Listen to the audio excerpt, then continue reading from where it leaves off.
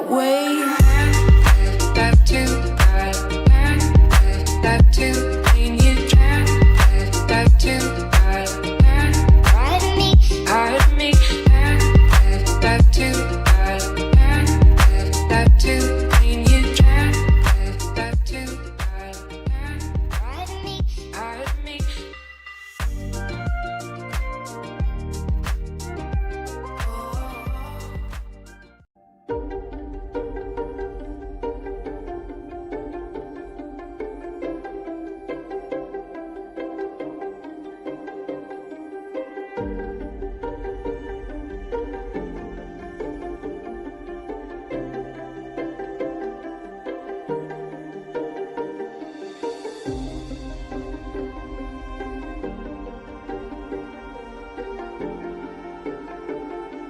Two global forces in a landmark multi-year partnership. A new chapter begins for professional nine-ball. The CPBA Royal Apex Series cloth becomes the official cloth of the World Nine-Ball Tour. From the US Open to the World Pool Championship to the Mosconi Cup to the Reyes Cup, the world's finest now compete on one surface. The stage is set. The future is here.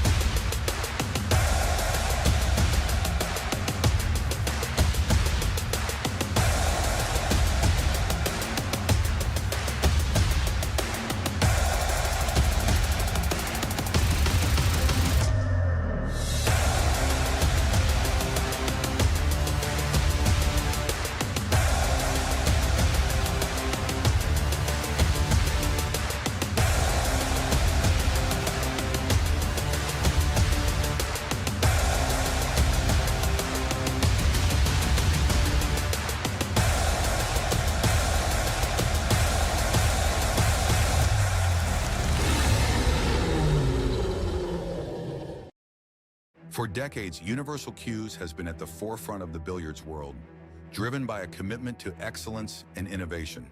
From partnering with world-class players to pushing the boundaries of cue design, we are dedicated to supporting every level of the game. Universal Cues is more than a brand.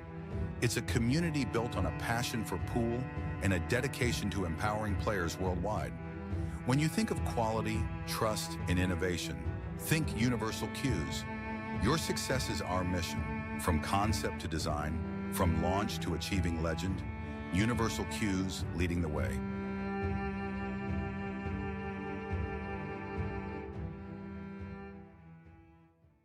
Don't pray that way. That too.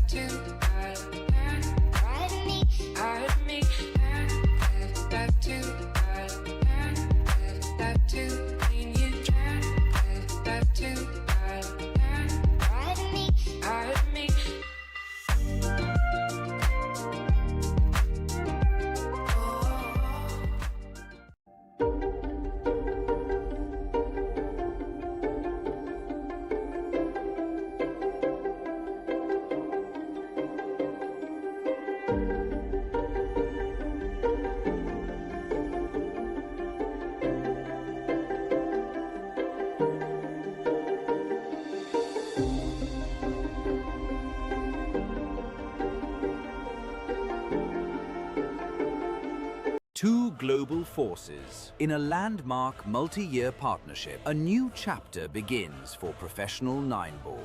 The CPBA Royal Apex Series cloth becomes the official cloth of the World Nine-Ball Tour.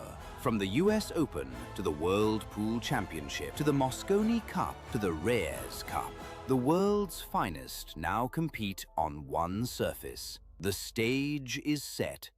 The future is here.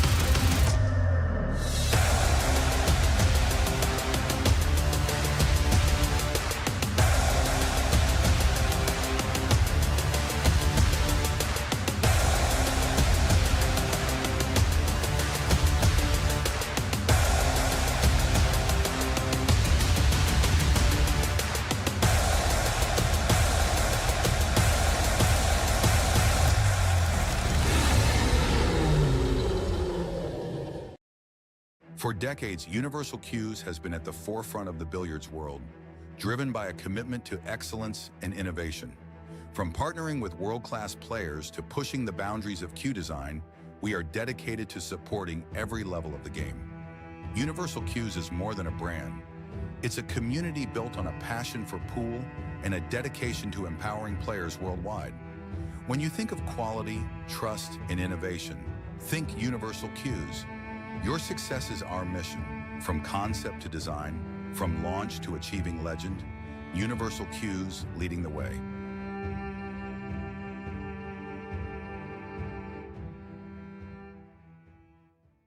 Don't pray that way.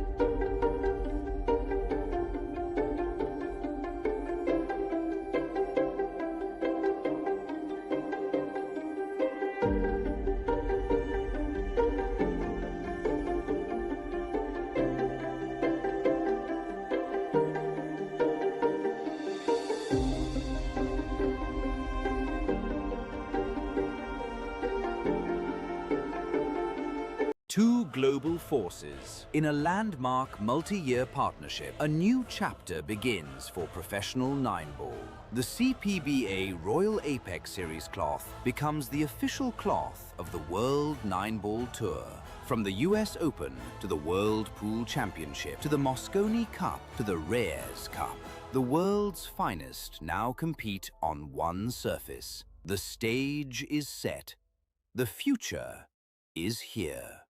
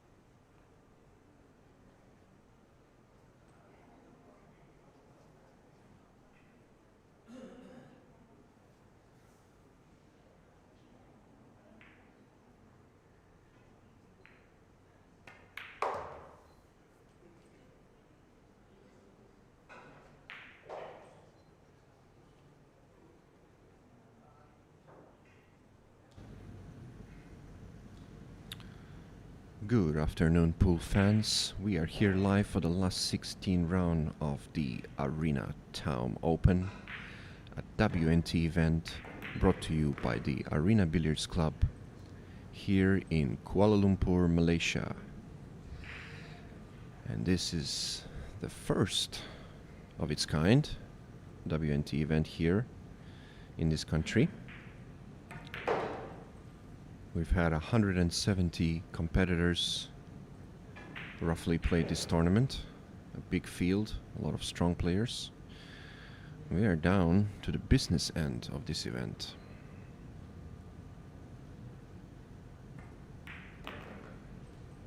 There are quite a few Filipinos and Indonesians, and these two are probably one of the most promising prospects. James Aranas at the table, looking to level the score.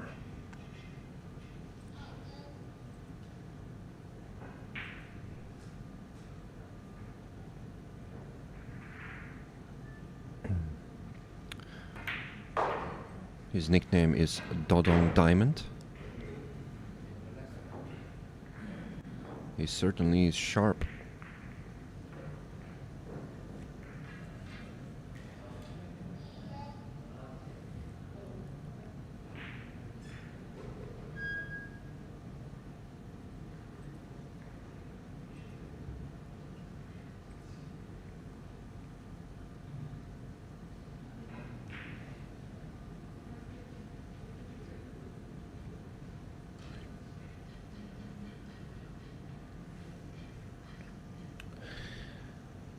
We've had a tournament of upsets so far.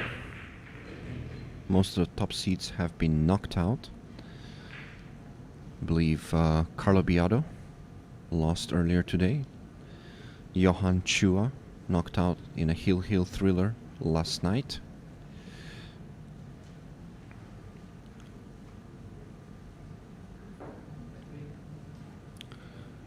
And it's hard to bet against this man, especially when he gets on a roll. Rack number 3.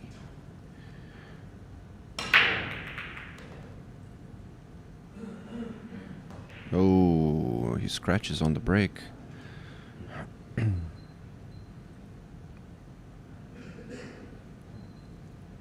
Nice little pattern here. I think he's okay.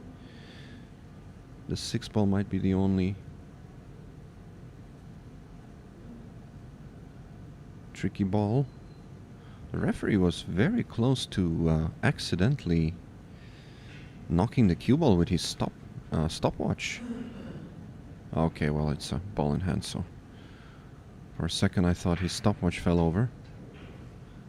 Wonder what happens if the referee makes a little blunder.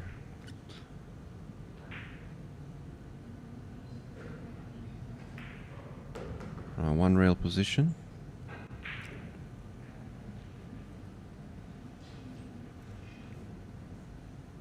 Now, Andre Januarta has had a very good tournament. I think he beat a couple of top names along the way. I believe he had a very good match against Ralph Suke yesterday. He's been playing very well. Very talented young player from Indonesia.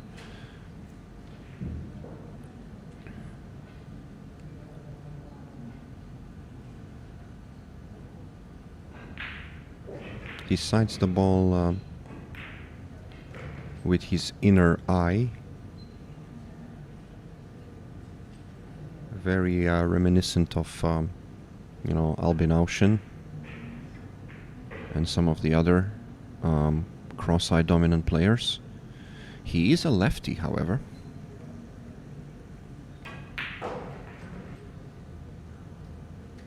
And he delivers very well. And I have a feeling he's very good under pressure.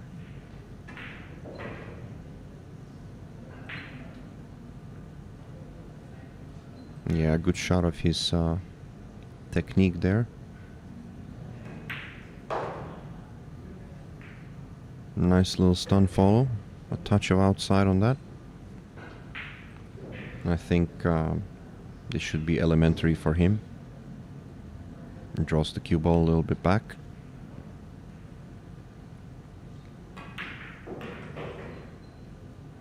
Yeah, he does no warm-up strokes. I've seen a lot of players, especially in the modern game, have picked up that trend. They get down to the cue ball. They don't really do much feathering, apart from maybe micro feathering, just to check their setup and alignment. He did one feather on that shot. Slow backswing. Gets the job done.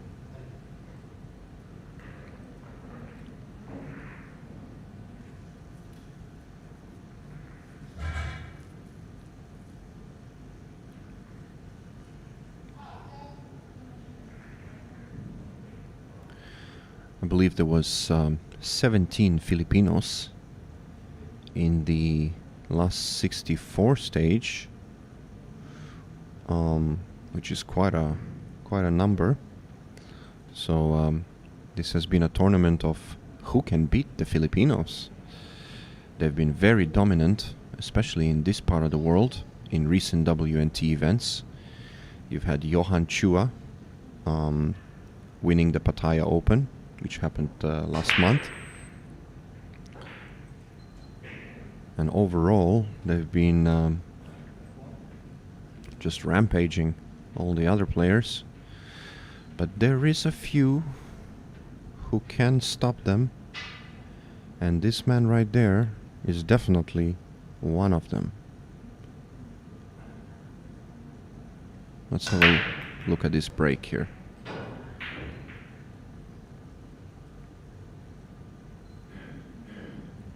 A little bit unfortunate, lost the cue ball on the south side of the table.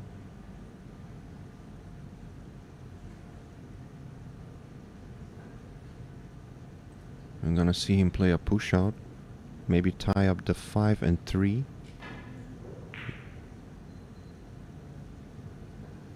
Yeah, it's a little risky here. And it looks like he's using the 7 as the... he's gonna push out to a jump. Yeah, okay. He's pushed out to a jump.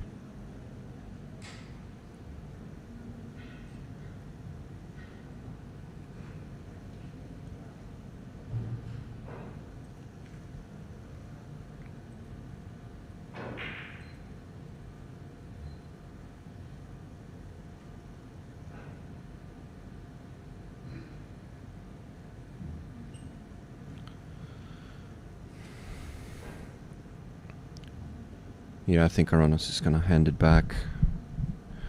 It was just too much of a stretch to jump this ball. The thing is, he's a lefty. Aranas is a right-handed player. So this is the advantage there on that shot. So Aranas was never gonna play this shot with his right hand. But Andriy knows that he can reach it. So that was a very, very smart push-out from a young man. Shows a lot of experience understanding who he's playing. If he was playing another left-hander, he would have probably not gotten it back. Tough shot here. Combination. Very missable. Very missable. Yeah. And in hindsight, Dodong Diamond let him play the jump, knowing that even if he makes the jump, he still has to play a tough combo.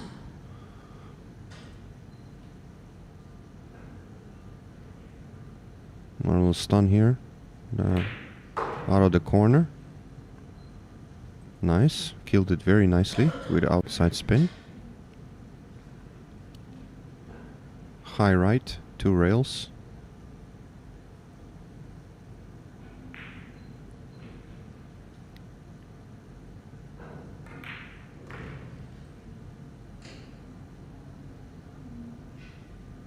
Nicely done. He's got 2 options here. He could squeeze the cue ball under the 8 ball, near the side pocket, a little stun shot. Or he could play for the middle of the table. I think he's gonna choose the first option. Yeah, perfect.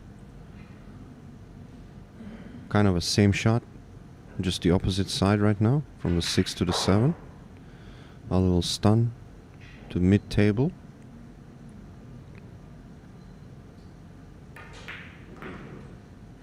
Dodong Diamond, just like many other Filipinos, plays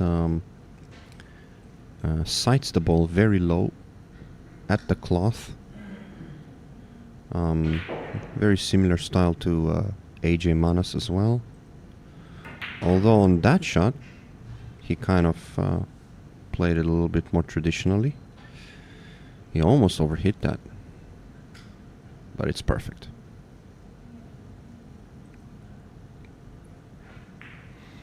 Yeah, he's gonna have to do a little touchy little draw here. Gonna hit this smooth. Very light strike. Yeah. When the ball is close like that, you just need to be a little bit more mindful. And I think we are gonna be tight here.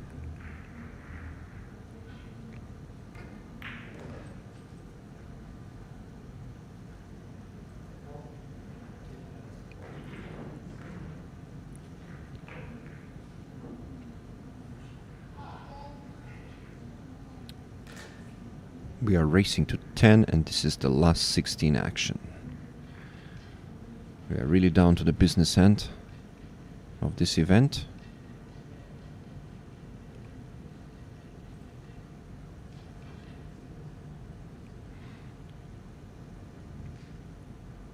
I was talking earlier about the domination of the Filipinos on WNT recently, but one country to watch out for is definitely Indonesia.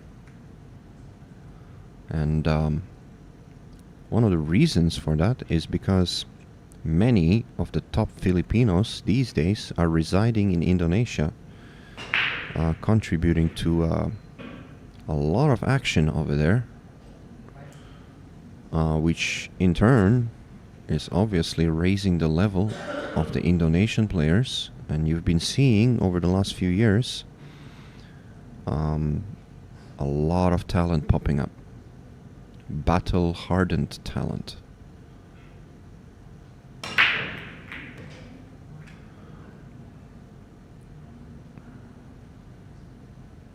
Yeah, he played a decent break. But once again, no shot on the 2.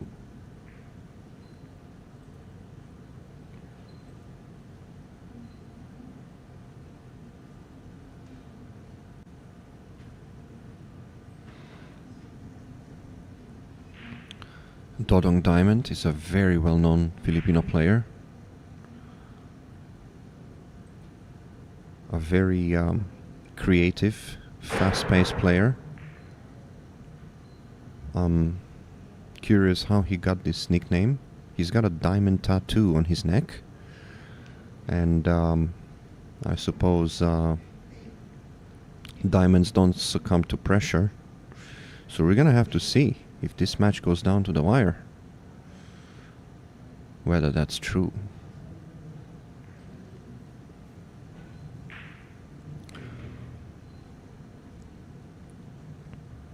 Interesting shot he played. He's left him a full ball.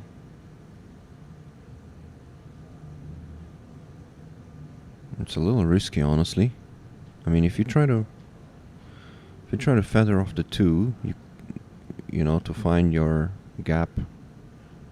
Yeah, he's gonna try to do it the other way. He's gonna try to pull the cue ball back. This could go wrong. He might sell a gap here.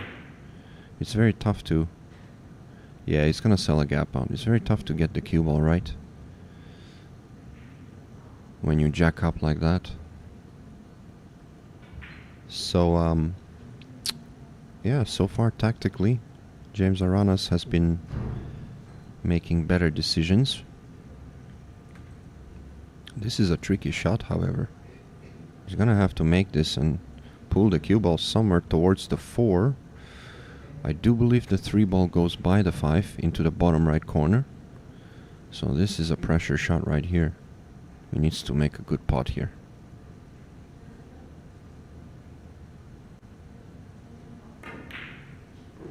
And he's done just that. He's pulled the cue ball further up. Looks like the combination is on.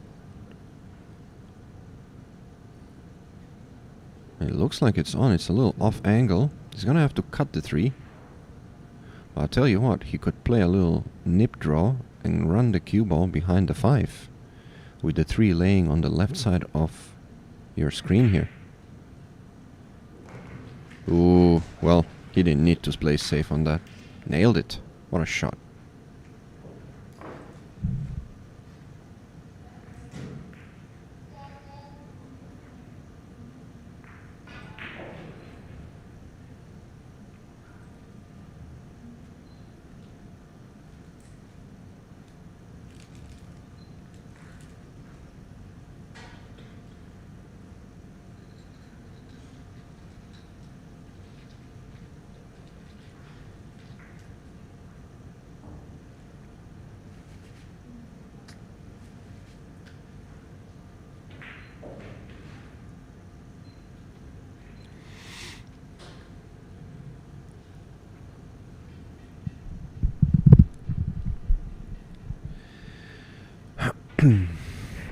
This event is sponsored and brought to you by Taum, Dynaspheres, CPBA Cloth, Rasson Tables, and of course Sportsville, the main organizer.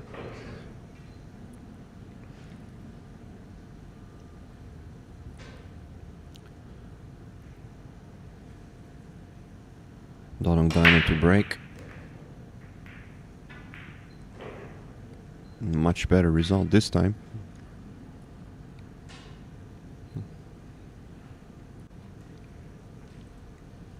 He's gonna have to play a combination. It looks like it's dead on, but the distance between the balls makes this very difficult.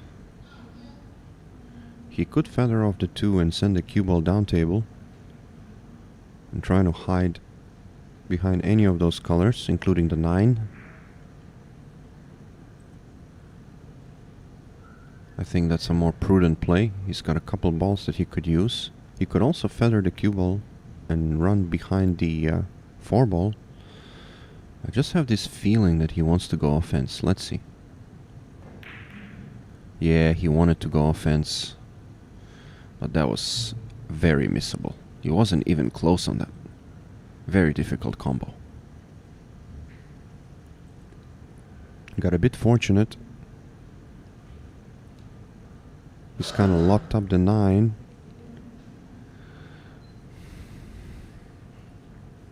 Now we know Andriy is a very good shooter. A very sharp player. But how is his tactical game? He's running behind the 5. Yeah, he's running behind the 5. Doesn't get there.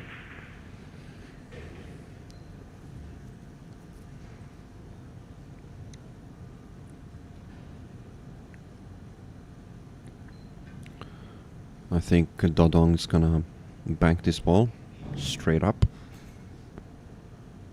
Straight down the middle of the table. And maybe leaving the cue ball behind the 6. Or even if you don't get the snooker, you get a lot of distance and nothing much your opponent can do. Okay, he's gone for the more conservative option, which worked out pretty good.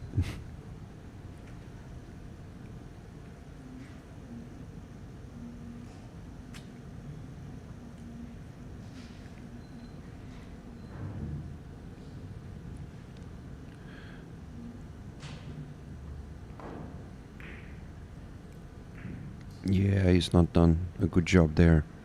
And what happens now is, not only has he left him a shot, he's left him an alley whereby he can play off the 9 and open up the cluster to be able to complete the run out. So this is a big error from Andriy. And that's exactly what Dodong Diamond's done.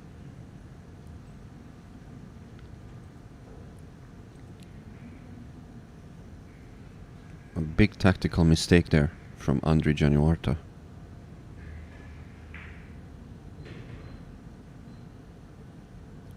Side pocket here around the back of the 4-ball. Was very risky, almost nipped the 7. Kind of let up a bit on that.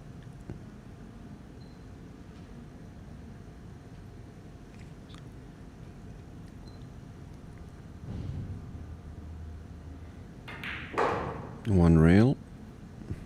Nice stun shot.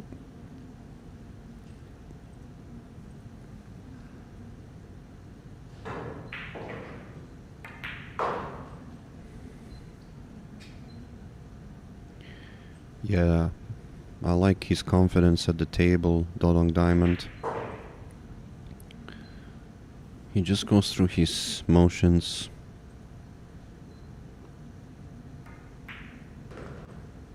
Uh-oh, hold on a second. What do we got here? Yeah, he's perfect. Touch too straight, but he's alright.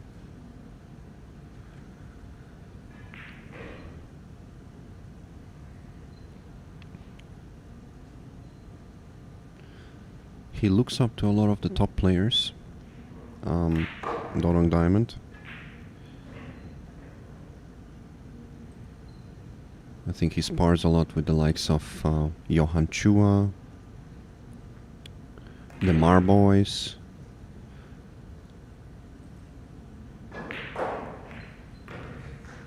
So he's been around.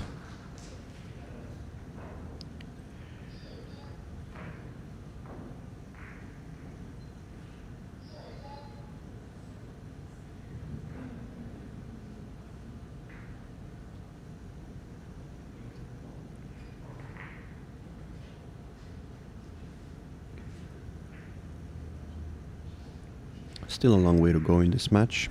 Plenty of chances for Andrei to take the initiative back. But so far, Dodong Diamond's tactical play has bought him a 2-rack lead.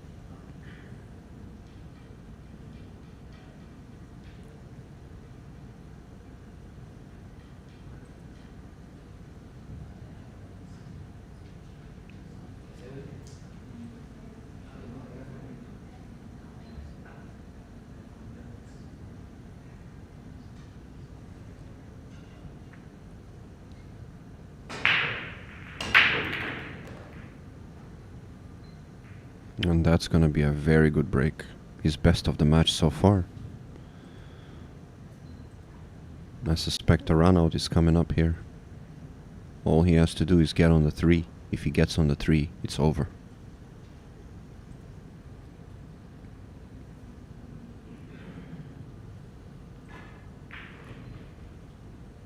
He has that very casual cue action, compact, but very solid fundamentally.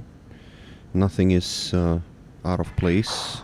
Good grip, good delivery.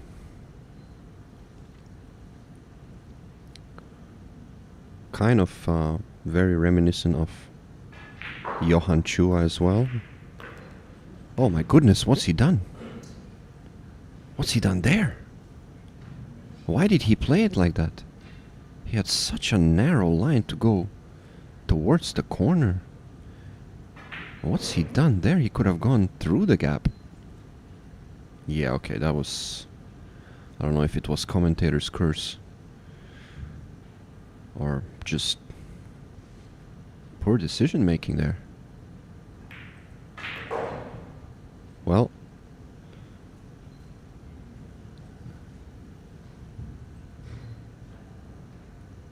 Andrei is gonna punish him, surely. He needs to stay in this match. He's not played the best of shots here. Kind of a little bit too much angle. Now I'm curious whether he feathers this around or whether he plays to hold the cue ball. I think he's gonna go around. He's missed it. Oh, he's made it just about. Wow. for a second though.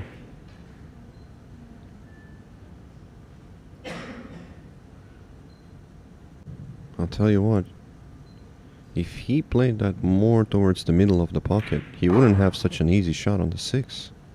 So he just barely cheated the pocket. Very risky.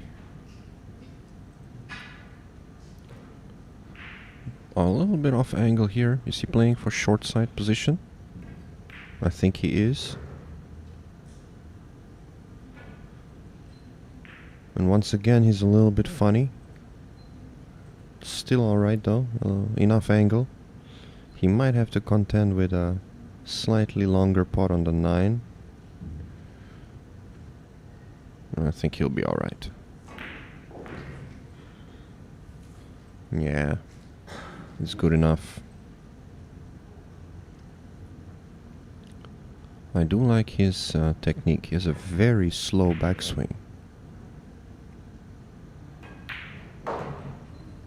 Yeah, nice.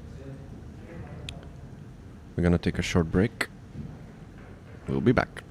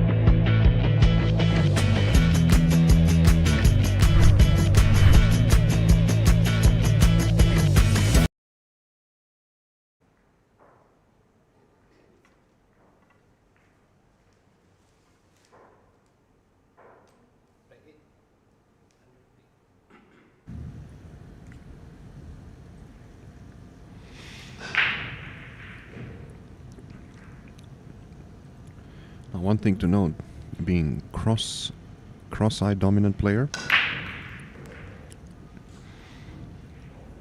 I know that for a fact because I am also myself favoring my opposite eye. Maybe not as much as Andriy, but what it does, it means that you really need to rotate your shoulders more than you otherwise would have needed to, and that can be a bit more strainful, especially as you play pool for 20 plus years.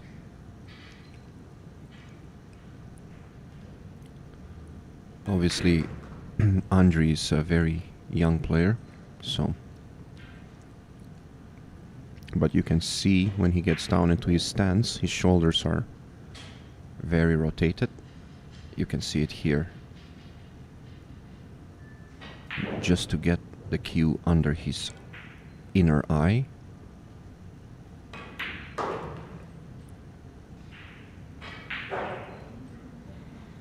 I think that's something for amateur players to understand, that most of the positioning errors in your body can come from the shoulders, and more often than not enough rotation is the cause. So get your shoulders properly rotated.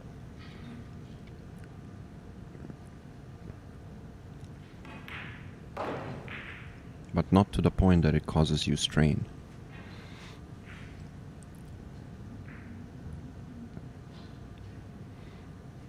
Yeah, nice run out here so far.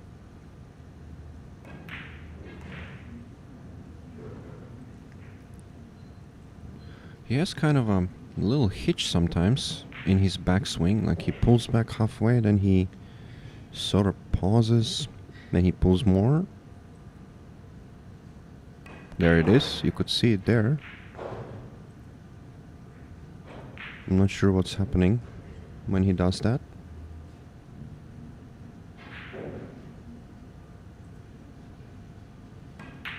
It's like a little pause in his pullback.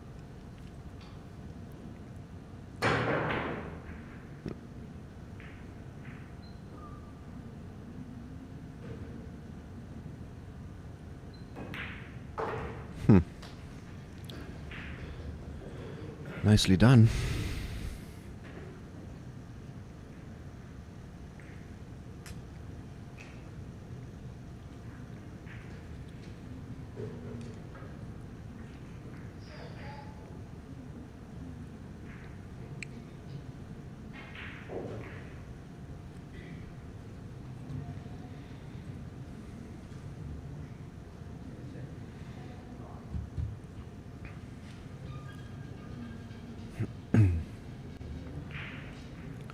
I do believe Andri is one of the strongest Indonesians in this field.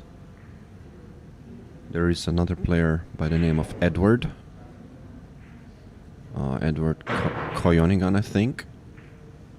Another very strong player. Overall, the Indonesian contingent has done quite well as well. They've taken down a few top names. And I wouldn't bet against one of the Indonesians becoming a champion here.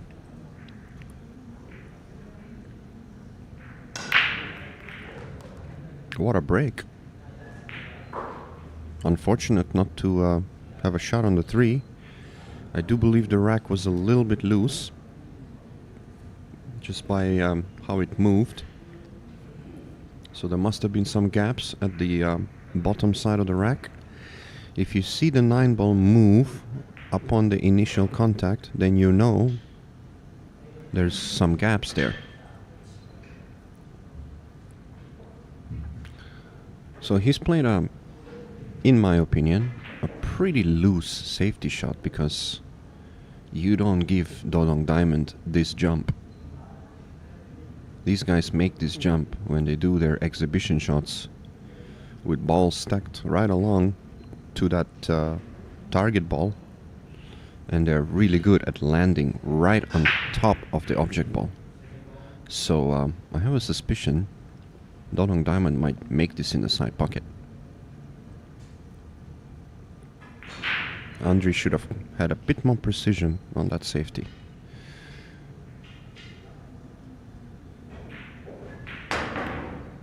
Ooh, he was close.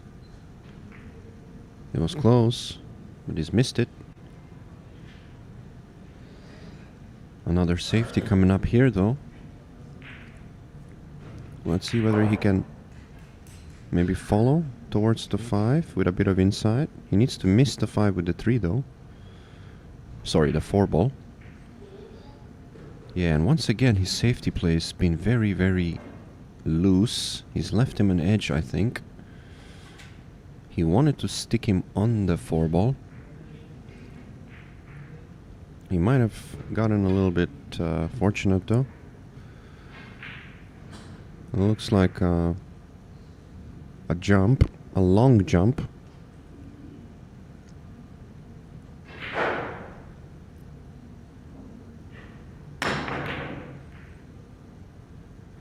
Okay. Well, that didn't work out. It was a little fast on that, the way he hit that.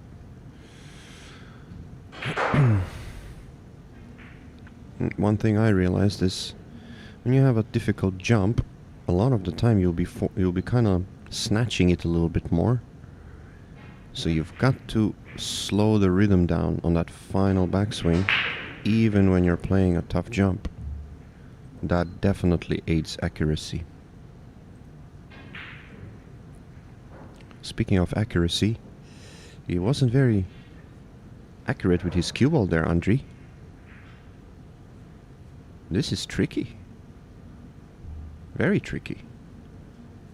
He might have to draw this out of the corner and slam it into the pocket. Missable, very missable. That's what he's trying to do. He's punching it out of the corner.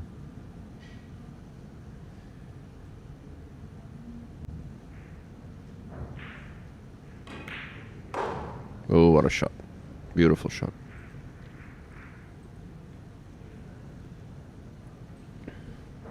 Good recovery. What looked like Dodong Diamond had control of this match tactically. For the last 2 racks, he's played some lax shots.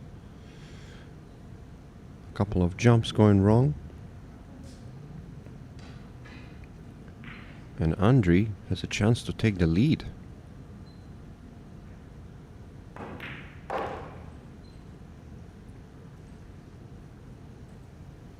I believe yesterday he played Ralph Souquet, and I spoke to Ralph. He said the boy played perfect. Didn't miss a ball.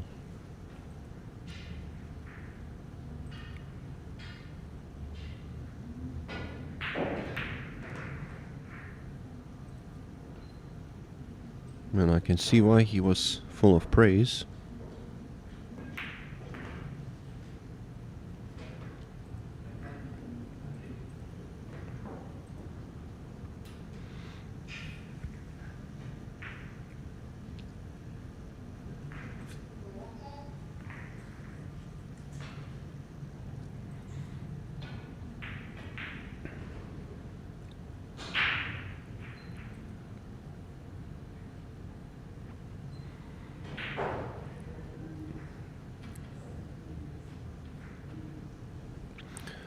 For those of you who are just joining us, my name is Timofey, and we are here in sunny Kuala Lumpur, Malaysia, for the Taum Arena Open.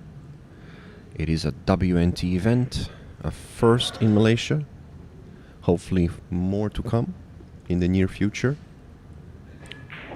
We've got some of the world's top players here for this, 170 entrants, and we are down to the last 16 right here. Nine's moving. He didn't make a ball. It's a dry break. James Aranas has a chance here, but it's tough.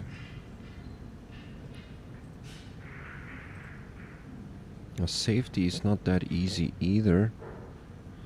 Surely he's not going to try to cut this in the side pocket.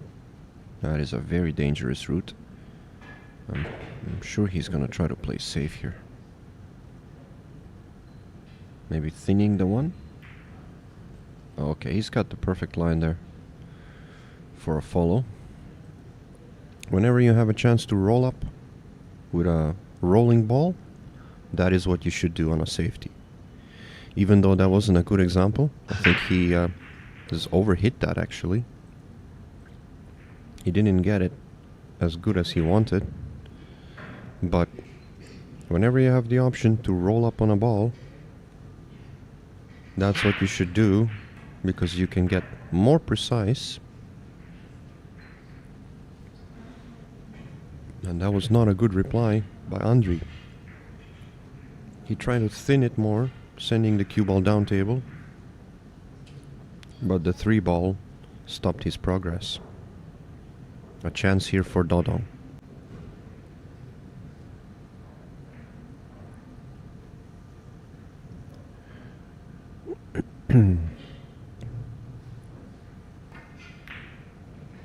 Dodong's missed it. He's making very unexpected errors all of a sudden in this match. He was playing very well in the first 4 racks, and all of a sudden he's having a bit of a breakdown.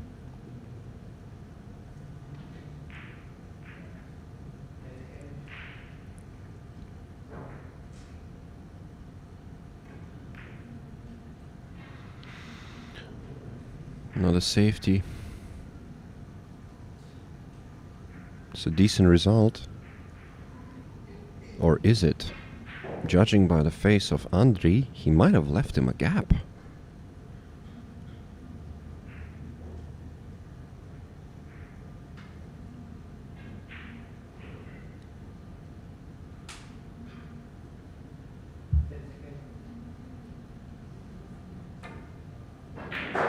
He's left him plenty. He didn't try to make it, but his safety play was very poor.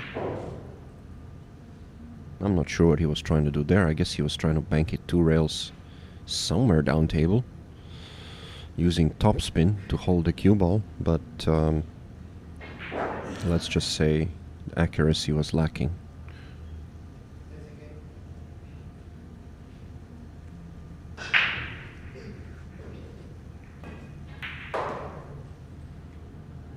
Nice pot there by Andri. Perfect on the 2.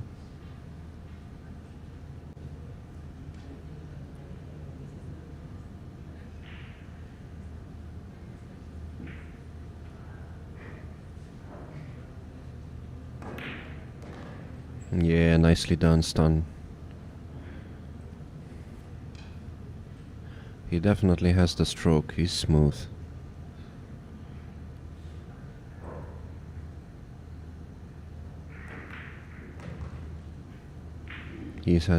He's got like a 2-stage pullback backswing. I think you'll see it here. He'll pull back slowly, then he'll have a slight pause, and he'll have another little pullback. You saw it there. On some shots it's very pronounced. On others it's hard to spot. I'm not sure what's happening there, why he's doing it. Maybe he's opening his wrist a little bit on the second stage. I don't know. Very interesting.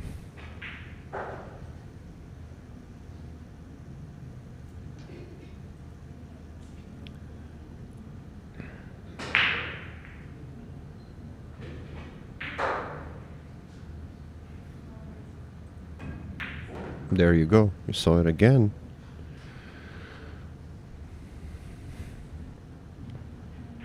It's like a backswing with slight pauses. I'm curious to know what he does with his wrist.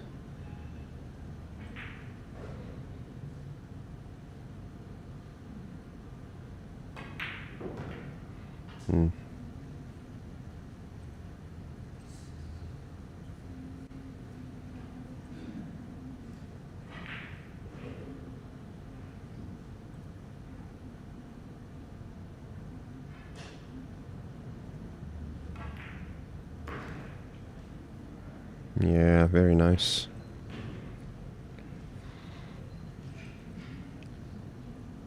Very minimalistic.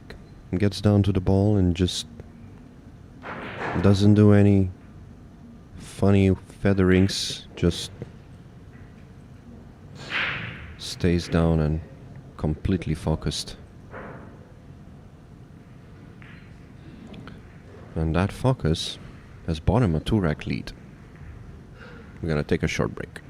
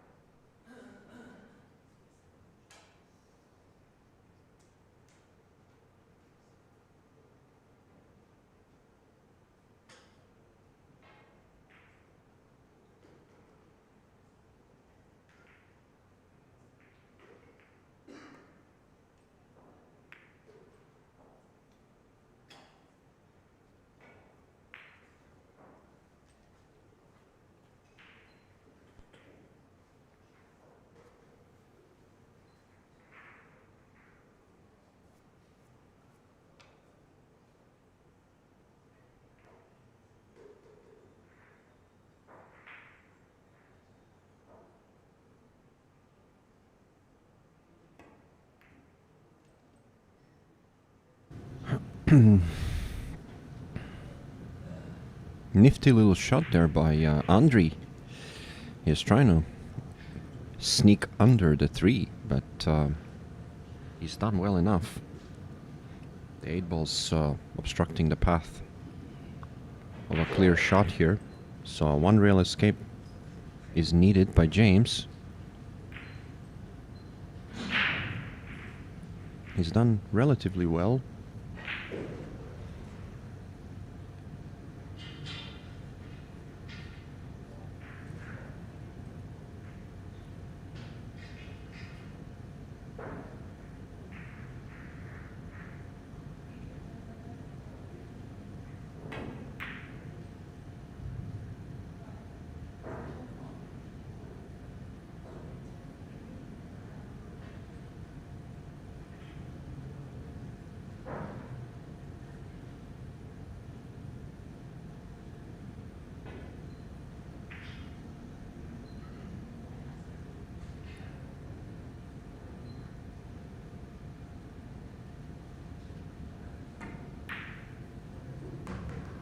Oh, what a shot that was by Dodong Diamond.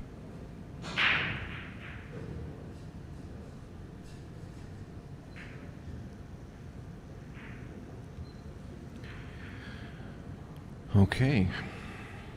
It looks like he's bought himself a chance to peg one back. He's played a couple of loose shots in the last few racks. He's let the initiative go. And he definitely needs to get some momentum under his belt.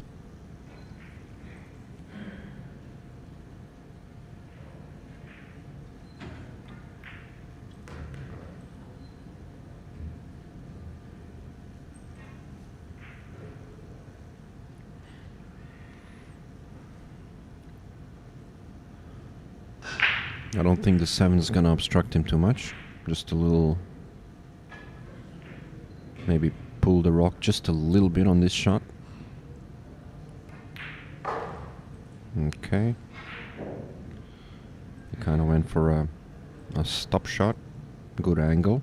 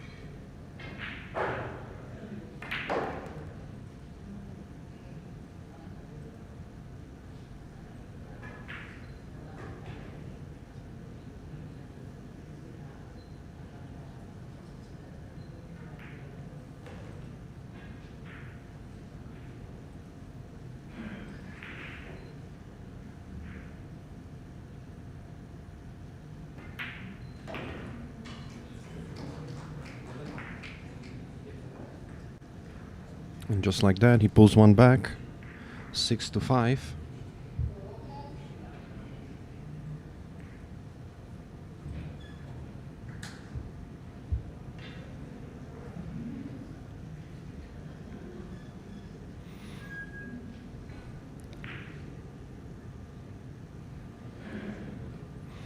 This match is definitely heating up.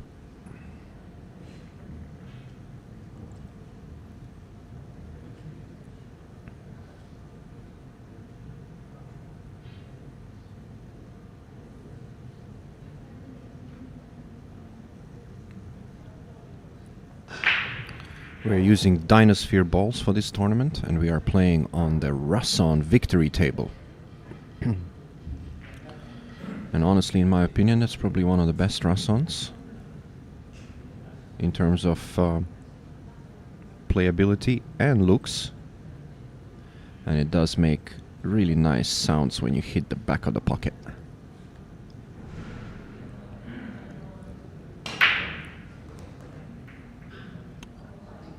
A good break from Dodong Diamond.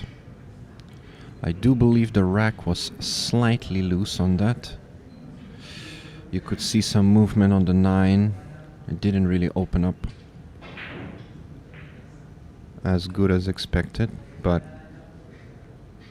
seems to be the theme of this match. Nobody can get a shot on the 2. The 2 is always hiding, and every rack starts with a safety battle. We haven't seen any runouts yet, or maybe just one. Both players were having to wrestle the rack away from each other to try and buy an opening. And this is gonna be one hell of a shot if he can make it. A long jump by Andriy. And what a shot that is. Slammed it to the back of the pocket. What a beauty.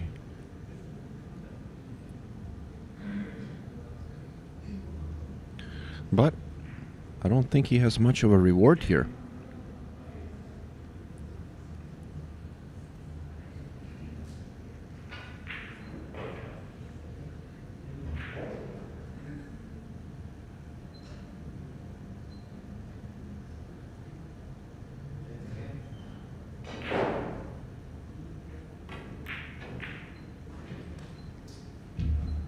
Oh boy. He tried to use the 5 ball as a stopper to hold the 3, but he's lost the cue ball. James Aranas has a chance here.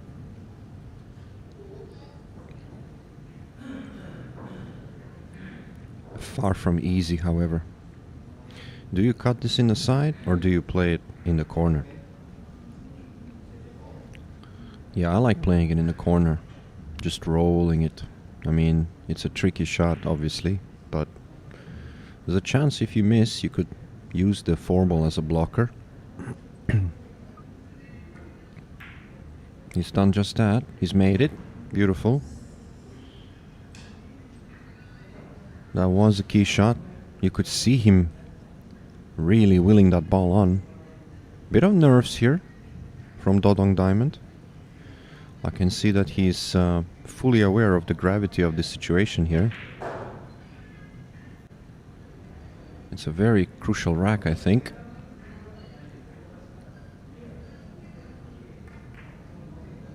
Oh boy, what's he done? It's a crucial rack. And it could be a crucial error. He's butchered the 4 ball.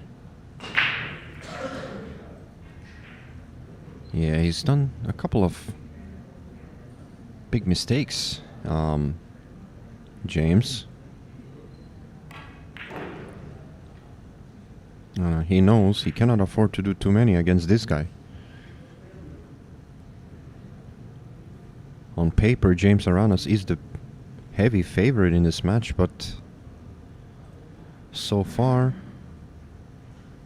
I don't see any evidence of that being the case.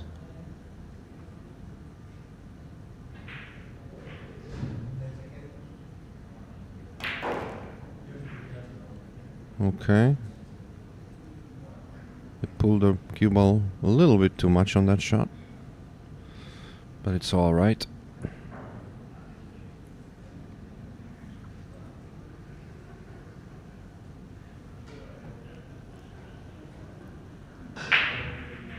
This is a tricky shot. He's loading this up with inside spin. This is missable at this range. This is missable at this range. What's he done there? That ball swerved on him. At that speed and at that range, if you are playing this with a ton of high inside, you're gonna have to aim it a lot thinner. I would have thought he knew this. Big mistake from Andriy. And you can just see that big spring in the step of James Aranas. He knows that this is a big let-off. Needs to convert here.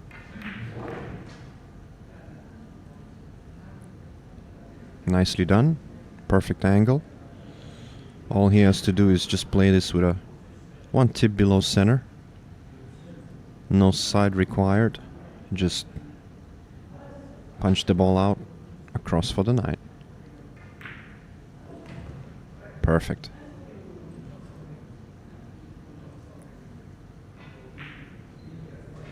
Big turning point in this match, I think.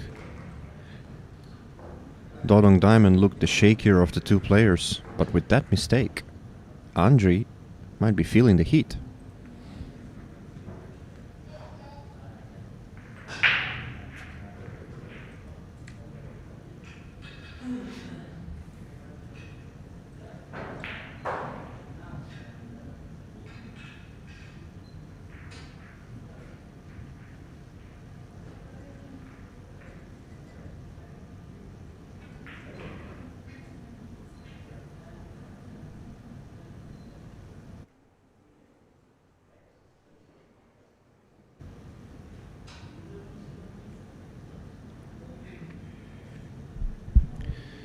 For those of you who are just joining us, this is the Taum WNT Arena Open.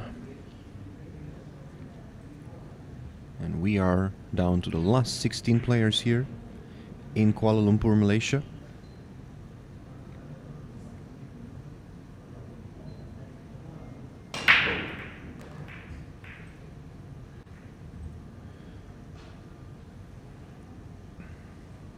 Once again, the 2-ball isn't very kind to whoever is breaking.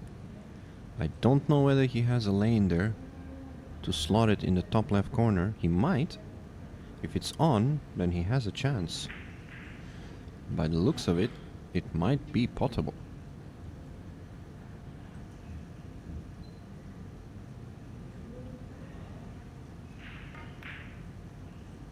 Yeah, good shot. I think he had about half a pocket there. He's made a very nice shot. He's gonna have to work the cue ball one rail, maybe stun it up table. Right at the CPBA logo there. He might kill the cue ball too. Let's see what he does. Yeah, he killed it. I think that's a better play. Don't move the cue ball if you don't need to.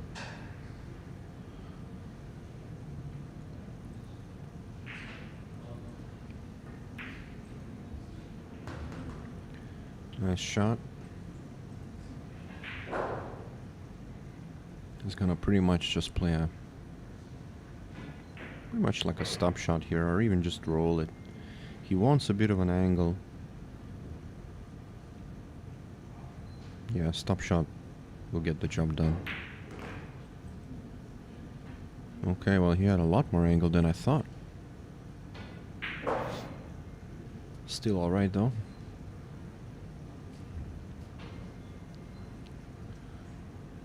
Straight draw.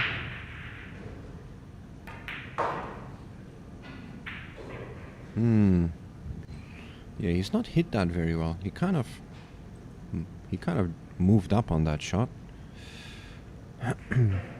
You can see he's not too happy about that. It's not as easy as it looks now. Needs to come up with a shot here. A smooth, low right to bring the cue ball. Just nice for the 8. Very doable. Very doable. Hold on a second. Wow. Well, that's why he was hesitant. He almost missed that ball.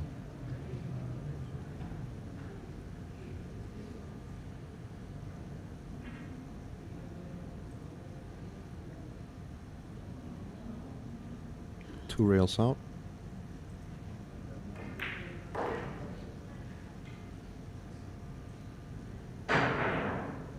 Dodong Diamond can see the finishing line, I think. He's just 3 racks away from a place in the quarterfinals.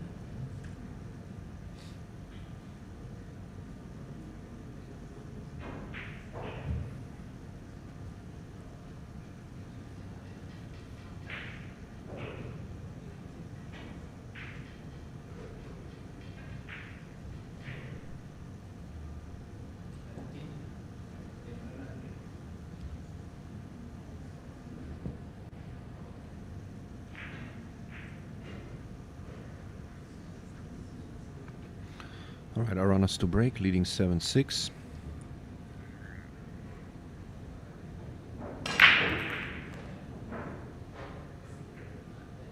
He's hit that ball a lot thinner.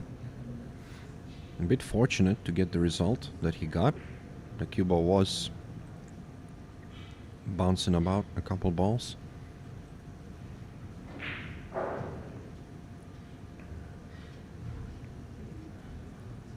He's gonna need to play a good shot here. Thin slice on the 2, taking the cue ball up table, around the clusters, hopefully missing the 7, and landing nicely on the 3. This is gonna take a good hit here. He might be soft spinning this with drag and going on the right side of the 7. Let's see. Yeah, he's played the soft spin. Beautiful shot.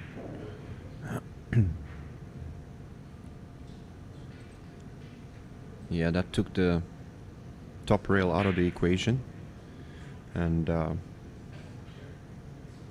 little bit tougher shot to execute, but he's done really well. Another little kill shot here. Needs to be smooth, and he's done very well.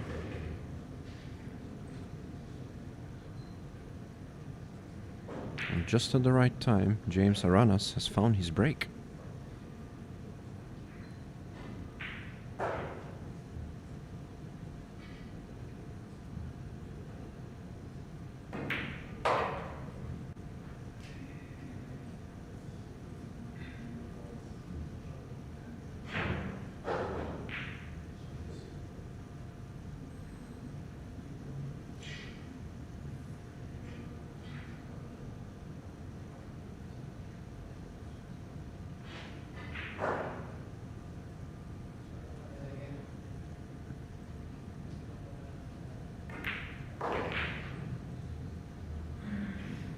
Yeah, good line.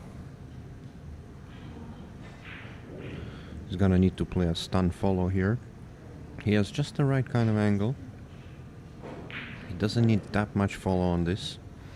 So I see him play this middle ball, middle cue ball. Just a little nice punch stroke.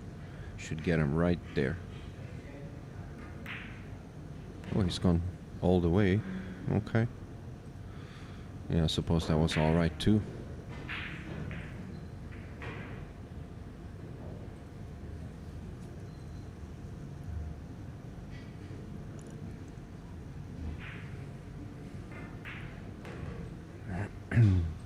Nicely done. One rail out. Cue ball will head in the direction of the left side pocket. Just short. And come out just nice for the 9.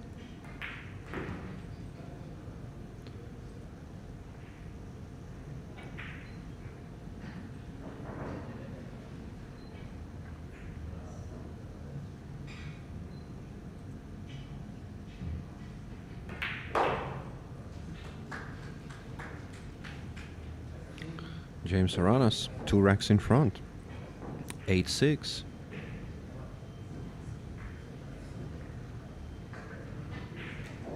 Andri's taking a short break. We will be back. Don't go anywhere. This match is heating up.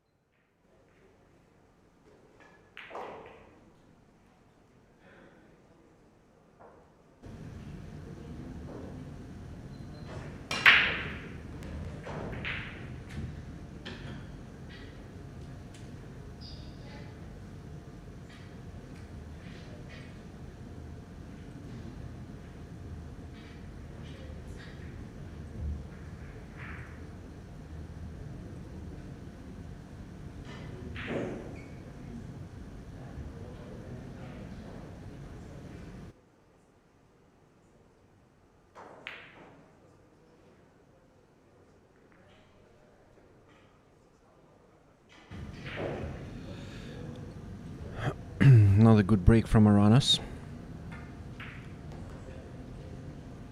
And another good chance. This time to get on the hill. He's taking this match like taking a bull by the horns, as they say. And in the last 4 racks, he's looked quite unstoppable, really. All stemming from that mistake by Andriy.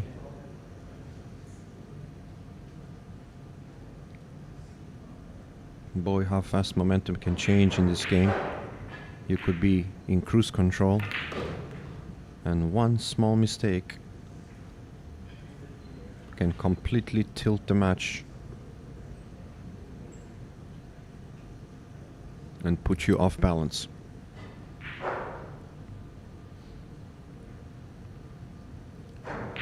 Still work to be done, though.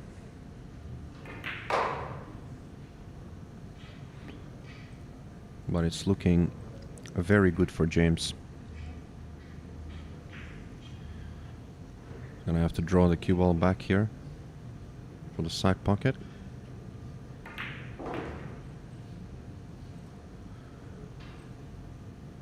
Yeah, it's a bit short on the 6, but he can pretty much land anywhere on the 7, really.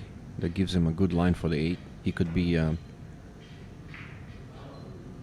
the right or left side of the table. He could be straight. All of those options give him good positional chance to get to the 8. Yeah, he's chosen to stay on the left side, our natural 1 rail. It's not bad, but the 9 is in an awkward spot, however. So if anything, you want to be close to the 8 and sort of straightish. So let's see whether he plays into the gap or whether he just goes mid-table.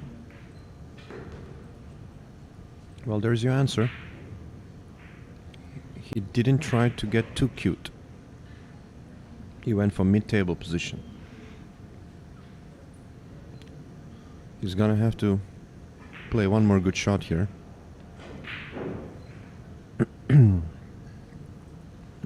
Yeah, I think short side is better. Just play it with a touch of topspin. Just go up and down. You get the cue ball right where the 8 ball is now. Yeah, he's done very well. What a shot. Beautiful shot.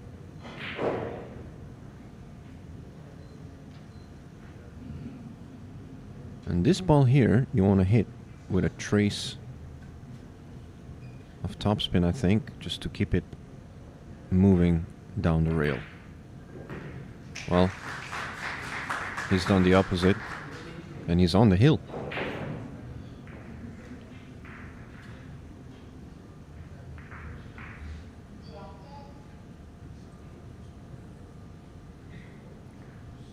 Nine to 6.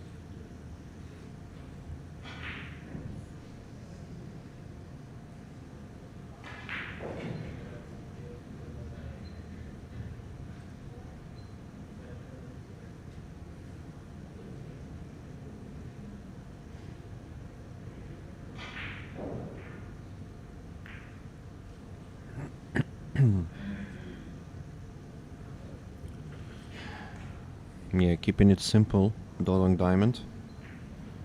He's not letting Andriy see the table for the last 3 racks. It's been all one-way traffic. And this is not an easy escape either. He's gonna have to thread the needle here. He's done very well. Good shot. Very good shot. Although I have a feeling he's gonna find himself in trouble once again. This should be a pretty straightforward safety. Needs to nip the 2. Nip the 2 and try to run the cue ball behind the 9. Or does he not have a shot? Oh, he might not see it. He's kicking it. Yeah, okay. Yeah, he's done pretty well. He nipped it the other way.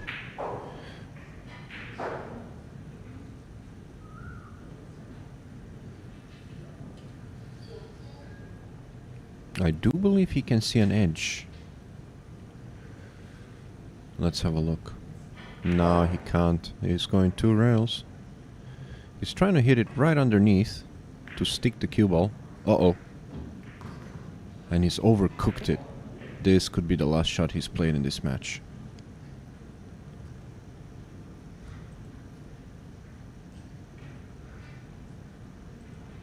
This could be the last shot he's played in this match. With ball in hand on the 2, the only trouble ball.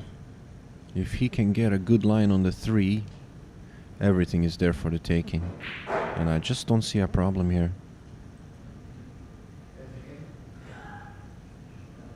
I just don't see a problem here. He just needs a good line on the 3. I think he's just gonna follow it just a little bit. Place the cue ball right on that racking line. Oh, he's gonna cross, okay. Yeah, that's not bad either. I thought he'll be playing a slightly different shot. This is good too.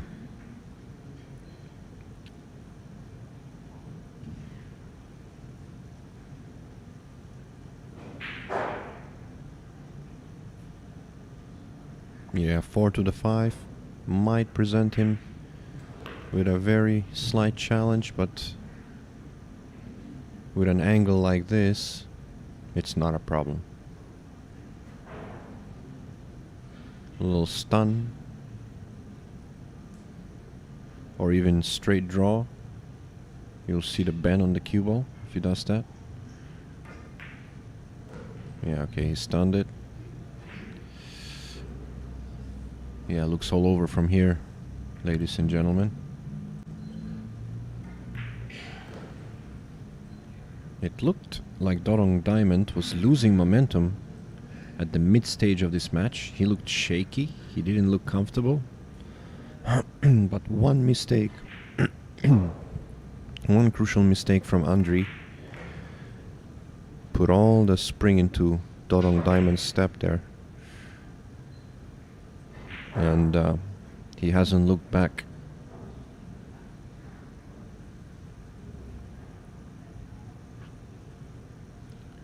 He's a very good front runner, Dodong Diamond, no doubt about it. But he's shown today that he's also very good coming from behind.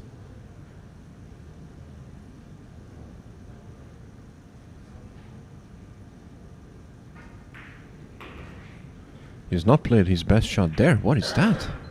What's he done there? Hold on a second. Now this adds a totally different dimension on this. This is a tough shot. I can't believe he just did that. All he had to do was just roll it in. He didn't have to draw it. I'm not sure why. He knows this is big pressure now. Pressure he was not expecting. I think he's gonna make it though. I think he's gonna make it, and make it he did. Dodong Diamond advances to quarterfinals. A great performance from him. And a great run in this tournament by Andrei Januarta. I'm sure he'll be back for more, and watch out for that name because he's got plenty of potential. Alright, ladies and gentlemen, we will be back with quarterfinal action at 4 o'clock. Is it 4 o'clock? Quarters? Yeah. We'll be back at 4 p.m. Malaysia time for quarterfinals. See you then.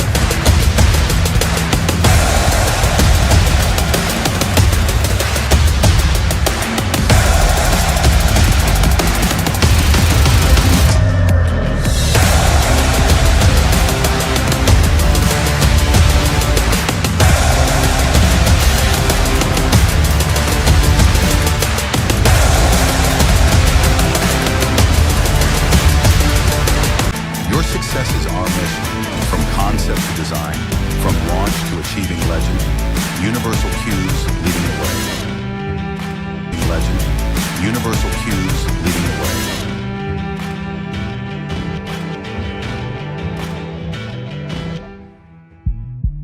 Don't pray that way. Love to, love to, can you try? Love to, part of me, love to, can you try? Love to, part of me.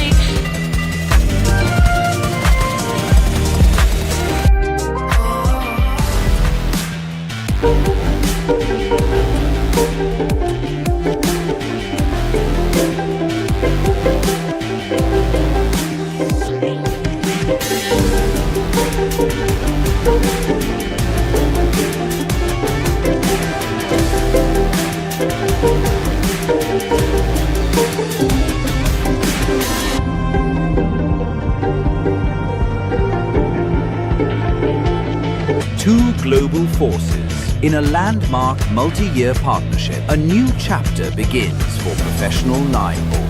The CPBA Royal Apex Series cloth becomes the official cloth of the World 9-ball Tour. From the US Open to the World Pool Championship to the Mosconi Cup to the Rares Cup, the world's finest now compete on one surface.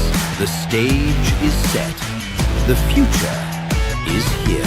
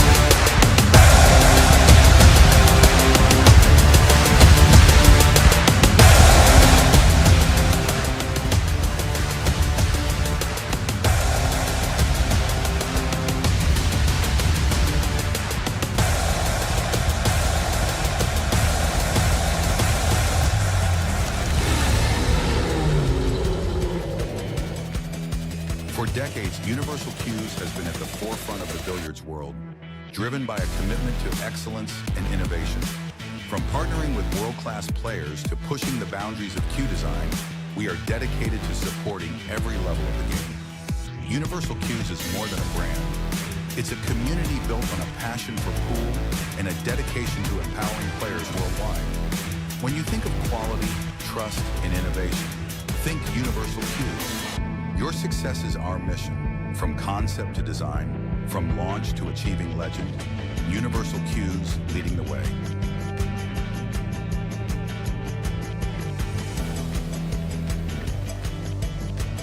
Don't pray that way. Love to,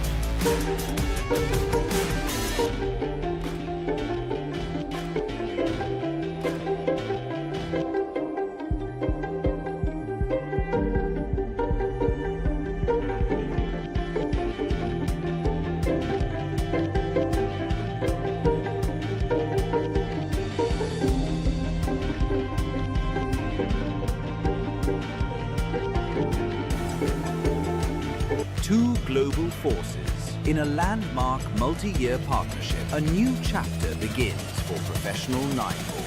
The CPBA Royal Apex Series cloth becomes the official cloth of the World 9-ball Tour. From the US Open to the World Pool Championship to the Mosconi Cup to the Reyes Cup, the world's finest now compete on one surface. The stage is set. The future is here.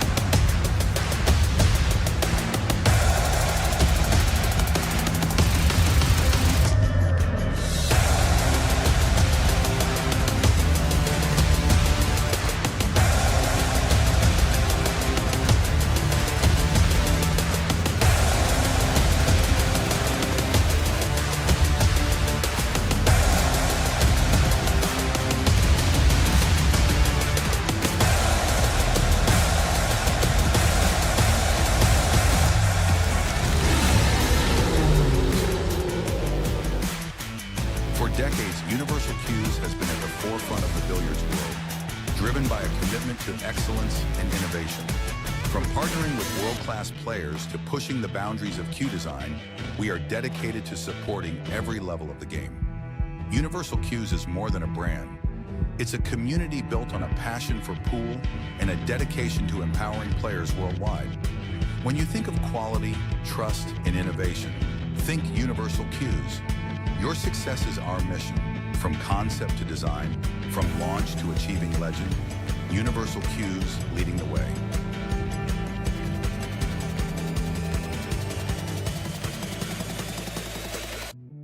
Don't play that way.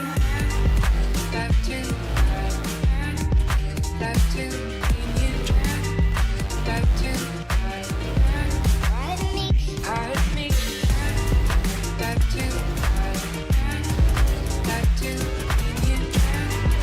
love to,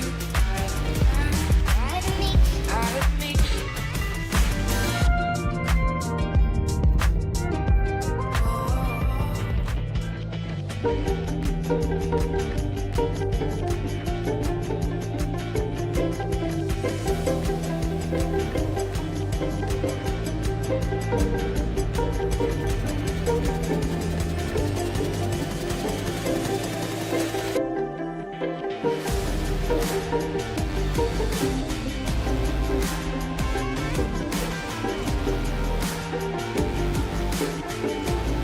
Two global forces. In a landmark multi-year partnership, a new chapter begins for professional 9-ball. The CPBA Royal Apex Series cloth becomes the official cloth of the World 9-ball Tour.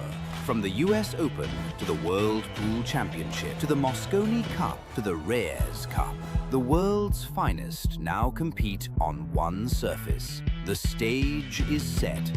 The future is here.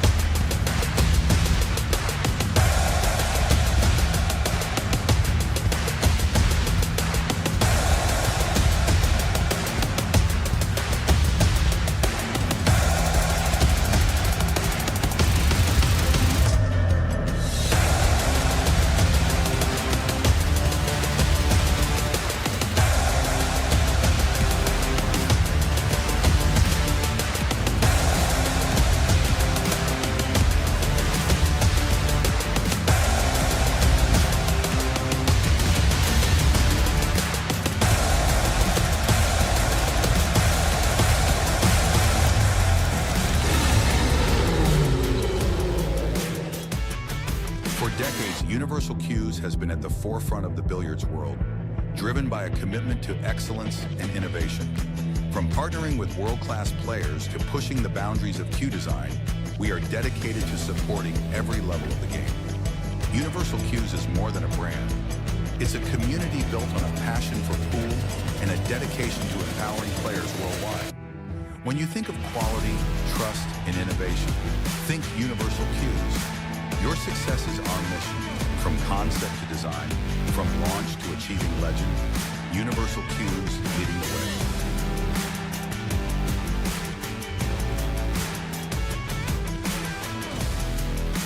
Don't pray that way.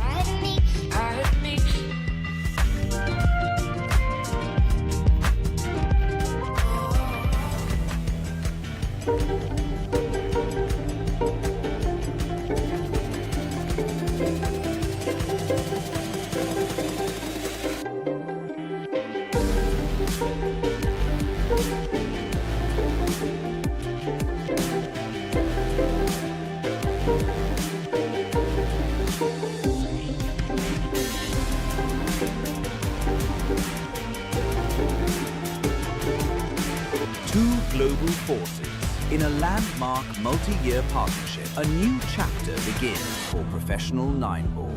The CPBA Royal Apex Series cloth becomes the official cloth of the World 9-Ball Tour.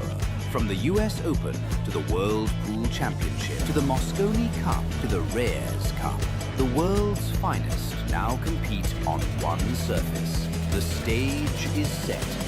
The future is here.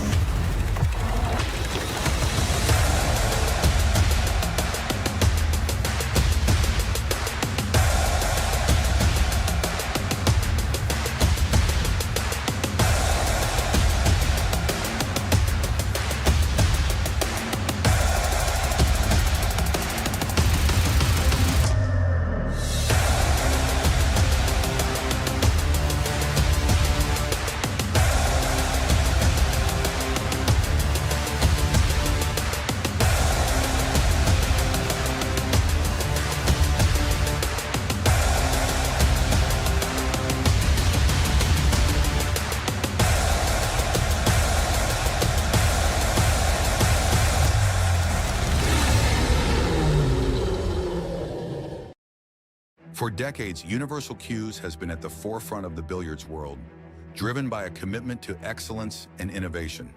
From partnering with world-class players to pushing the boundaries of cue design, we are dedicated to supporting every level of the game. Universal Cues is more than a brand.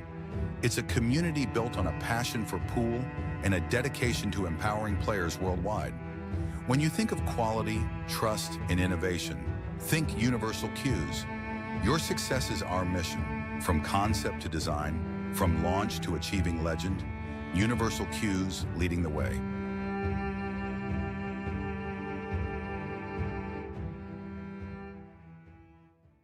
Don't parade that way. Love to,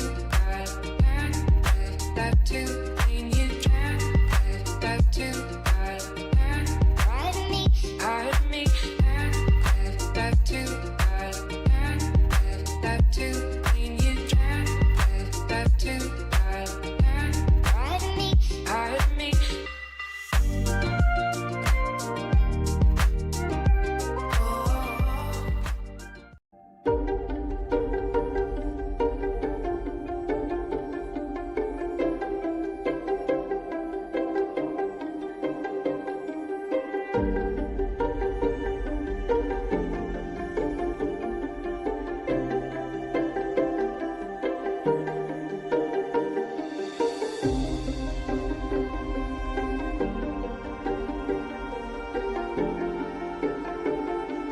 Two global forces. In a landmark multi-year partnership, a new chapter begins for professional nine-ball. The CPBA Royal Apex Series cloth becomes the official cloth of the World Nine-Ball Tour. From the US Open to the World Pool Championship to the Mosconi Cup to the Reyes Cup, the world's finest now compete on one surface. The stage is set. The future is here.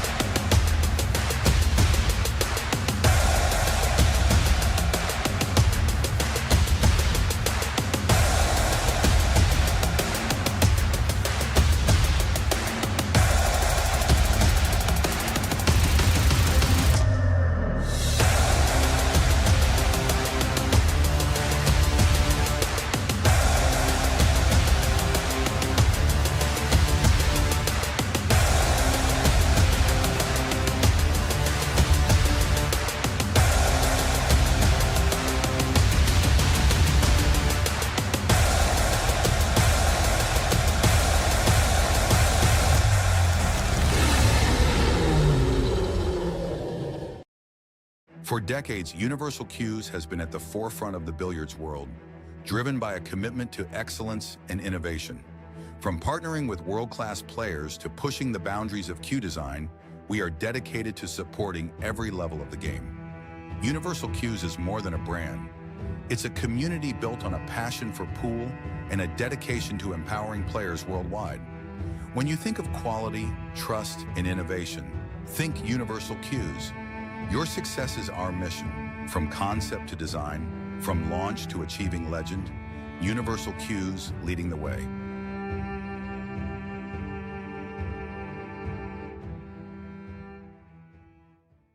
Don't pray that way. Love to,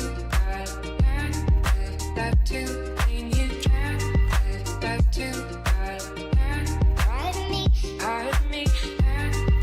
love to, when you try, love to, pardon me.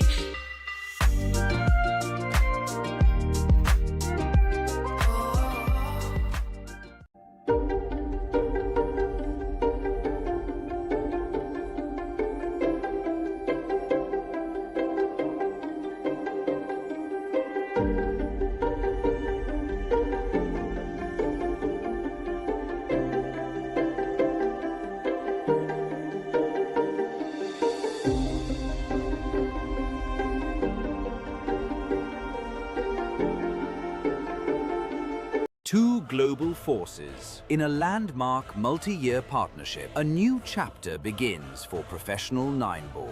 The CPBA Royal Apex Series cloth becomes the official cloth of the World 9-ball Tour. From the US Open to the World Pool Championship to the Mosconi Cup to the Reyes Cup, the world's finest now compete on one surface. The stage is set.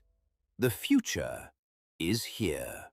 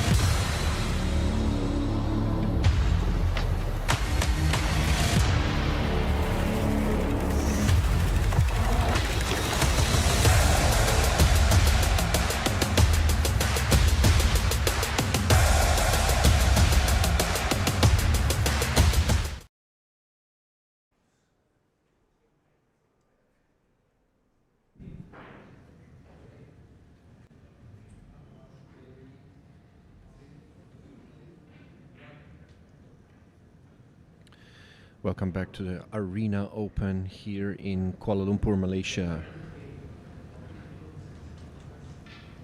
We are back for more last 16 action. This is a WNT ranking event, proudly sponsored by Taum.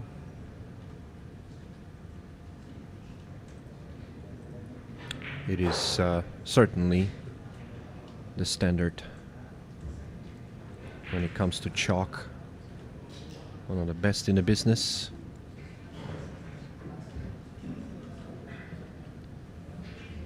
And we have an exciting match for you guys today. We've got one of the top money players from the Philippines, Sean Mark Malayan, Currently, he's based in Indonesia, and he's got quite the reputation as a money player. He's up against an up-and-coming rising star from Malaysia, Denji, who has had a really great run in this tournament, beating a number of top players along the way. So we are in for an exciting clash. It's a race to 10.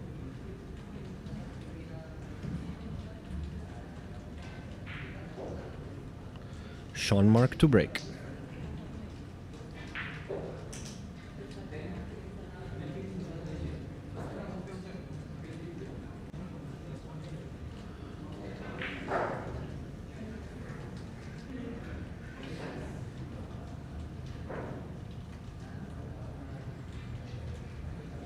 He's practiced a couple of breaks just now during warm-up. They all came out dry, Sean Mark, so let's see whether he's made the necessary adjustment. He's made a wing ball. The one did not drop into the side pocket.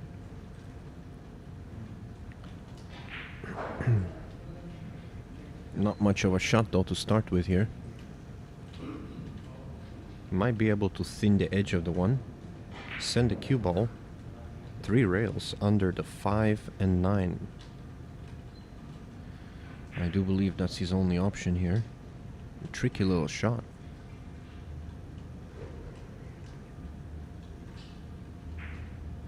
Unless, of course, he can see the one ball to make it, but I'm not so sure. Yeah, he's gone for my shot, going under the 5-9.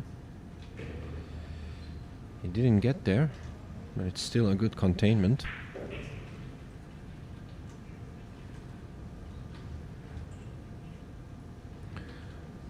Might see a good reply here from Denji.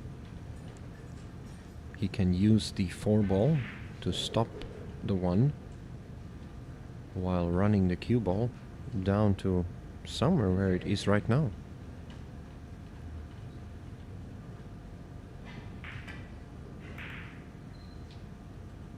Yeah, that's what he's trying to do. He's done well. He's found cover. Nicely executed shot.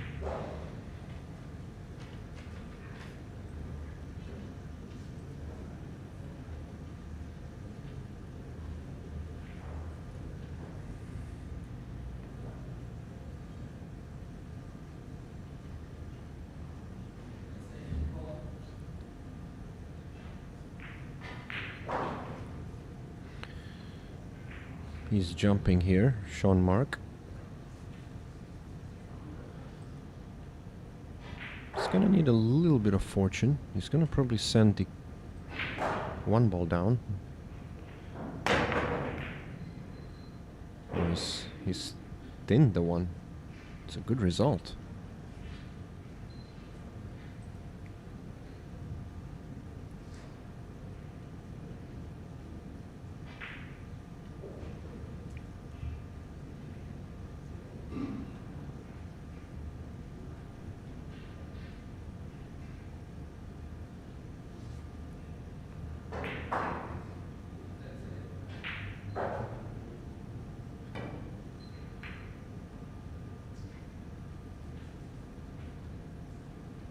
Yeah, Denji didn't get enough on that.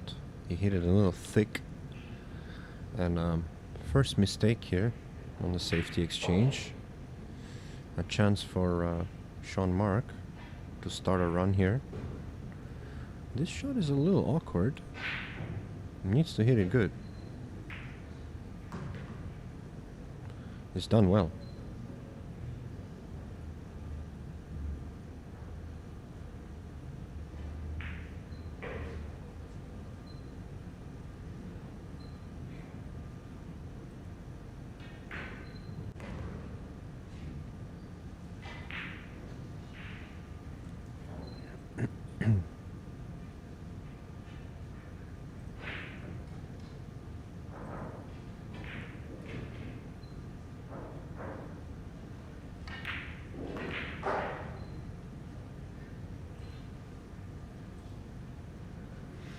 Yeah, this wasn't his best effort.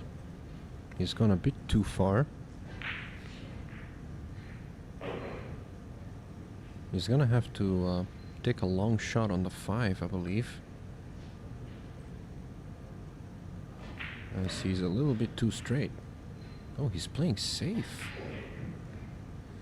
Wow. Okay. I mean, very basic safety. At this level, that's gonna get you in trouble, I think. Denji's got plenty of options here. He's gonna try to hide the cue ball under the cluster there. 5-9-7.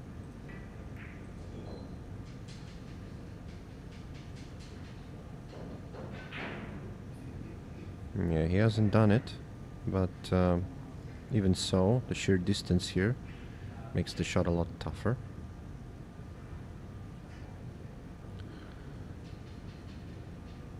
Let's see whether Sean Mark decides to thin this ball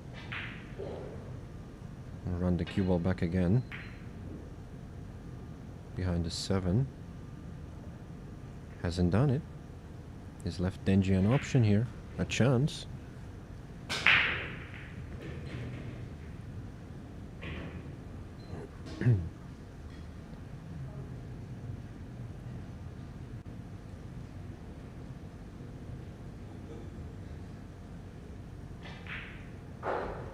Yeah, he needs to bear down now. Tough little shot, but good angle. Well executed, beautiful shot.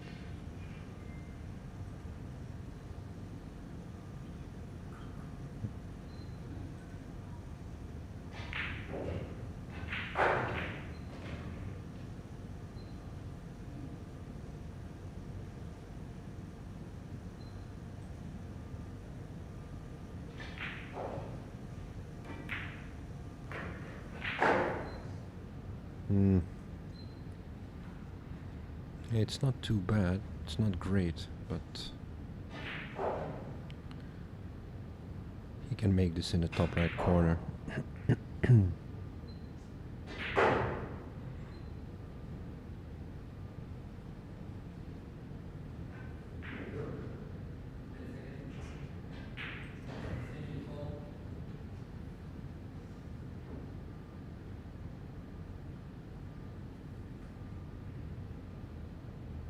Yeah, key shot here. He knows it.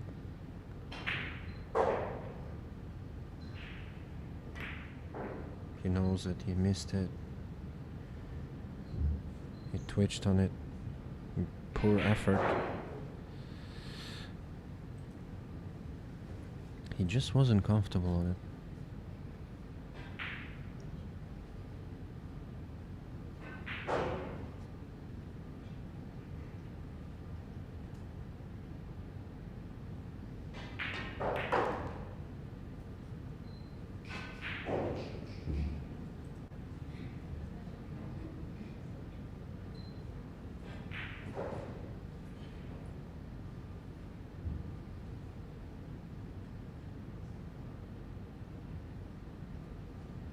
Looks pretty straight here. Oof. And just missed the 9. And grazed it just a little bit. Didn't affect the line of the shot. Could have all gone wrong there.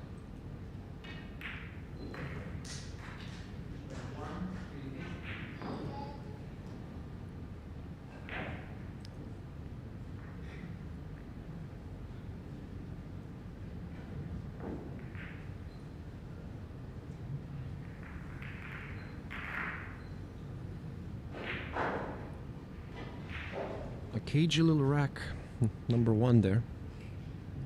Both players made a couple of errors, but the big one came from Denji, missing that 6.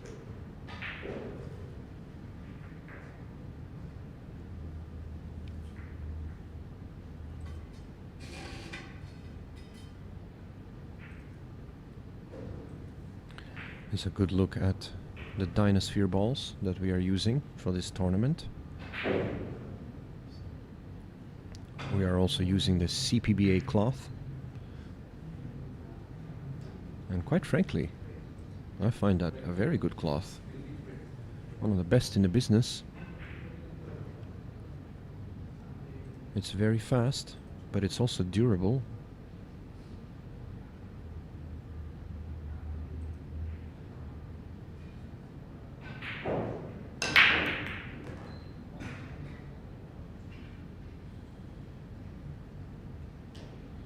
A good break from Sean Mark. A chance here.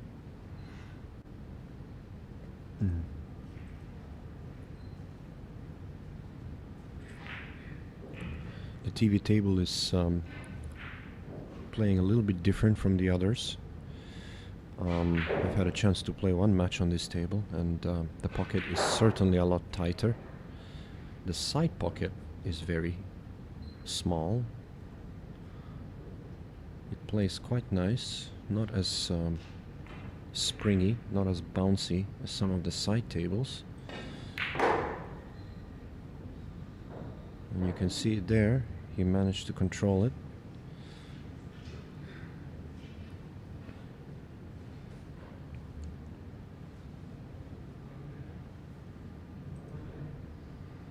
Overall, I think it's the best playing table in the house for sure.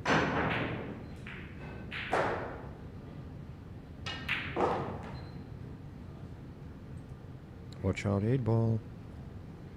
I think he just about got away with that.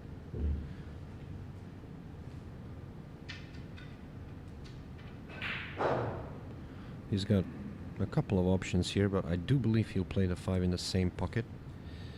He could soft spin it for the side, but that's a bit risky, so I think a 1 rail to the middle of the table. Well, he did soft spin it. He's played a good shot.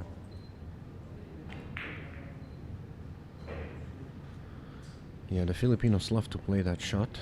Soft spin with inside.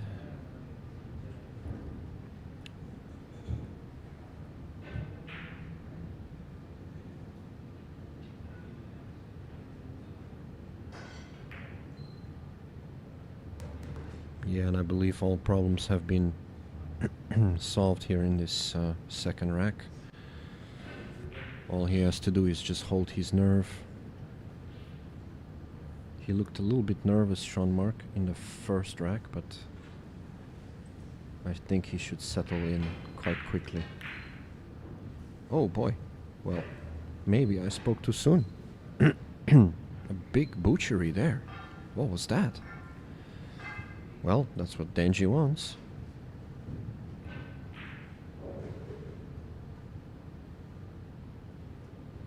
That's exactly what he wants.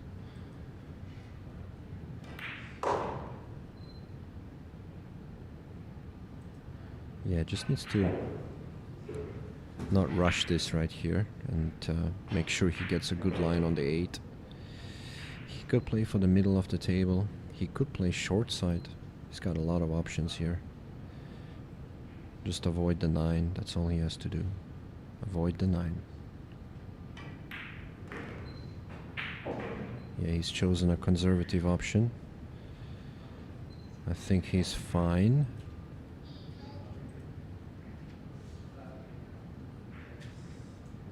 A nice little drag shot. Should get the job done here. Okay, he's gone 2 rails. Perfect. Nicely played.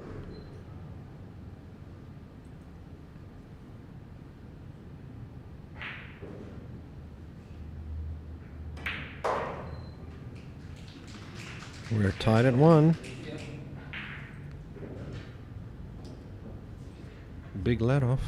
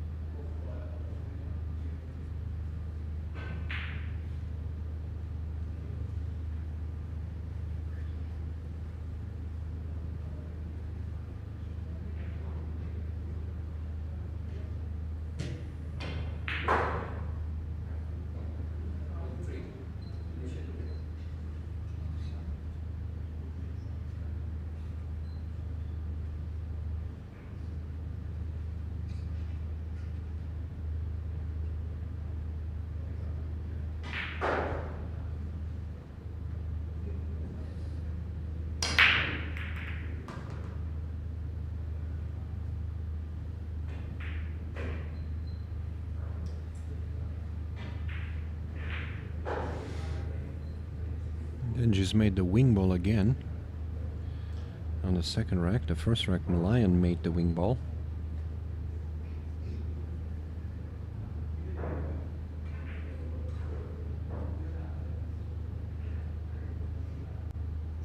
I'm gonna have a push out here.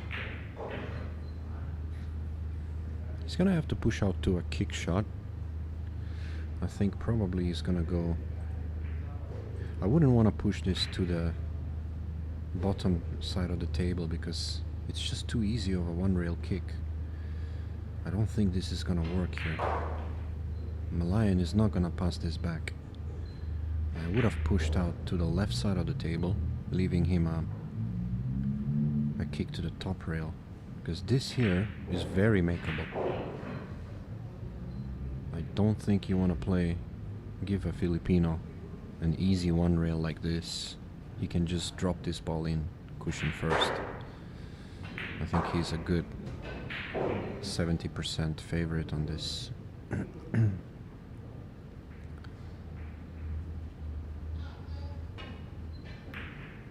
Well, I guess maybe I was wrong. He's played it way too firm too. I'm surprised how he played that. That was a lot simpler shot there. Okay, well, good decision by Denji in the end. Let's see if he moves the 7 here. Oh, he went through the gap. Okay. It's not bad. He needs a good angle on the 3, however. What he doesn't want is to be too high up table here. He needs to get below the side pocket so that he has a good angle to go back for the 4. So this is a key shot here. He needs to travel. He just about got there. I think he's dead straight for a draw shot, which is pretty ideal actually.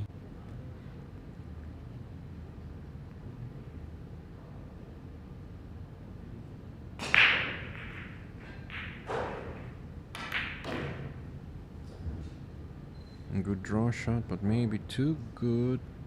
Oh boy. Yeah, he's hit that too good. He's overcooked it. This table plays quick.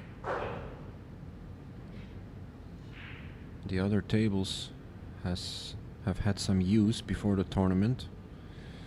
The cloth was changed about just shy of a week before the tournament.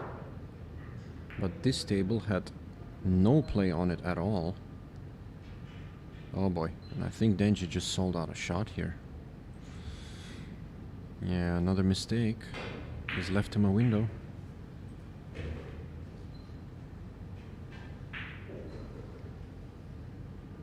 Kinda rushed that safety there.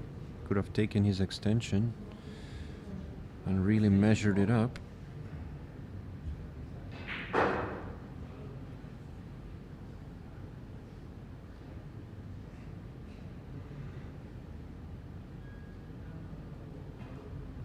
Sean Mark has been in money games all week here after his matches. He was playing Dennis Orcolo. He had a game against Johan Chua. Now the big question is whether those long late night money matches affect his focus here in the tournament. Very smart there, rolling up his sleeve. We've seen a couple players commit fouls earlier in this tournament with the sleeve of their jersey. I've seen that happen right in front of my eyes, where a player thought he didn't foul, but the sleeve of his jersey touched the obstructing ball. Key shot here. Yeah, well played. He had the perfect angle.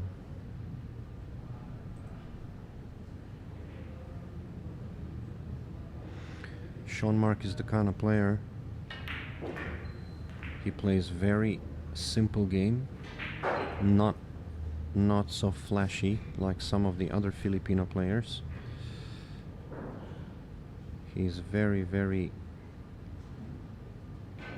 disciplined in his approach.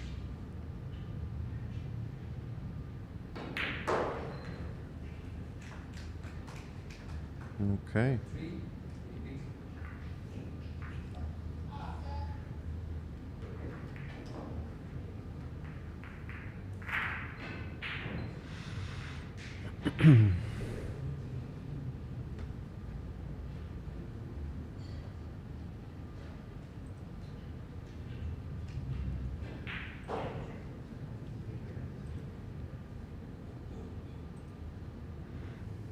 I do believe Sean Mark made a good run in Pattaya Open.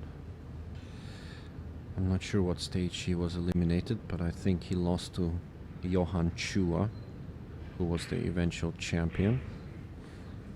And incidentally, he also lost yesterday to Johan Chua in their challenge match.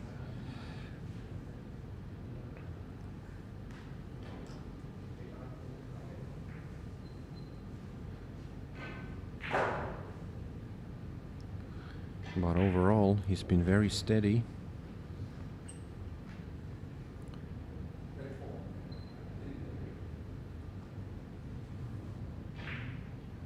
Let's have a look at this break.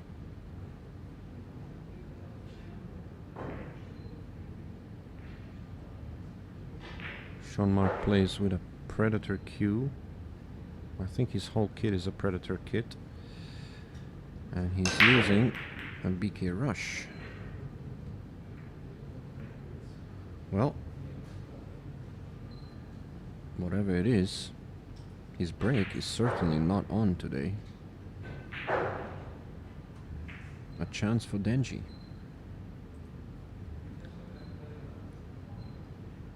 The 5-ball is tricky, however. I could see him maybe lining up the combo after this shot. If he can swing around, he might be playing a little different shot, however. Yeah, he's trying to check side it. I don't know why he did that. I liked him playing under the 2. Either going softly under the 2, bumping the 6 and leaving it for the other corner, or just traveling around it for the combination. This is a big miss by Denji there. He rushed it. He definitely rushed that shot. So early nerves from Denji, I think, in this match. Now let's have a look here. What does Sean Mark do? Yeah, he's definitely playing the 9. It's not a guarantee, but I think he has every chance to make it.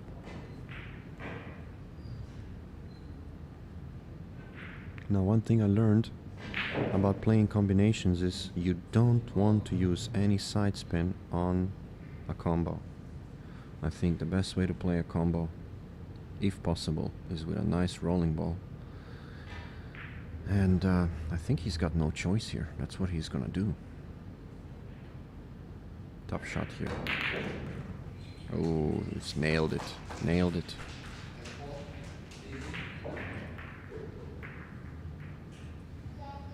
Good start from Sean Mark.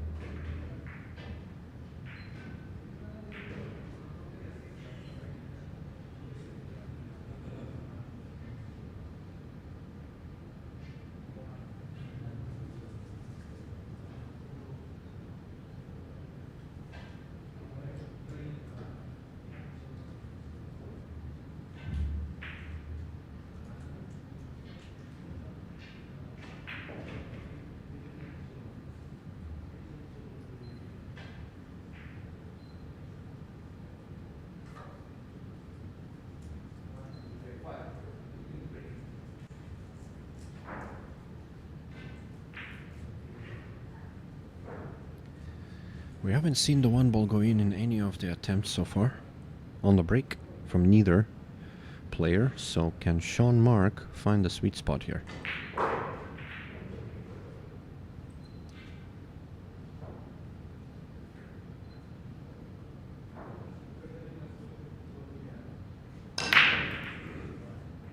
Well, there's your answer. He can't. It's dry. If he keeps breaking like this, we are in for a very long grinder of a match. The one ball ended up almost in exactly the same spot as last rack. The only difference is Denji's gonna have to jump. Every chance to make this ball.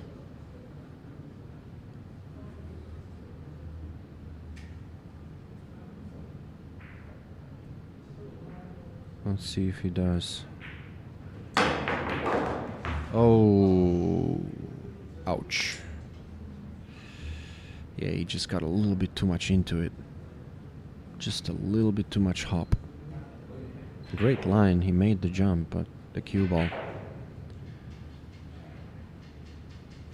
Now I'm thinking here, the 4 is a little bit tricky, but he does have a nice line, so he's not gonna try to play the combo. He's gonna try to run out. He doesn't really want to get weird. What's he done here? He wanted an angle. He's not giving it.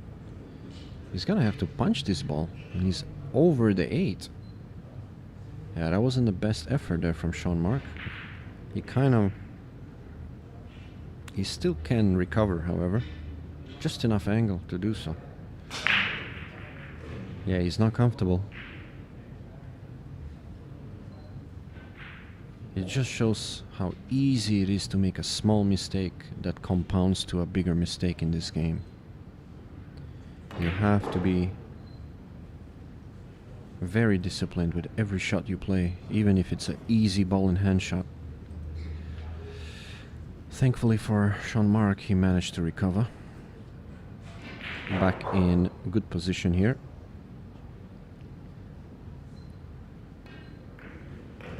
Oh, wait a minute. What's he done here? Wait a minute. He's gotten lucky.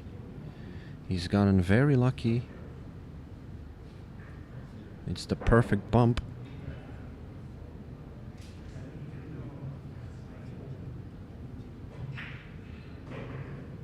Yeah, Sean Mark's not really controlling his cue ball at the moment very well. You can see he's kind of struggling a little bit.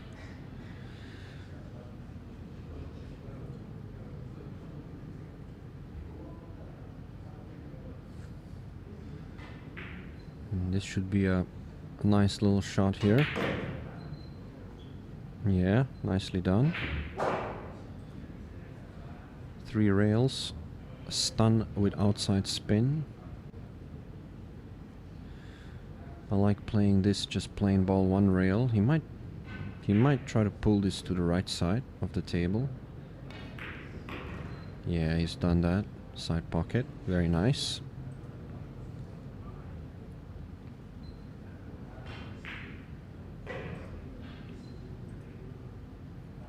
Little 1 railer here, I think. Down table and up. Yeah. You do want to play 1 rail a lot on these Rassons because they are a bit springy. The ball does move quite easy. Instead of trying to baby the ball.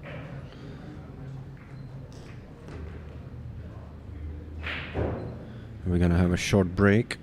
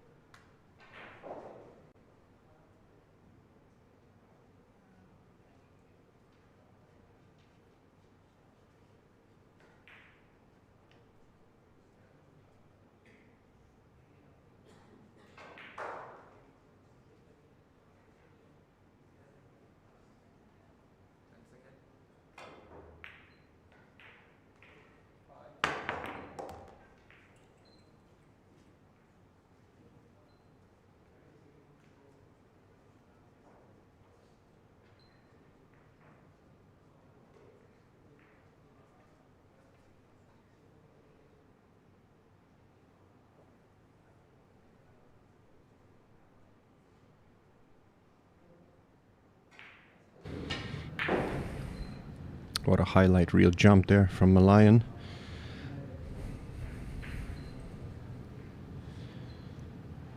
And just like that, it looks like he is putting the screws on.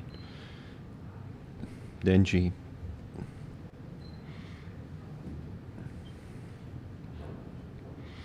And this looks ominous. If Malayan can find his gear, he is a very hard player to beat.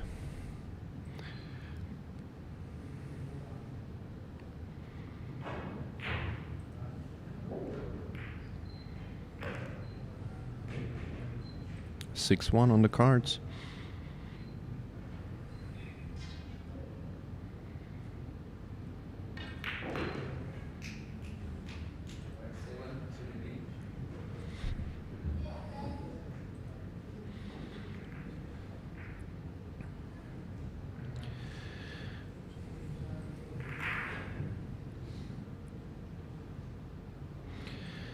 Yeah, Denji's gonna have to put all the mistakes out of his mind. He's made a couple in the beginning of this match. He's had his chances. There wasn't a straightforward runaway here. He desperately needs another rack under his belt to gain some confidence.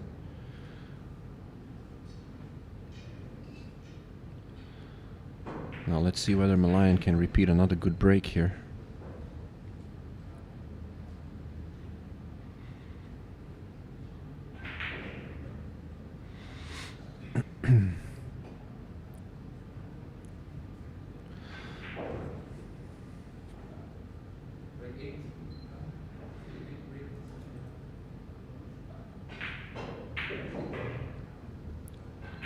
He's looking for gaps. He's changed his cue ball position. Now I wonder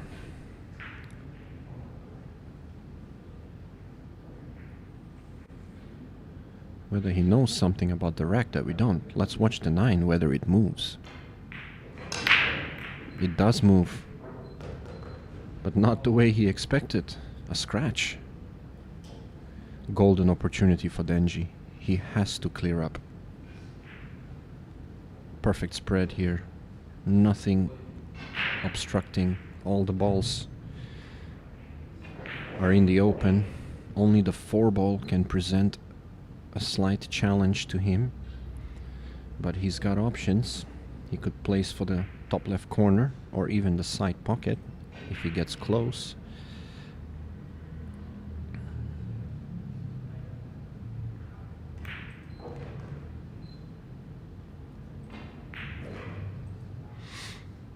I must admit, the side pockets are very tricky on this table. So he needs to bear down even on this shot. Nicely done. Key shot coming up. 3 to the 4. He's gonna stun this.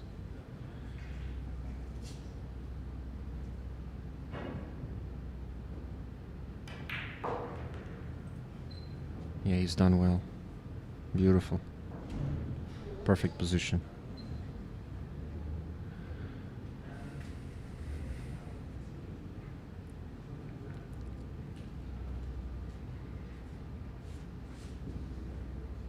He's playing it into the corner by the looks of it. Yeah, I missed a shot like this earlier in the tournament, where it was so easy into the side, but it is not easy, let me tell you. You're better off playing corner here. He's made the corner. Kind of moved up on that, but it was good enough.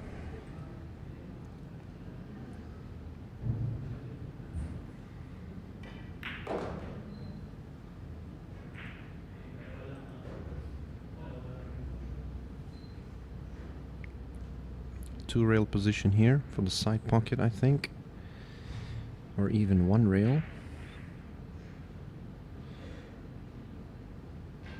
Let's see what he does. Oh, he's going for the corner. Okay, that's good. Nicely played.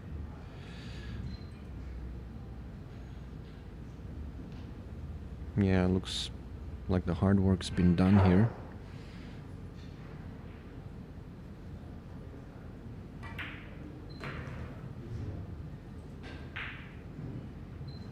gonna need his extension on this shot.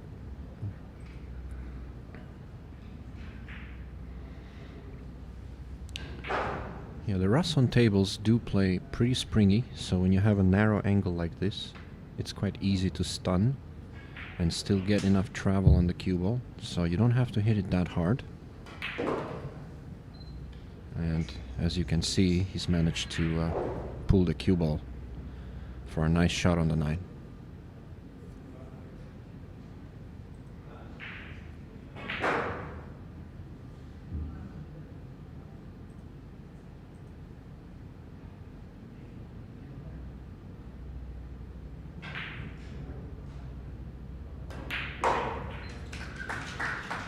Okay, 6-2. Denji is on a comeback trail. He needed that run out just to gain a bit of confidence, a little bit of rhythm. He's still in this match. If he can get a good break in the next frame, he's got every chance to close the gap.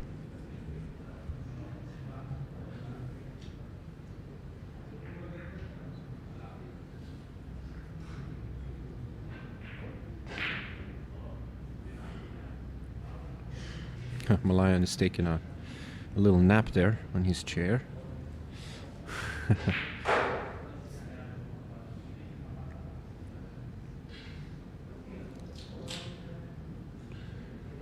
He's a very stoic player.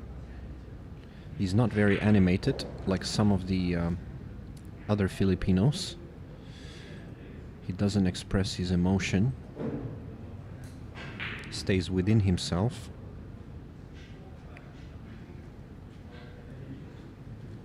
You really don't know how he's feeling based on his emotions.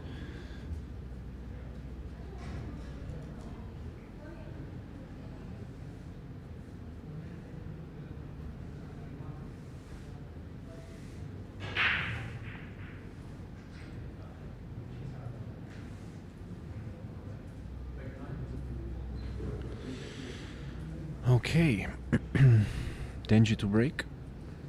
He's put the cue ball exactly the same spot as Malayan. Let's see whether he can produce more fruitful results. And that was a really nice break. Best break of the match so far, I would say. He's on the 2. This is really good. He's got a chance here.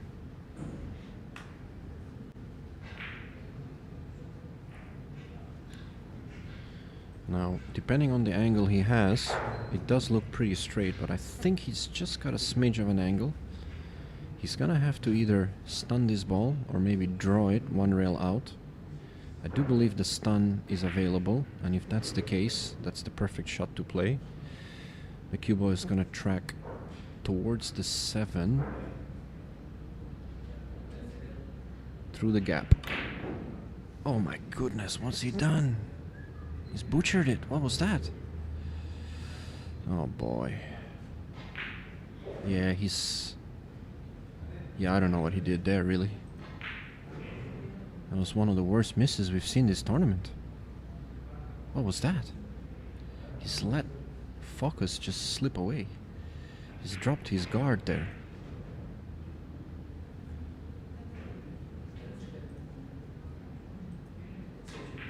Yeah, that's not good signs there for Denji.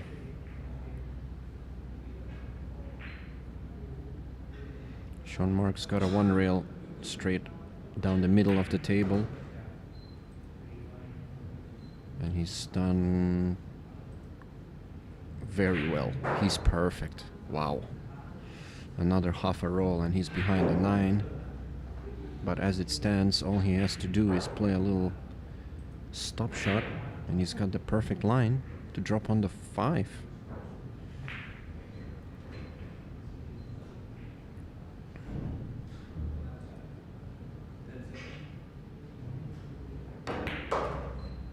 Yeah, he's pulled the cue ball. He is a little bit straight. He could draw this short side. He could also follow. which is what he's gonna do. A little bit wider line, but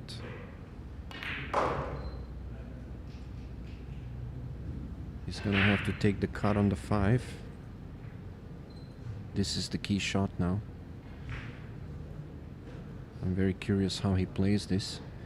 I do think he'll follow this ball, but he might just play a kill shot just above the 7.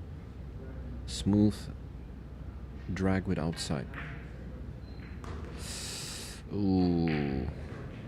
Yeah, he didn't want to hit the 7, but he's been getting a couple of rolls on his positional play, I must admit, where he didn't get the line he expected, but still ended up with a good shot. And once again, is he running into the 9? No, he's not. Once again, he's a little funny. This is still a little tricky here. But surely he can handle this.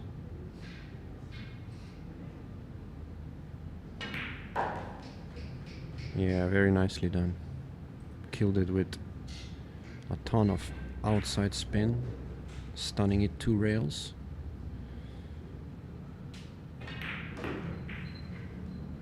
The Filipinos are really good at that kind of play.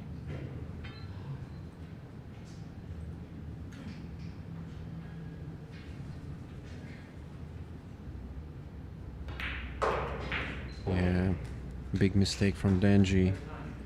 Let Malayan in, and a 5-rack lead looks almost insurmountable so far if Danji continues the way he was playing.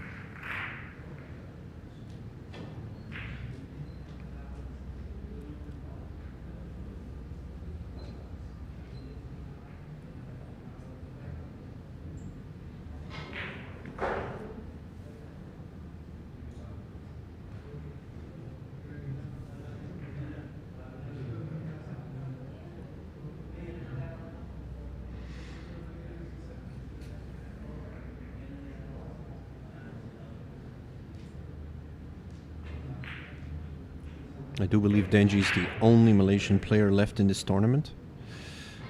Out of about a 30 to 40 entrants from Malaysia.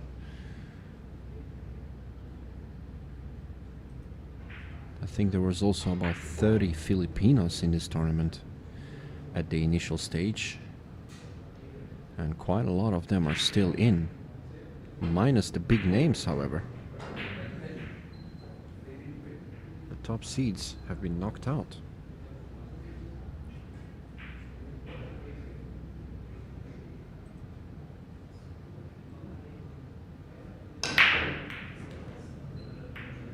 Yeah, Malayan's found the sweet spot now. A very nice break. And it's funny how the pool gods tend to reward you, or punish you in that case. If you make a big mistake, your opponent just gets easy breaks the next rack.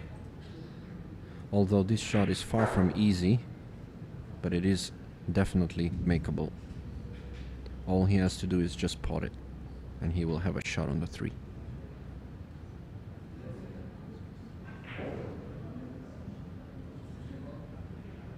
Yeah, Malayan's taking his extension. He's got 60 seconds after the break, so I don't think he needed to take his extension. I think he doesn't realize that after the break you have 60 seconds. Oh wow, what's he done here? Was he playing safe? He didn't even try it. That is surprising. I just don't know what he was thinking there. Why did he play safe? He had every chance to make that shot. It's a poor safety as well. Although it's difficult for Danji to capitalize. Very difficult. He has to try a very difficult 2-ball. He's made it, and he's got a shot. Very nice.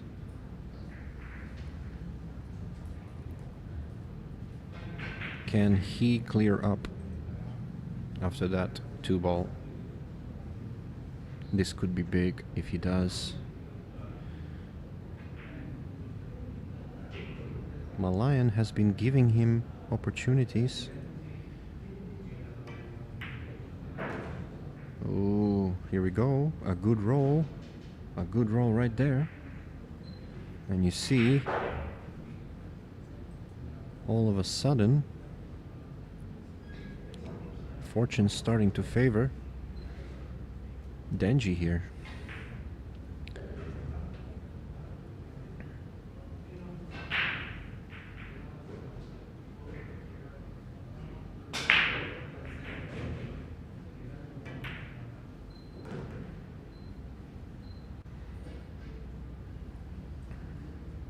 I see nothing stopping him.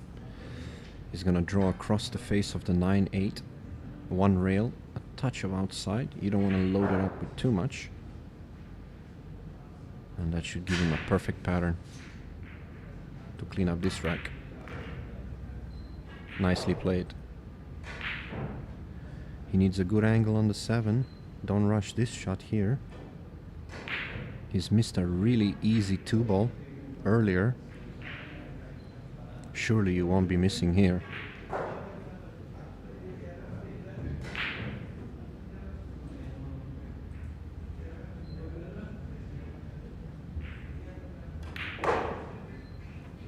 Did he get enough angle? Yeah, he's not played the shot he wanted. He wanted to just drop the 7 and play the 8 in the bottom right corner. But as it stands, I think he's gonna have to play one rail and come out to the middle of the table. Which is okay, I guess.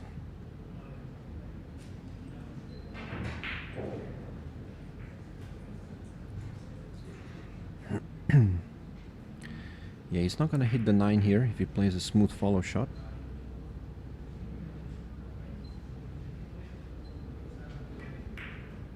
Well, he kind of went... Oh boy. Well, he got away with it. He didn't really follow that. He played like a in-between line. But once again, he got a little fortunate. And this 9 here to close the gap. 7-3.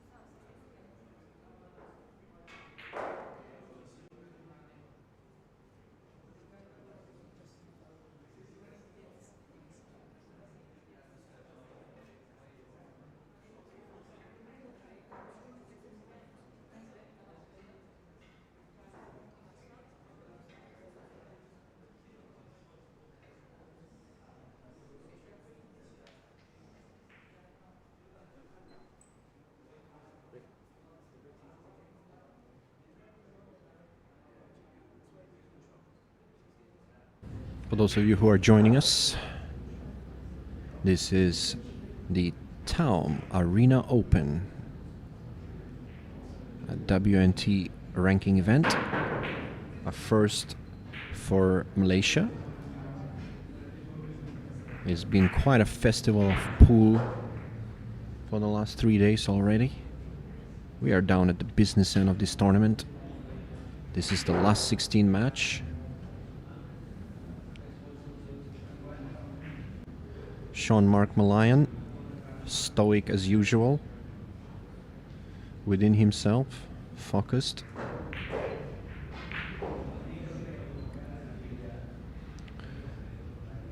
And the only Malaysian player that's still in this tournament, Denji, smiling to himself. He knows he's made a lot of errors in this match, but he's still alive. He still has a chance. He needs to put that out of his mind and just play his game. He's more than capable. He's more than capable to win this match. I know him very well. He's a hard-working player. And certainly his run in this tournament is already quite an accomplishment.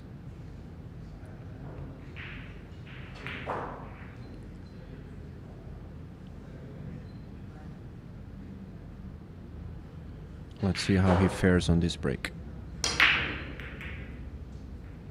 Oh, well, it's dry. No easy shot from line. A push out coming up, I think. He might try to tie up a couple balls. Try to stall the game a little bit. Maybe push out while moving the 7 between the 5 and 6. He could also push out to the right side of your screen, leaving Denji a tough shot. Yeah, he's... Okay, he's kind of like going through the middle. I thought he'll play a little bit more aggressive in the sense of the save, but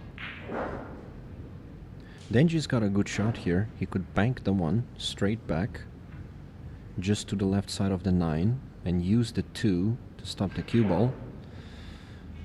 The only danger is making the 2, but I think it's pretty low percentage. Okay, he's gone the other way. I'm not sure about this. Ooh. Yeah, that was very risky. I kind of like the other option, but it's played out okay. From what I saw from Sean Marks, he doesn't really like to attack. He's a very defensive-oriented player. I've seen him pass up shots that all other top players would go for.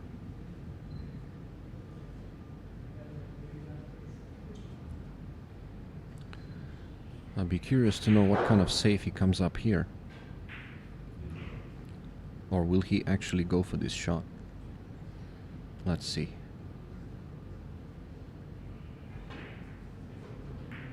He's gone for it. He's missed it. But it was a smart play. He knew missing it most likely will leave it hanging in the pocket. With the 8 and 2 blocking an easy path.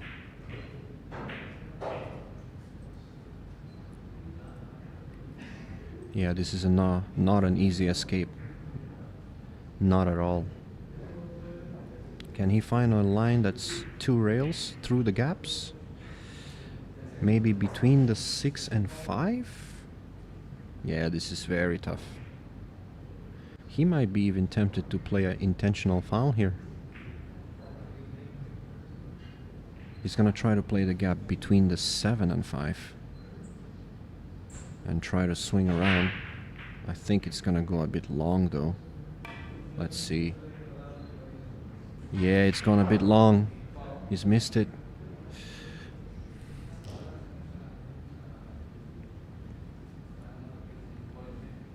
It was a good effort, however.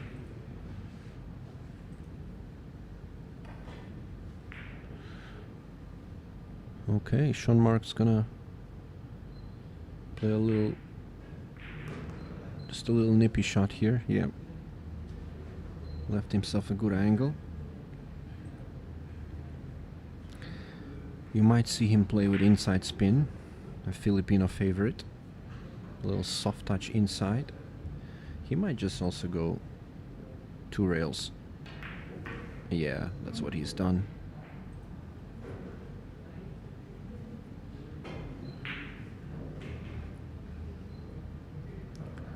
Good position on the 4 should solve all problems here in this rack. And I think he's got the perfect angle. Just out of the corner. Yeah, pretty good. He might have to draw this to the side rail just to give himself a little bit better shape. He could also kill the cue ball.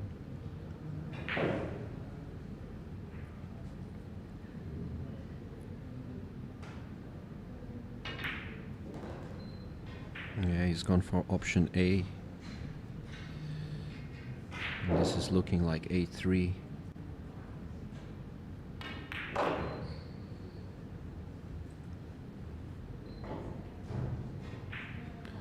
Malayan is starting to find his rhythm, and when he does, he's very dangerous. Ooh. Yeah, he played a little bit reckless shot there. He could have ended up in a big trouble on top of the 9, but I think he's okay. He's okay. Yeah, he punched it out with a lot of side. That shot was a lot tougher than it looked, believe me. Very hard to judge how much the side will grab on that shot. He's done well. One rail here, perfect on the 9.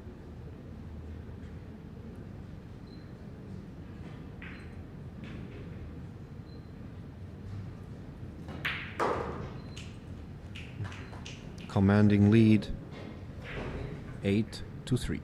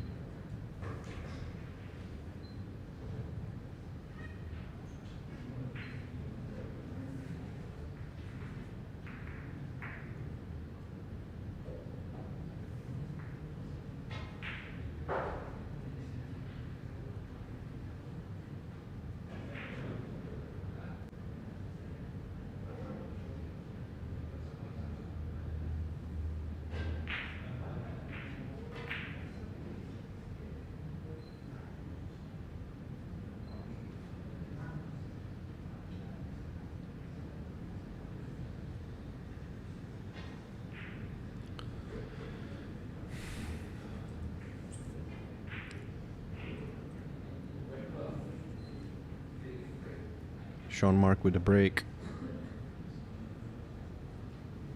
to go on the hill.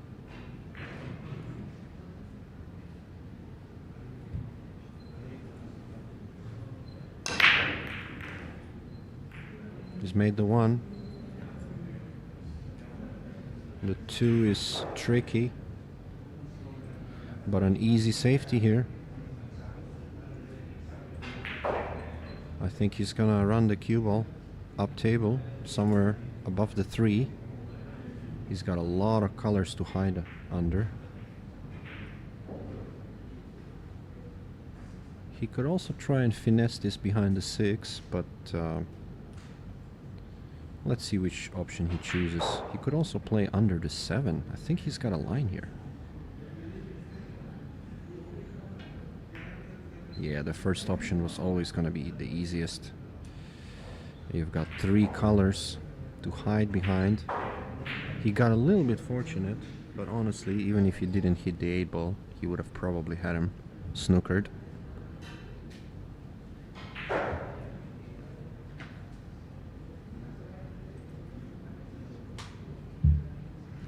1 rail escape. Now, Benji needs to be careful. The cue ball will bend if he plays it at a slow speed. He's managed that very well, very nicely done. But a jump is certainly on offer here.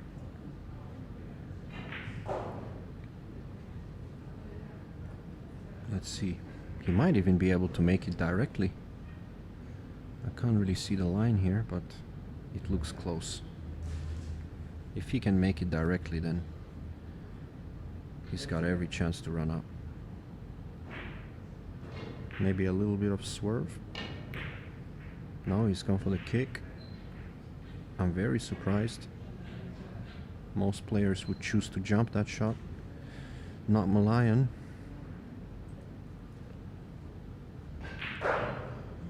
And that didn't work out. Another chance for Denji. He really needs to bear down and make this shot. He's gonna draw it straight across the face. And he's done well. Beautiful shot.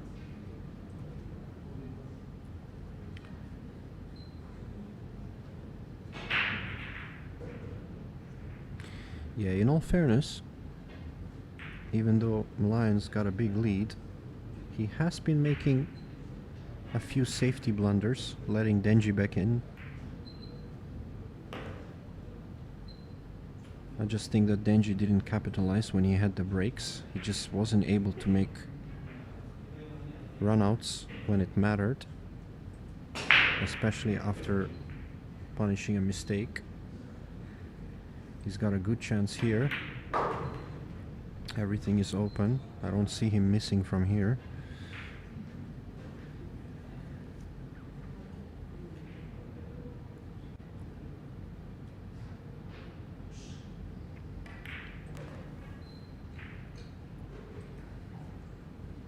I'm just a little bit too straight on that. Well, he's got options. He could roll this in and play the 7 in the bottom right, or he could play one rail a little bit firmer. He's rolling it in. Yeah, that's the prudent play. You don't need to force the ball if you don't have to. He needs to force this one a little bit though. Just stay down. Ooh, wiped its feet, but it's good. And this is the kind of shot that the Rasson table helps you get out of the rail. Little stun draw, just enough to get off the rail. Doesn't need to draw it too much. Ooh, he's kind of cheated the pocket the other way. Good enough.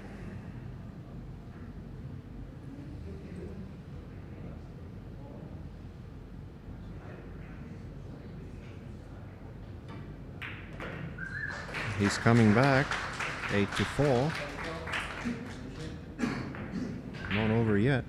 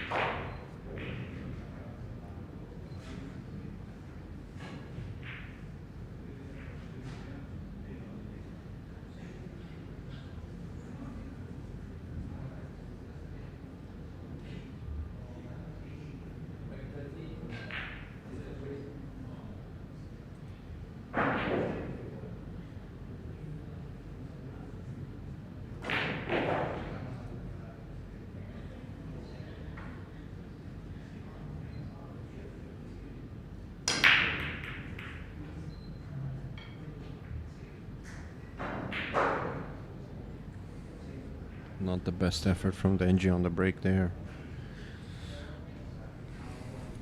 He's left Malayan a chance at a carom.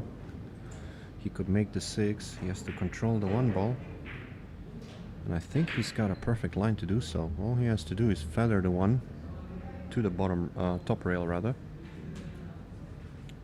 And he should have it in the top left corner.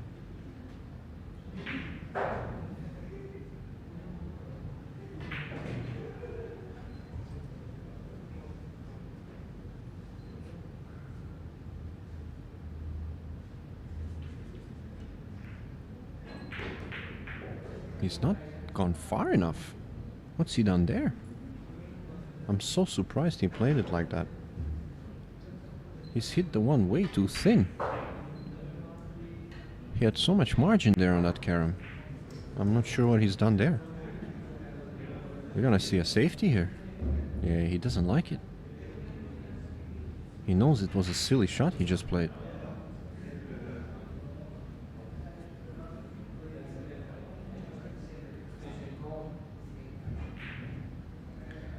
Yeah, he had two options on the safety here. He could roll him up, stun behind the 7. He could draw it. I think the first option is what he's going for. He's done well. He didn't get him with the 7, but plenty of balls there to make it difficult for Denji.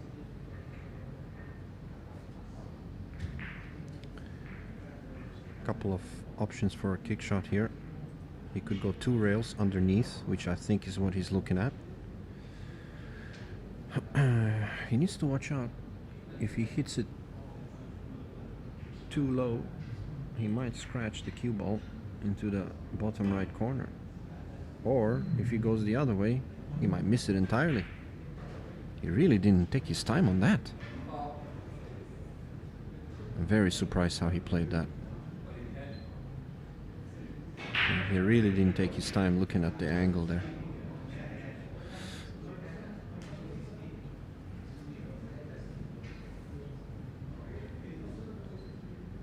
Yeah, this could be crucial here. A big let off from a lion.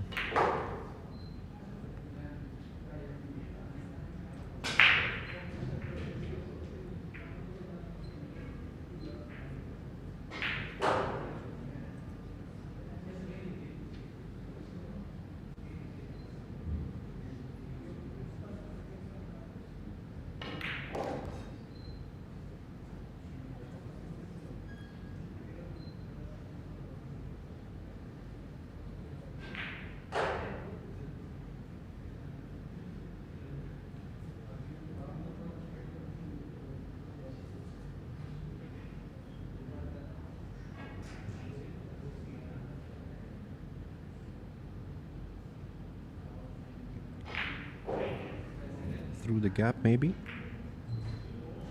Yep, just nice.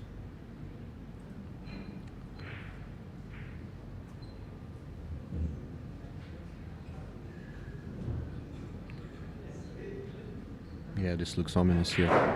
Nothing much to do. A stop shot should get him the perfect line for another stop shot.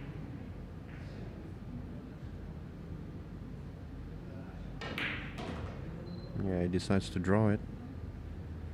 I'm not sure he needed to do that, honestly. A stop ball would have given him a better position. He's gonna have to draw it across this face of the 7 now. Still alright, but a little bit unnecessary. Oh, he's played a kill shot. Okay. Yeah. I'm gonna have to take a long shot on the 8 now. Unless he decides to be a little bit... play with a bit more flair. He could draw this with a ton of side and end up in the middle of the table, which is what he might do. Now he's taken his medicine. And I think that's a smarter play, given the angle on the 8 to the 9. 2-rail drag shot. Easy peasy. And just like that, Mark Malayan is gonna be on the hill here.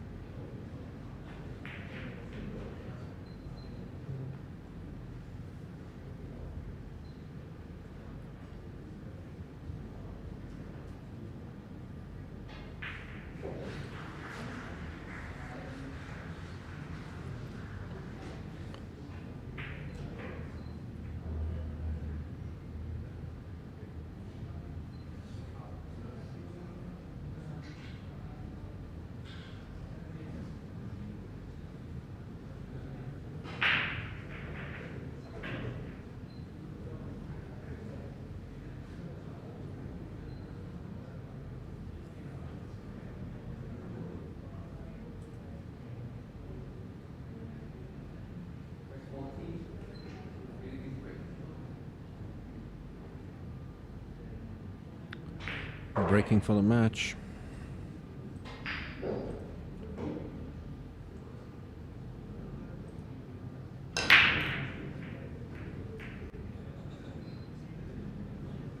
Well, well, well. It's dry.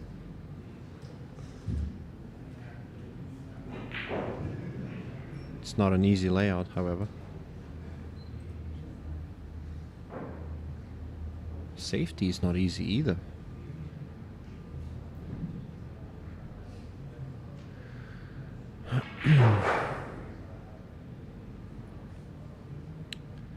Yeah, he could play a little one pocket shot here. He could play a kick shot just under the one and send the cue ball behind the 6, but I think he's playing something else here. Yeah, he's trying to stun it there, but the problem with that shot is the one ball is going real quick. Yeah, he tried to stun follow that underneath the 6. I think a kick shot would have done the job a lot better. And he might have played the last shot of this tournament if Sean Malayan can land on the 2. I'm not sure if he can. It's a little bit tricky to see from this angle. But even if he doesn't, he could play a very nasty safety right after he makes this one ball.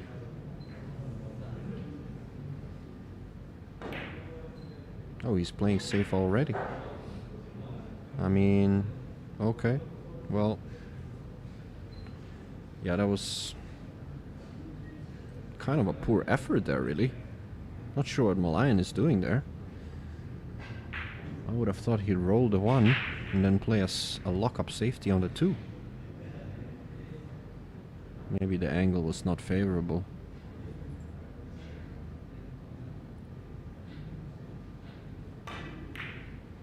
Good shot from Denji. Well, guess what? I think Denji is the one that's gonna lock him up now. And that's what I thought. That's where I thought he'd land, Malayan, on his previous shot. Can Denji make this, or is he playing? Yeah, he's playing safe, surely. Surely. He's overhit it though. He's overhit it. That was not a good effort. He's let the cue ball get away from him there.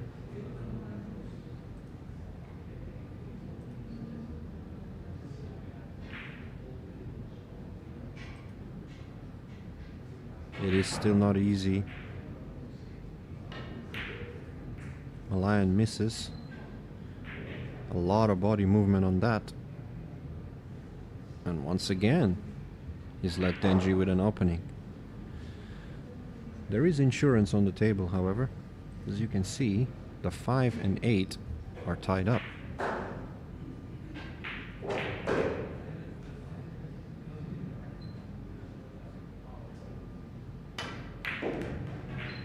Good shot.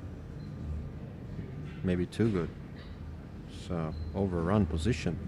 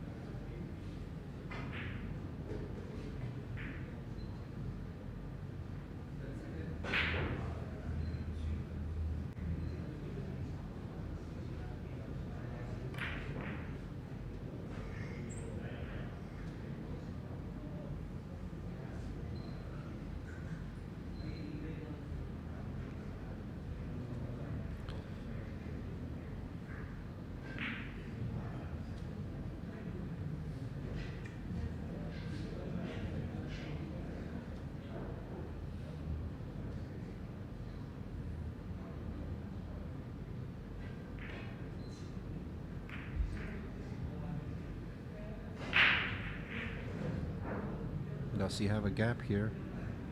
I think he does. I think he does. This has got to be the last chance Denji has to take. He desperately needs to do something here.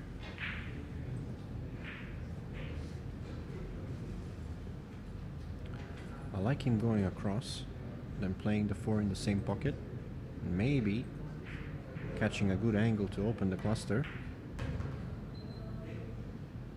Yeah. Oh, he's a bit too straight. The 8 might be playable into the side pocket. He might be able to land there, or he might be able to open them up, going one rail, which is what I think he's doing here. No, he was too straight. Okay. Well, a good safety should give him a chance. He needs to be more accurate though this time. Yeah, he is. He's done well.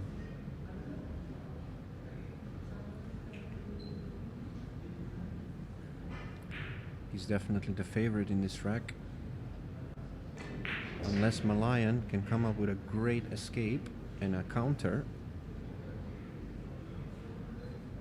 Couple of options here. None of them are easy.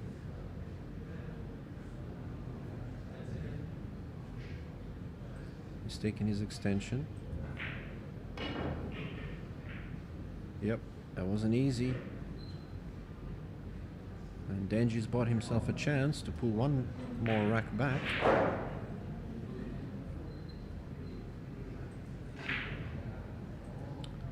And I've seen comebacks from this deficit before. And usually, that's how they start. A good safety.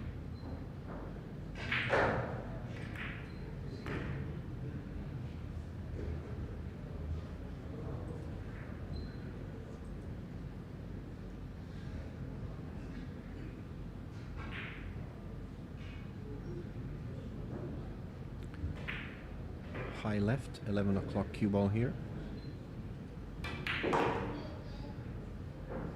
Well played. Perfect.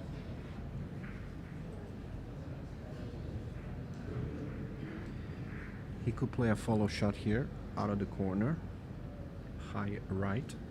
He could also just play a soft draw shot, which is what he's gonna do, I think. Yeah, well done. A little bit straight. He might be forced to play the 9 into the bottom right corner. Just a little stun run through should get the job done. One tip below center. Yeah, good enough.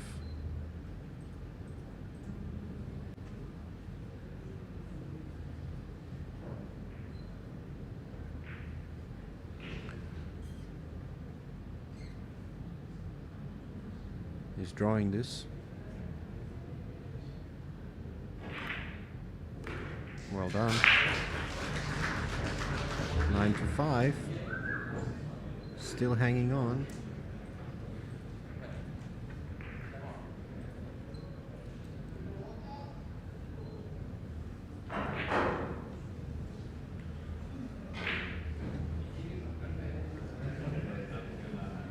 Take a short break, ladies and gentlemen.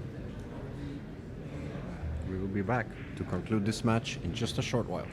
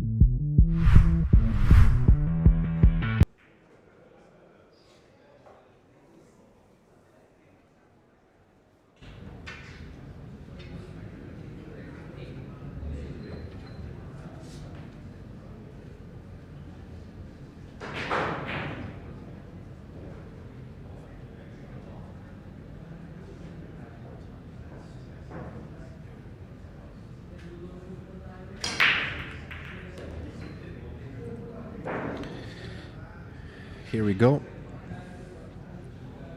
A good break by Denji, finally. Just when he desperately needs one. It's a tough shot on the 2, however. Very difficult to get a good line on the 3. He could attempt a bank shot. He could play a safety as well. He's got balls to hide under.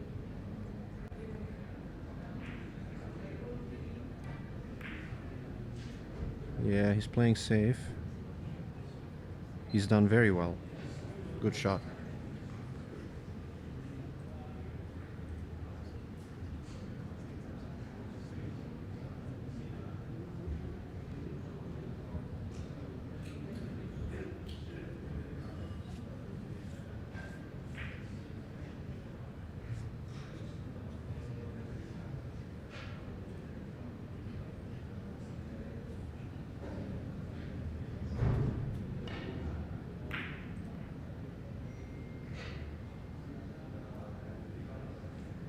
A very good counter by Malayan. Caught a bit of a fortunate roll to hide under the 3.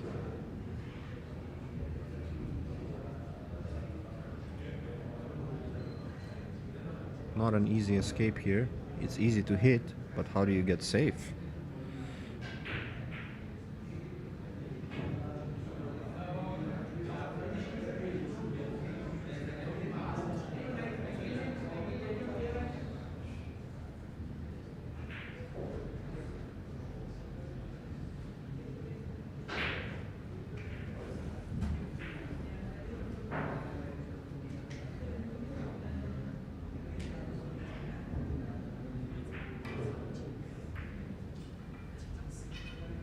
Yeah, he's not gonna like the results of that.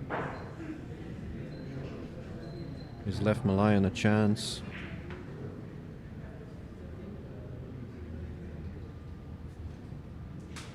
I think he's gonna take it. He needs to play a good shot here from the 2 to the 3.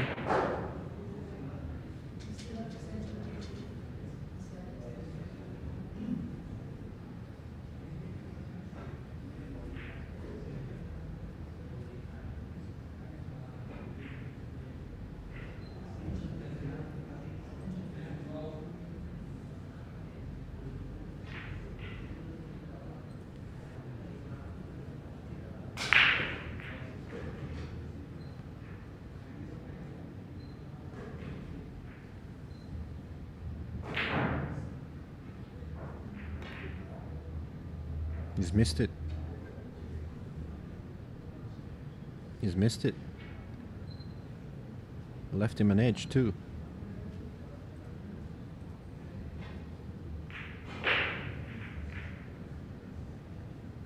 A good chance for Denji to lay a good safety here. Maybe buy another opportunity. Cue ball towards the 5-4. Oh, what's he done here? What's he done here?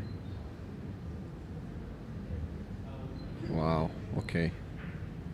He's taken a big gamble there. He hit it much too thick. He didn't sell out though. He's left him an edge. For a second I thought he's gonna sell a straight in.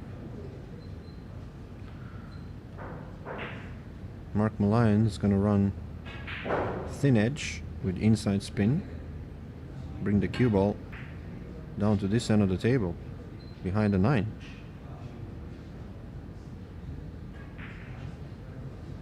I think he's left a shot though. He has. Another chance. Funny things are starting to happen. You know what they say? The hardest rack to win is the first one and the last. And that was an absolute beauty of a shot from Denji. Very nicely done. A lot harder than it looked, especially when the ball is right in the pocket.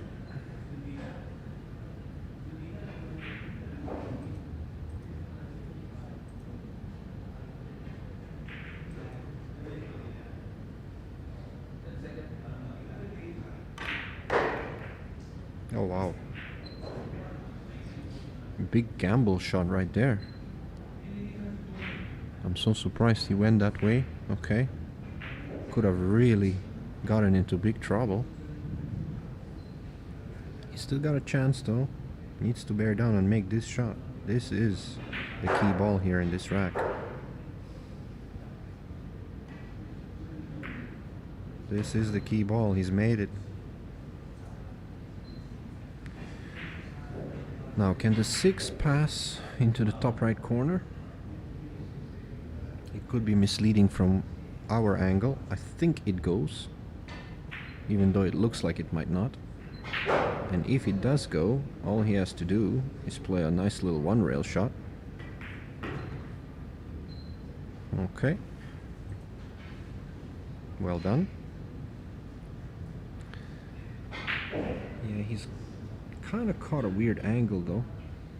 He's gonna have to roll this ball in and maybe play the 7 into the bottom left corner, or if he can go far enough, he could play it in the side pocket. Just a simple rolling ball here. Don't try too hard to do something funny. He might try to bump it though. Oh, he's bumping it. Okay. Yeah, took another gamble. Took another gamble.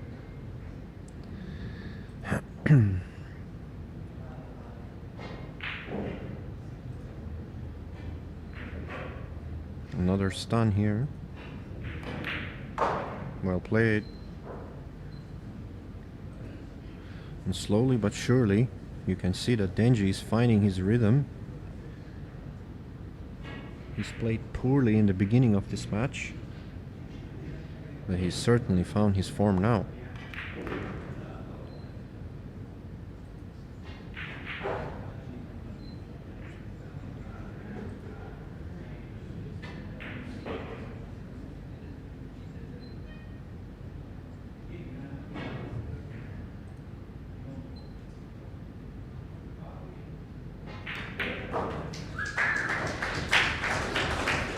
He's closed the gap to 3.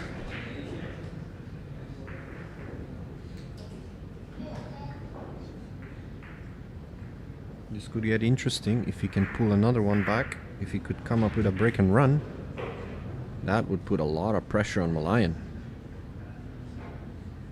You can see it in his body language.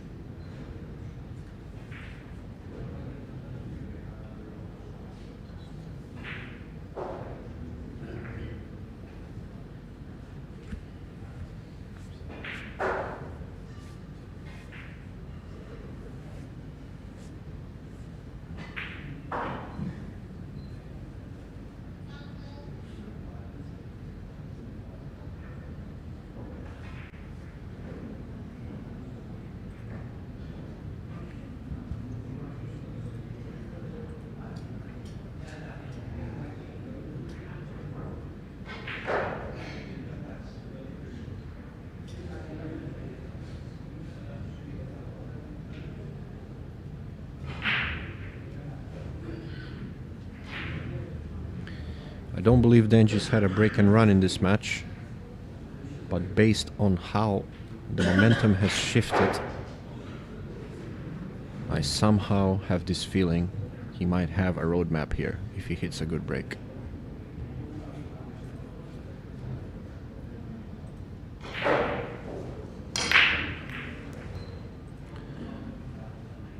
I somehow have the feeling he might have a roadmap, ladies and gentlemen, and look at this.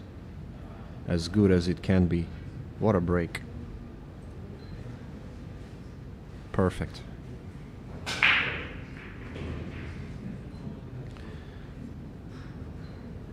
Yeah, straight to it. A little draw shot here. In and out.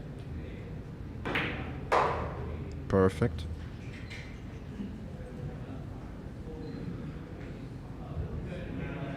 One rail out to the middle of the table will give him a great angle on the 5. The only tricky shot is from 5 to the 6. If you can even call it tricky, the side pocket is available. He will have the right angle. And it all looks there for the taking. This could really change the dynamic of this match.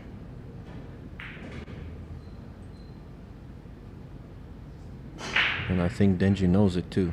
I think all the nerves are out of his system now.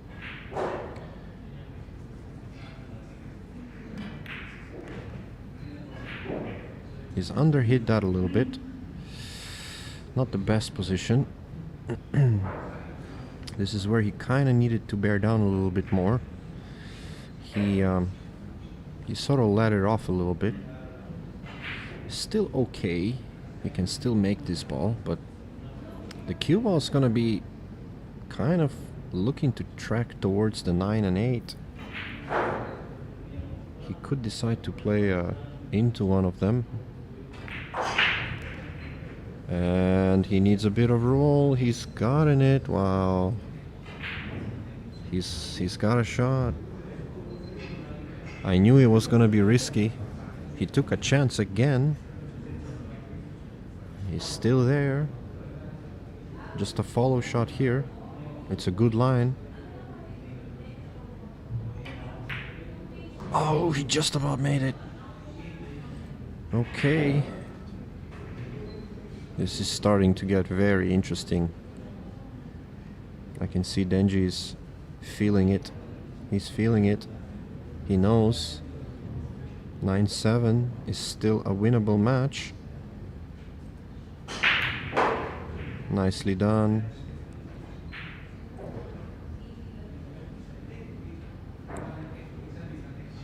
He's on a comeback trail.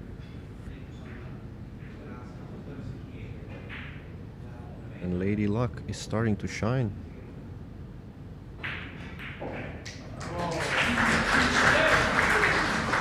Nine, 7.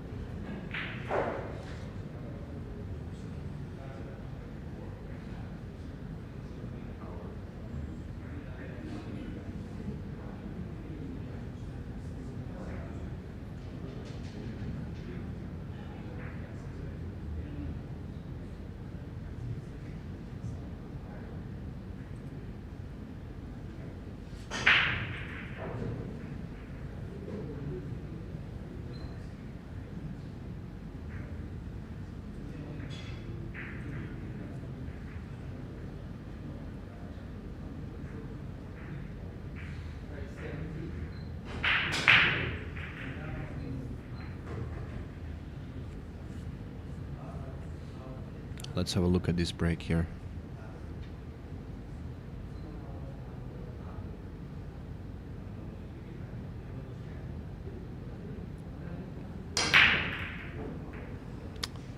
Well, 7 goes in. The 8 goes in. He's got no shot. Can he play a jump rail first? Surely not. He might push out to a jump though.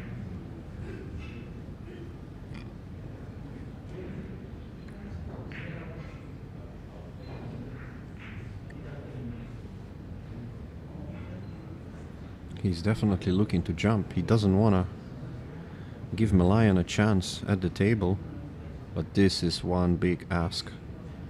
He's trying it. He's going for it. A jump, a rail first, and swing the cue ball back for the 2. A highlight reel shot if he makes it. Oh, he's hit the 3. And he's given Malayan a chance to win the match. He just didn't get enough elevation on it. I guess he was trying to make it directly. Yeah. I'll tell you what though.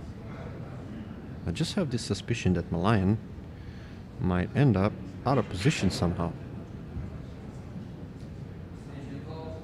Funny things start to happen when you can't cross the finishing line. Can he hold himself together here?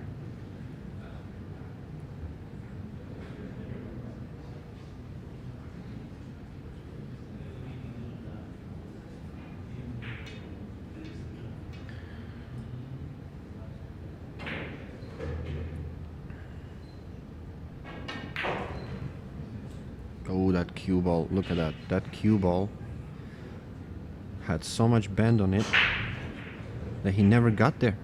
Not even close to where he wanted to be. And right off the bat, as I suspected, he's struggling. Look at this. He really played the wrong shot there. His first option, with the cue ball being really close to the one, was the better play to avoid the skid. A kick shot here, I think. Or is he trying to putt? He's made it. He's made it. What a shot. Took a chance, but guess what? It's not yet over. The 4 is tricky.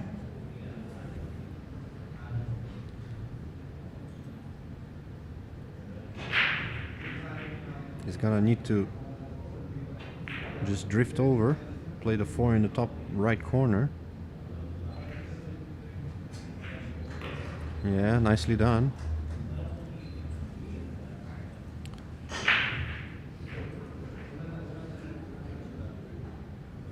Yeah, for a second I thought Malayan's made a big blunder, but he got away with it. Can he control his nerves and make a good shot here? He wants to get off the rail a little bit. Doesn't have to blast it though. Ooh, yeah, he's done well.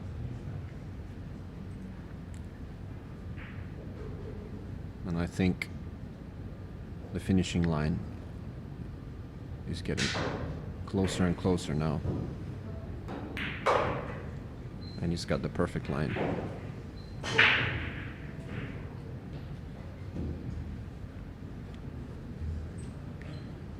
Natural angle, 2 rails, or 1, whichever one he chooses. Nothing much to do here. A touch of left spin. Yeah, he's there. It's there. And Sean Mark Malayan gets through the quarterfinals. Congratulations to him. A valiant effort by local hero Denji. He put up a good fight, but his earlier mistakes is what cost him this match. Mark Malayan advances to the quarterfinals. We will be back a little bit later, ladies and gentlemen. I think the next round starts at 7 p.m. We will see you there.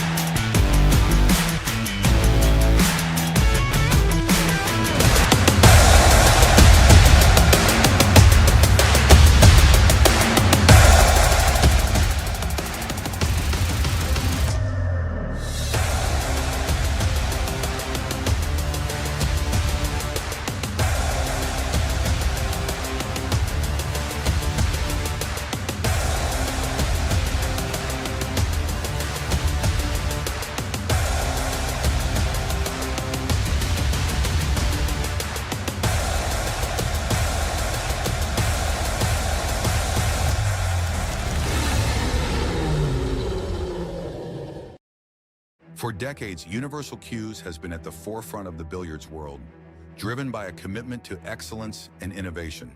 From partnering with world-class players to pushing the boundaries of cue design, we are dedicated to supporting every level of the game. Universal Cues is more than a brand.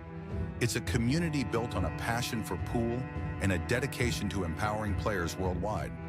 When you think of quality, trust, and innovation, think Universal Cues. Your success is our mission. From concept to design, from launch to achieving legend, Universal Cues leading the way.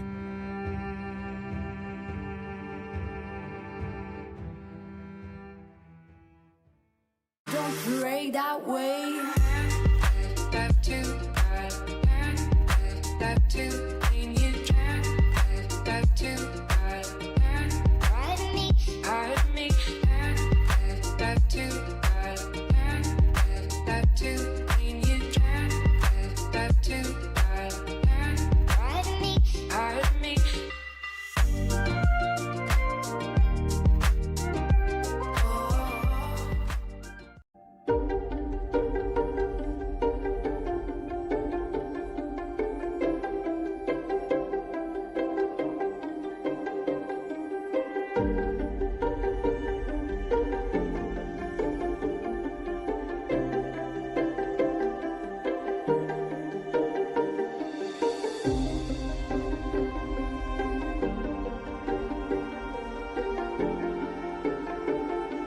Two global forces. In a landmark multi-year partnership, a new chapter begins for professional 9-ball. The CPBA Royal Apex Series cloth becomes the official cloth of the World 9-Ball Tour. From the US Open to the World Pool Championship to the Mosconi Cup to the Reyes Cup, the world's finest now compete on one surface. The stage is set. The future is here.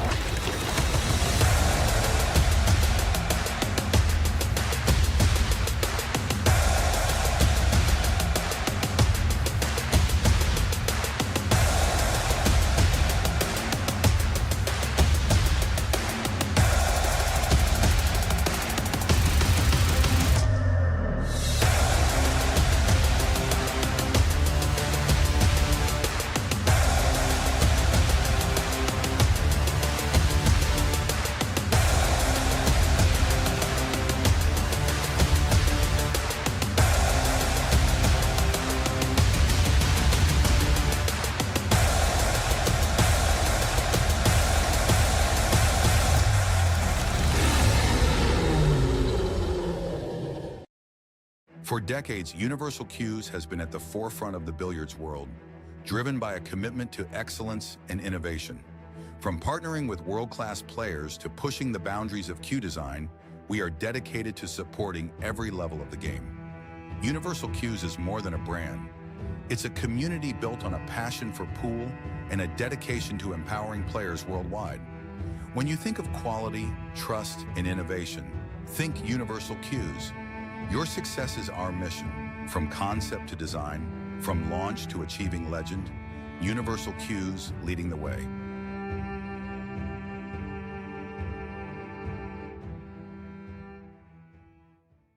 Don't pray that way. Back to, back to, when you can, back to, pardon me, back to, when you can, back to, pardon me.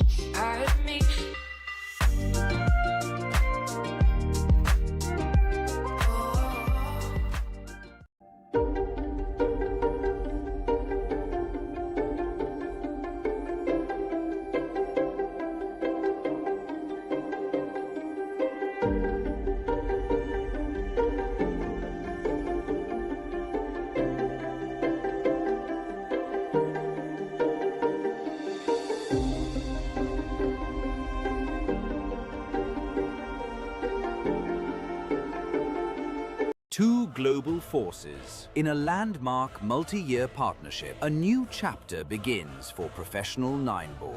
The CPBA Royal Apex Series cloth becomes the official cloth of the World 9-ball Tour.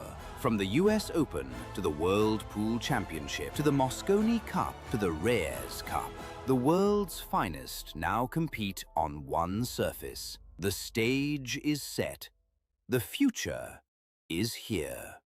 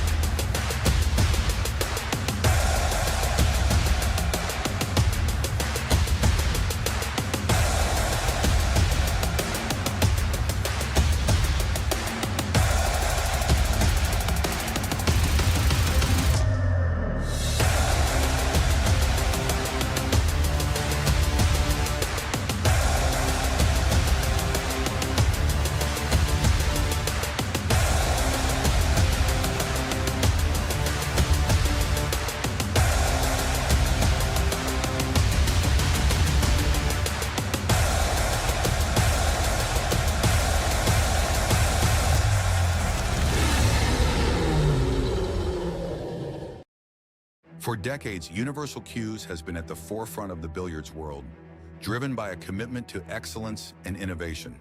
From partnering with world-class players to pushing the boundaries of cue design, we are dedicated to supporting every level of the game. Universal Cues is more than a brand. It's a community built on a passion for pool and a dedication to empowering players worldwide. When you think of quality, trust, and innovation, think Universal Cues. Your success is our mission. From concept to design, from launch to achieving legend, Universal Cues leading the way.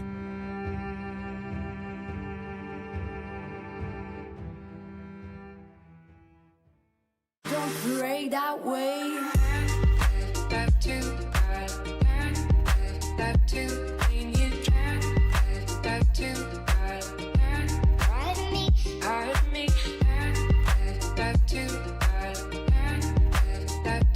when you try. Back to pardon me, pardon me.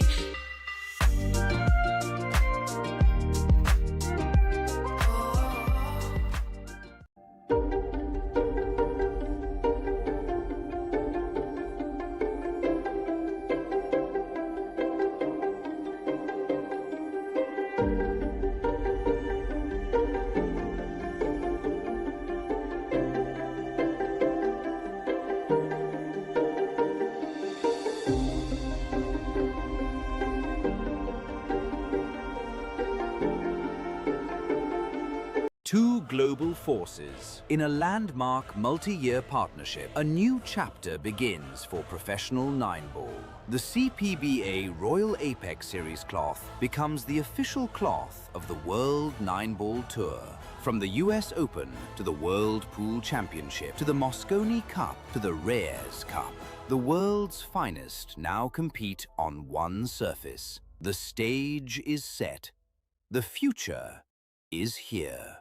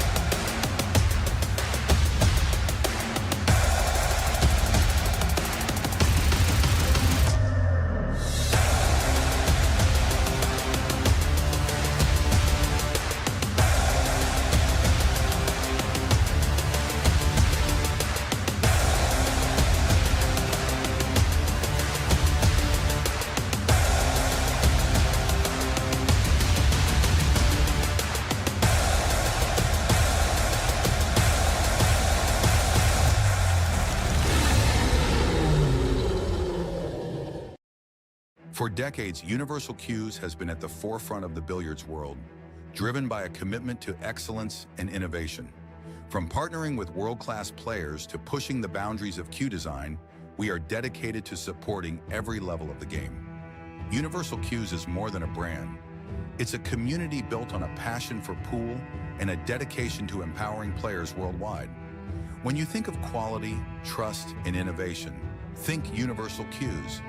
Your success is our mission. From concept to design, from launch to achieving legend, Universal Cues leading the way.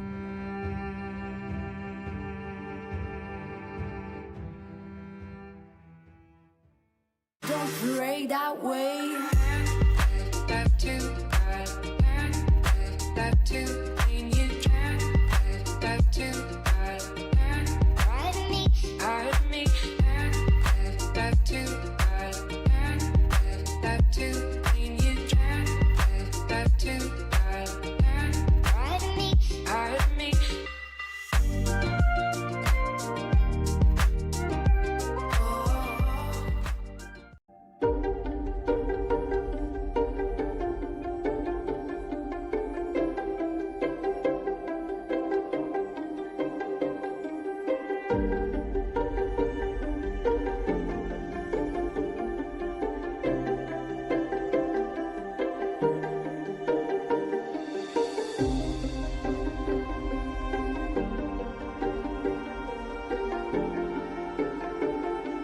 Two global forces. In a landmark multi-year partnership, a new chapter begins for professional 9-ball. The CPBA Royal Apex Series cloth becomes the official cloth of the World 9-ball Tour. From the US Open to the World Pool Championship to the Mosconi Cup to the Reyes Cup, the world's finest now compete on one surface. The stage is set. The future is here.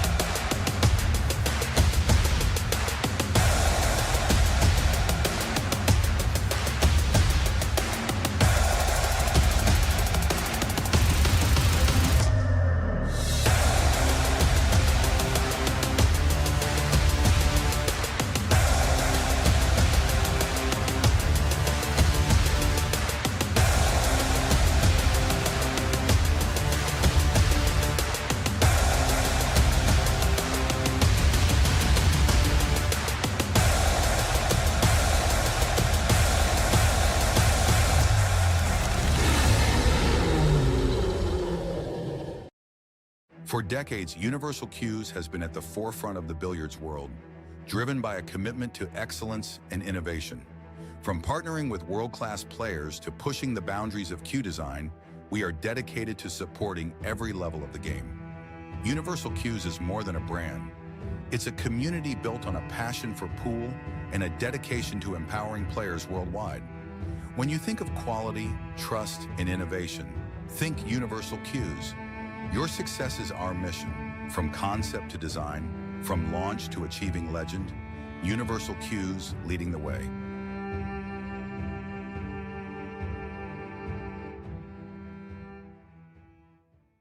Don't parade that way. Love to clean you dry. Love to pardon me. Love to clean you dry. Love to pardon me.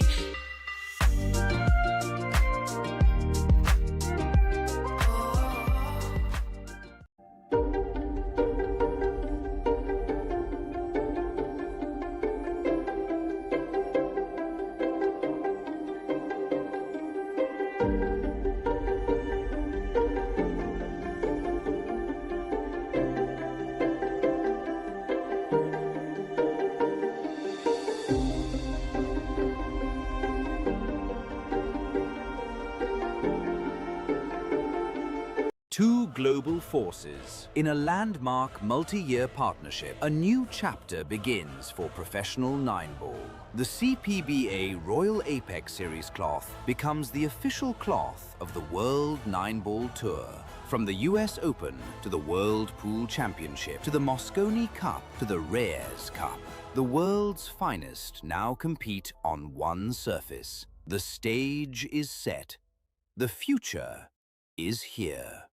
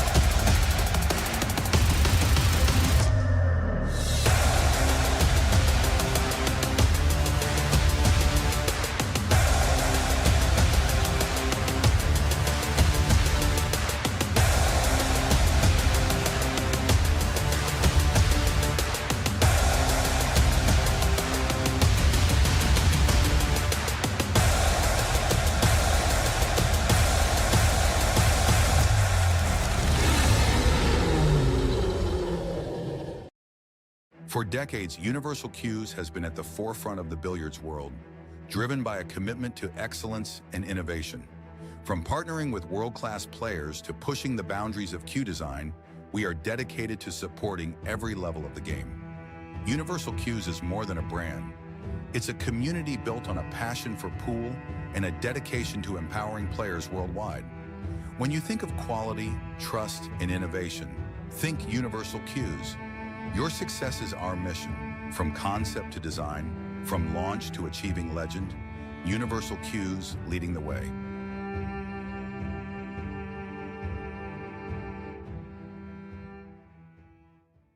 Don't parade that way. Back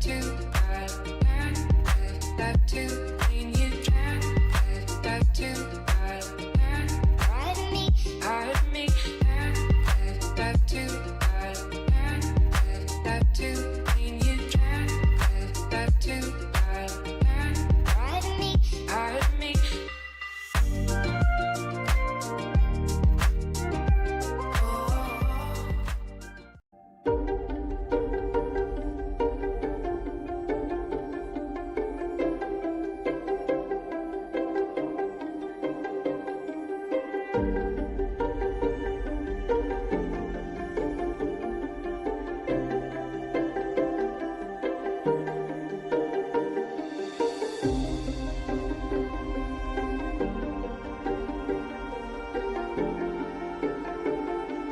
Two global forces. In a landmark multi-year partnership, a new chapter begins for professional 9-ball. The CPBA Royal Apex Series cloth becomes the official cloth of the World 9-Ball Tour. From the US Open to the World Pool Championship to the Mosconi Cup to the Reyes Cup, the world's finest now compete on one surface. The stage is set. The future is here.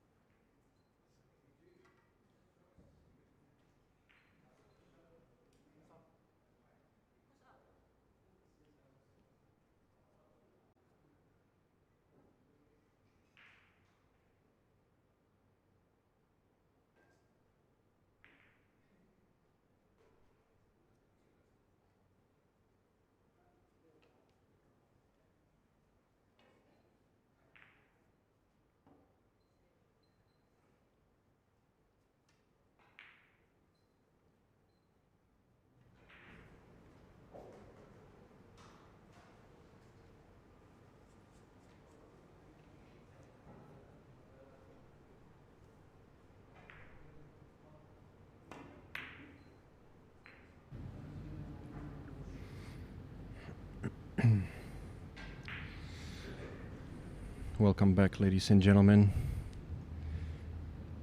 This is the quarterfinals of the Taum Arena Open, a WNT ranking event happening here in Kuala Lumpur, Malaysia. We've got quite a match for you guys. Ooh, and just as I said that,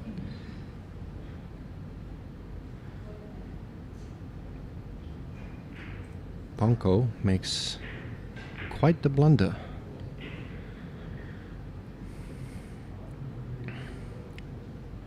He's playing one of the most seasoned Filipino pros, Jeffrey Ignacio.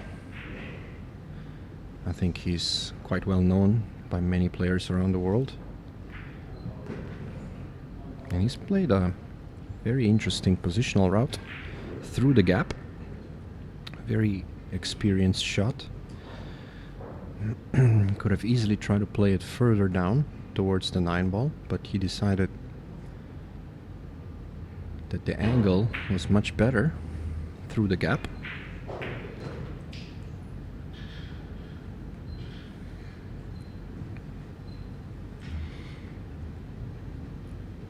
Very steady player, Ignacio.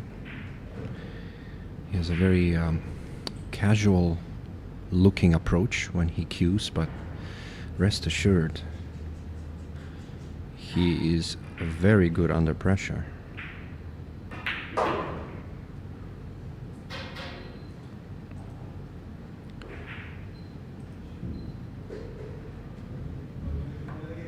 Okay, he needs the rest. He's asked the ref to help him out.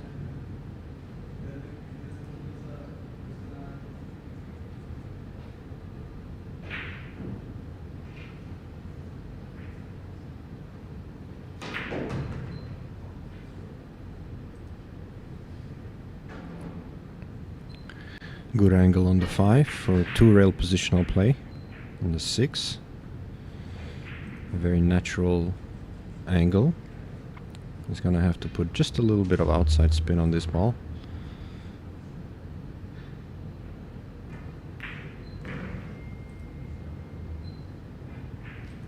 Nicely done.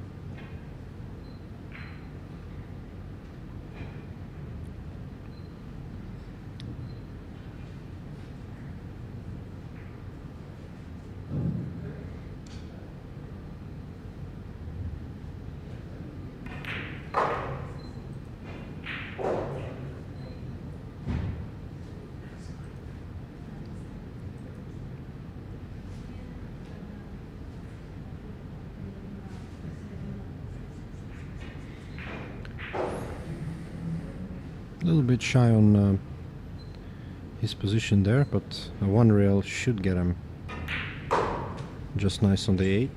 Oh, he's overcooked it here. This has given him a little bit tougher prospect on the 9, unless he decides to run this cue ball all around.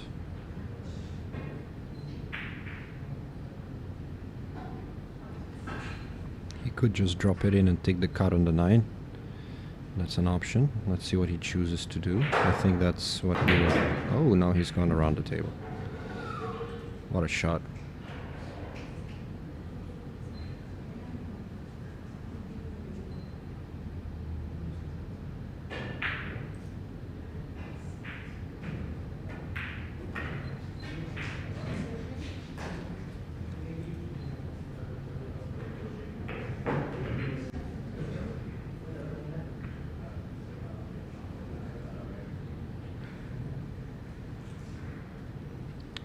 I do believe Ignacio has won a WNT ranking event this year.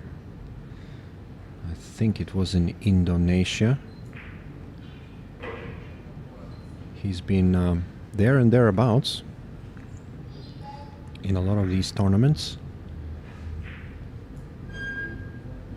Considering his experience, I'm surprised he hasn't broken out yet in the same fashion as Johan Chua, because those two spend a lot of time together training. Used to be road partners, I think. He certainly doesn't lack the firepower or the knowledge.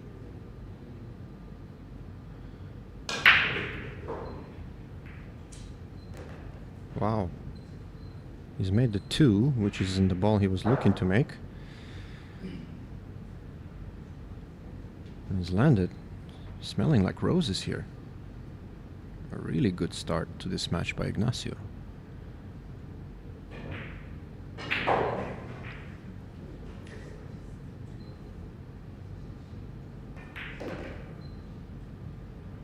Nothing much to do here. 3 to the 4, 4 to the 5, 7 to the 8, everything is there.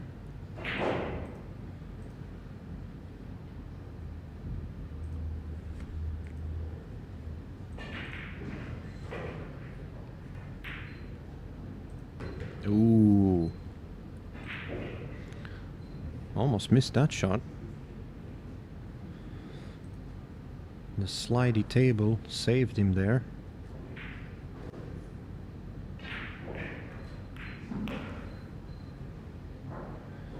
Ignacio is a very versatile player as well.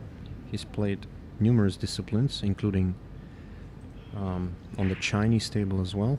He has won Joy events before.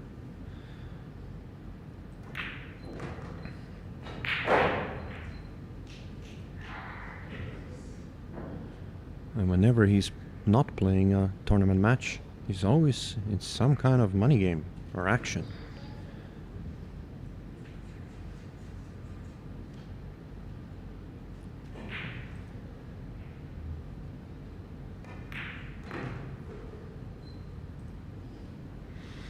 Yeah, he's landed a bit straight on the 7 here. You might see him play a stop shot and just take the cut. Yeah, he's looking at it. You might just see him take a slightly longer shot on the 8. I do believe that's the most prudent play. Just a soft little stop shot. Pinch a bit of the pocket.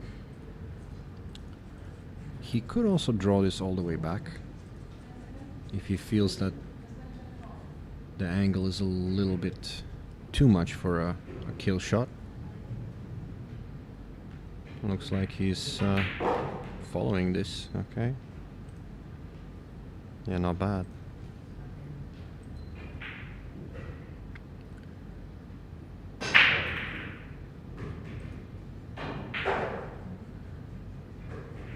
The way he plays, it looks like he just two-strokes everything. He just goes down and just fires, really. No feathering, no warm-up strokes. Very casual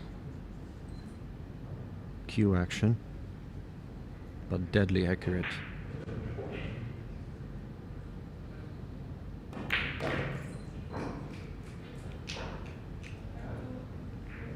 And he's up by 2.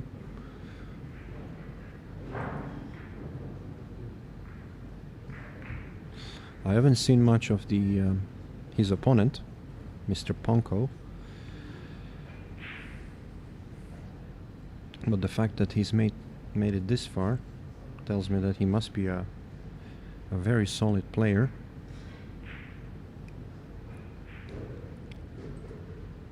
He's gonna have to bide his time and wait for his chance.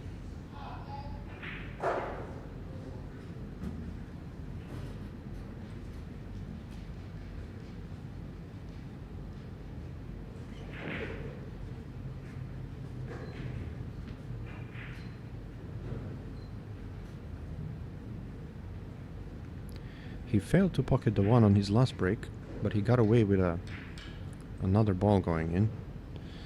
Let's see whether he can adjust. And sure enough, he has. A really good break by Ignacio here. If he can slam this 3-ball in and stand out for the 4, can continue his run, and who knows how many racks he can take before Ponko even has a chance at the table.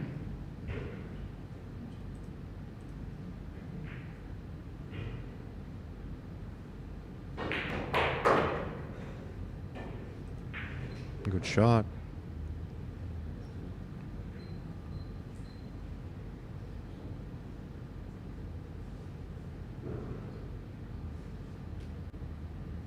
Yeah, he's looking to stun this 1 rail. Mid-table position. That should give him a nice angle to go around the back of the 9 for the 6. So, thinking a few shots ahead there, Ignacio.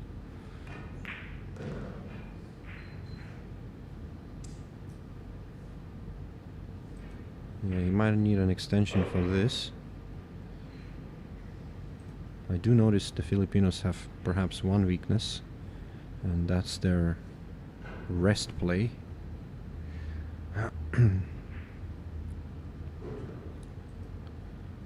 He can reach this, I think, but just about.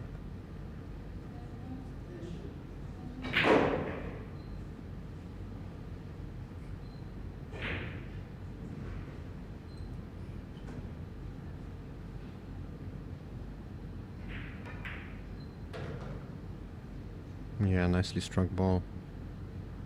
Played it with a touch of check, I believe, or just low ball, as not to lose the white. And he's just about perfect.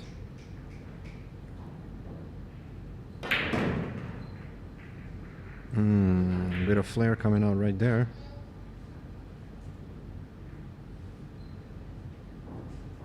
He could have easily just played a stun shot.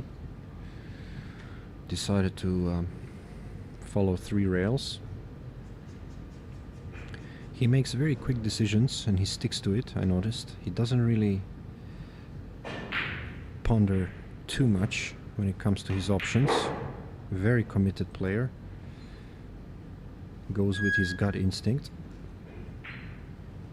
And more often than not, it's really on point.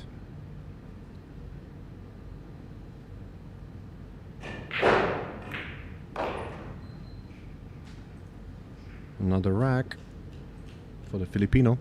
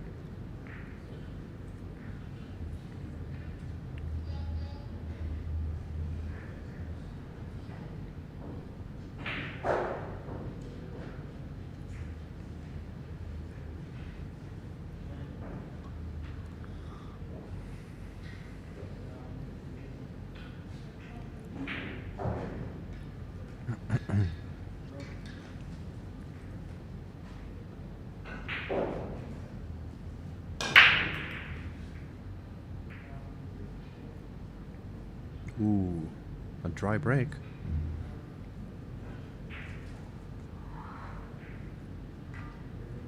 I think he's got a shot here. Thin slice on the 1. He's got 1 rail position for the 2, perhaps playing the 2-4 combo next.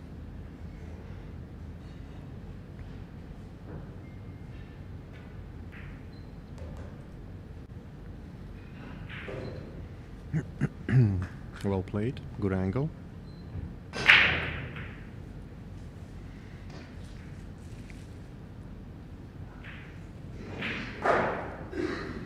Needs to watch out here not to lose the cue ball and the 2. Yeah, well held.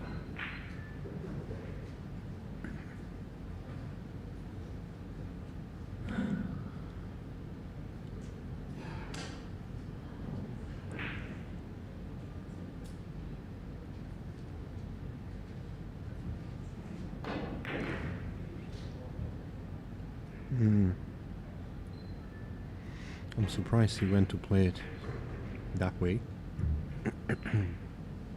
He could have played this rail first, getting a better position.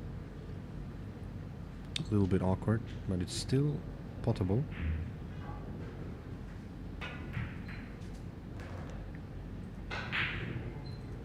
Yeah, he's flicked it off the 7. Didn't hurt him.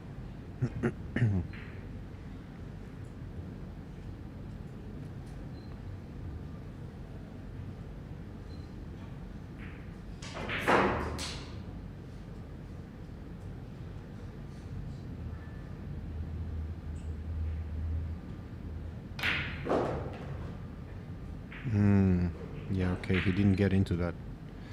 Not sure what he tried to do there. He tried to spin it out of the corner, but he didn't get the backspin that he wanted on that shot.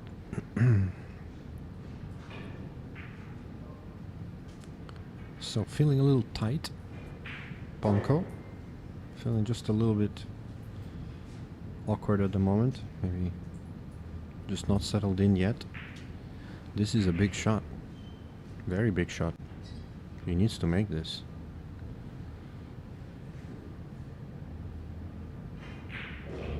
Is he gonna run around the rails here? Yeah, he is. And that's where things can go wrong. Yeah, he likes to play wild positional routes, this guy. Which is great for recovery, but when it's not necessary, you could get into trouble. Still got a bank though. Should be favored to make it. But then again, a bank is a bank. It's never a guarantee.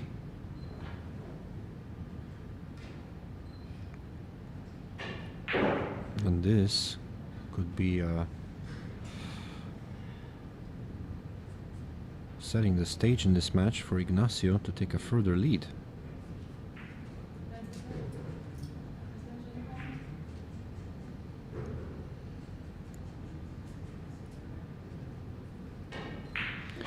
Tricky shot here though. Certainly not easy. Very missable.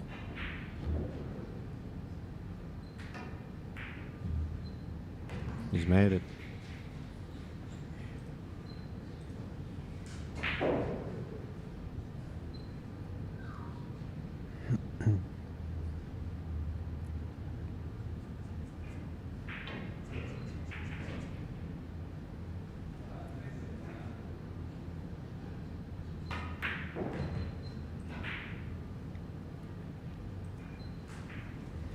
Yeah, Ignacio is looking very comfortable.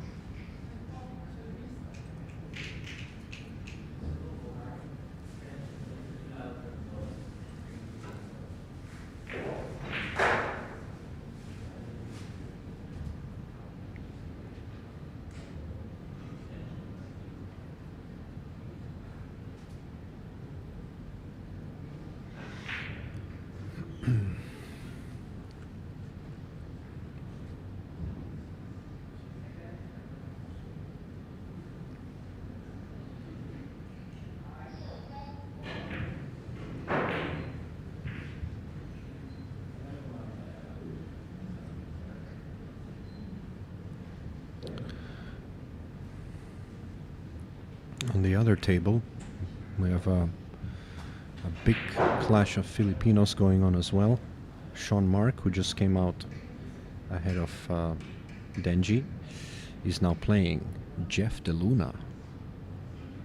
And that's quite the matchup for this quarterfinal. And I think he's leading 3-0.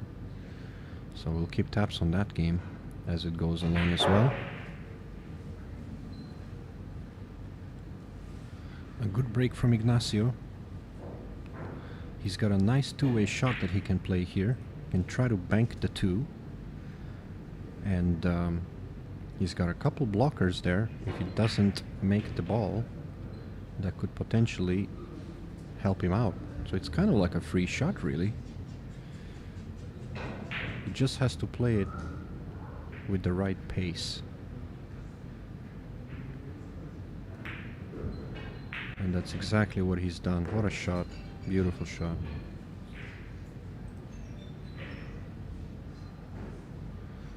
Yeah, Ignacio doesn't spend much time when he's down on a shot.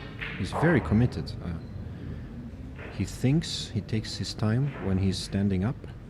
He likes to look at his tip when he chalks. And then he just gets down and fires. And whether it's a tough shot or an easy shot, you'll see him do the exact same thing.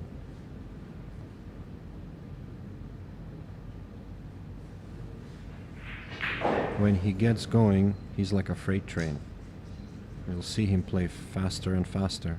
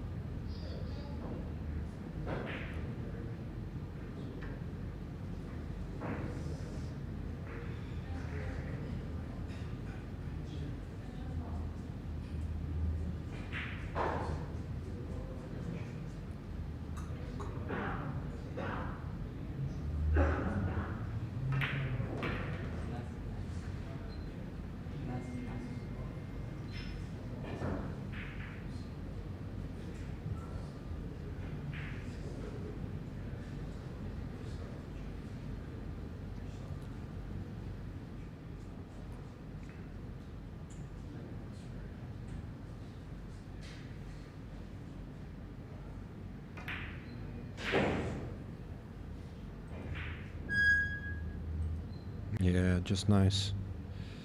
Perfect line. A stop shot should give him a perfect angle to make the 8 and come out for the 9. He's kept his extension on his cue because... Oh no, I guess he hasn't. Okay.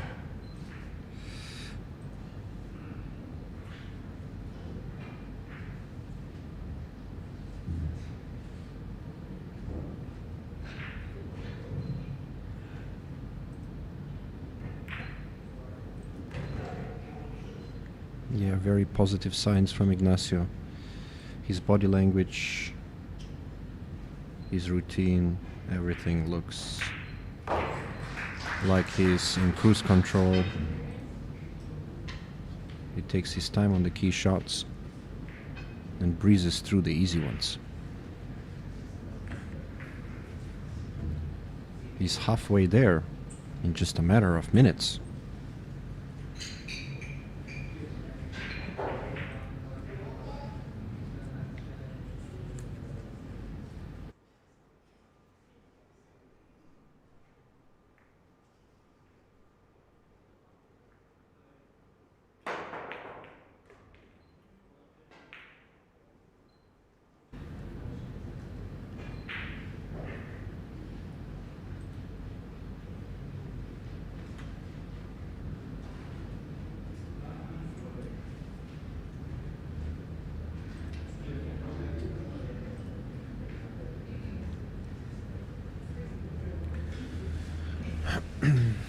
Both matches are advancing quickly.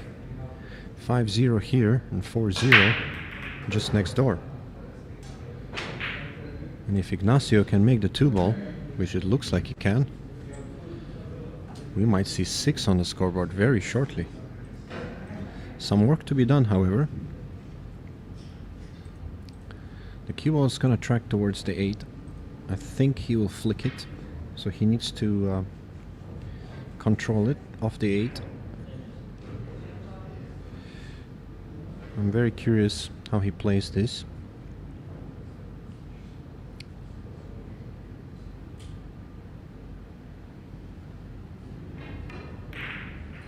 Well, he's played a great shot. He wasn't rewarded. He's made both. We might see a jump here.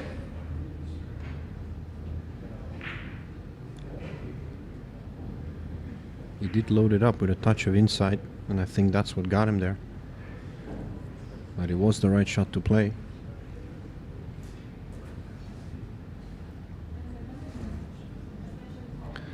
I just have this feeling that he's gonna make this shot, just based on how his body language is. He didn't show any negativity after he got snookered. He just went ahead and got his jump cue. He knows what needs to be done.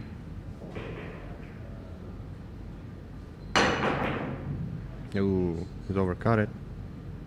A chance here. Or is it? Yeah, you see. Look at that. The rolls are coming into play here. No shot for Poncho.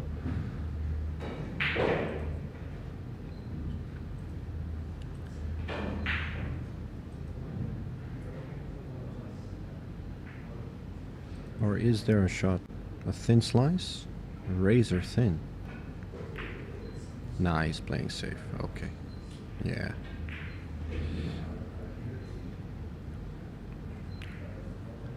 Not the best of safeties, but it does buy him another visit to the table, I think.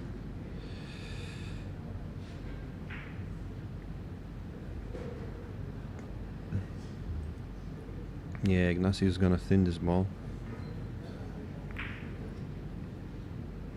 Okay. You could see the right side of it. Not a bad play. A simple safety. Keeping the screws on.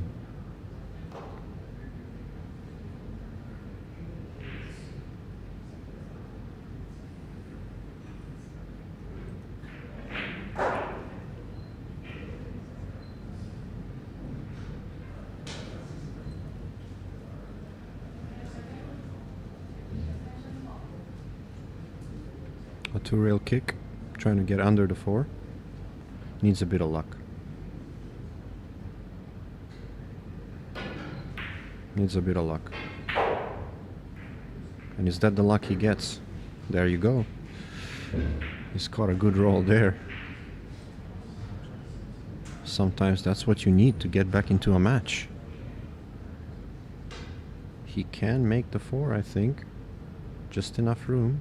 Roll it in.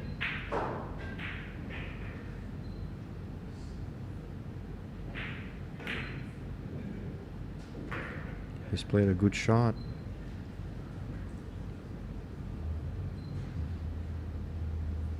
He's not looking too phased, even though he's just received a 5-pack from Ignacio and did make a mistake.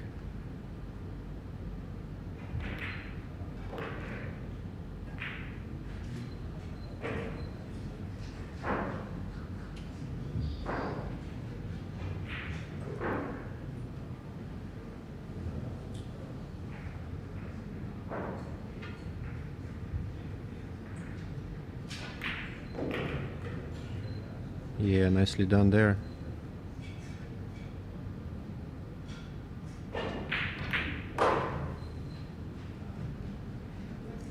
And I don't know what he has written on his sleeve, but it's something to the tune of "I was trash." I'm not sure if you guys can see that on his bridge hand. I don't know if that's a little motivational for him. But that's quite interesting. Surely that's not the name of his sponsor, so it's gotta have some meaning.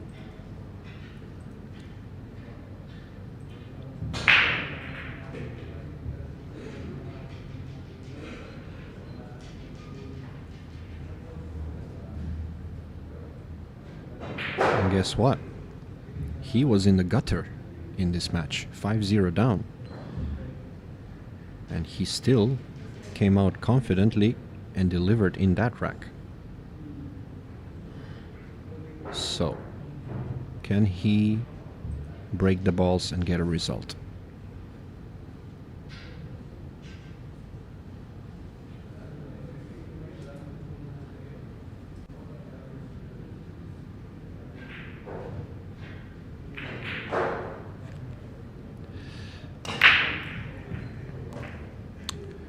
Oh, does he get a roll here? Oh, so unlucky.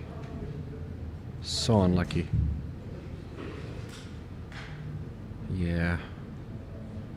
I feel his emotions on that shot. He hit the break pretty good. Just got a bad kiss.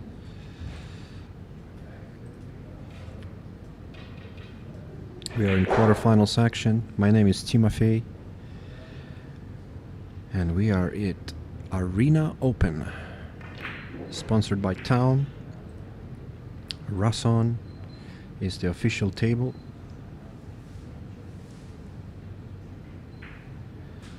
And it's a clash between one of the top Filipinos,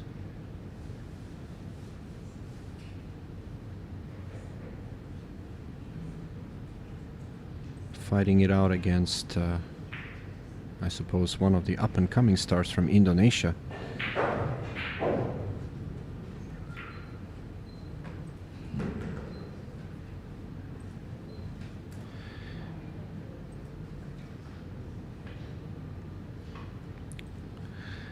It's a very nice table, 4-inch pocket.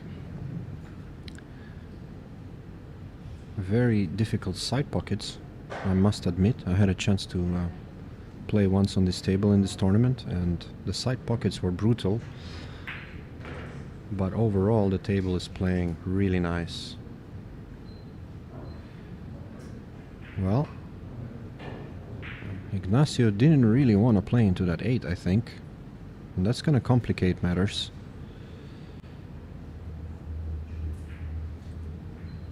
Not so much because the 8's in the way, but also because he has to reach pretty far to be able to cue this ball. I'm not sure if he can reach it just like that. He's pretty tall though, Ignacio.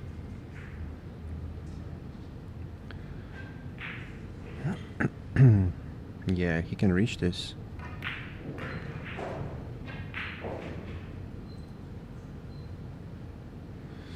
Okay. I'll tell you what, this looks like an easy shot, but position is not easy. If he's dead straight, he might just be able to follow this. Yeah, he's okay.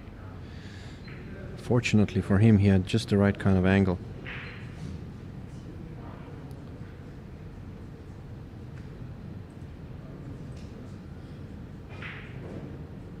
Yeah, you always see the same routine. He looks at his tip every time he chalks. He makes his decision and just carries on with the business. There is no hesitation from Ignacio.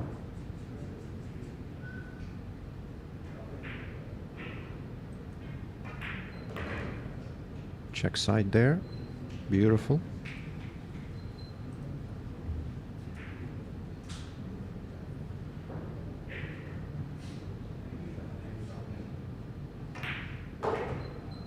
And just like that, 6-1.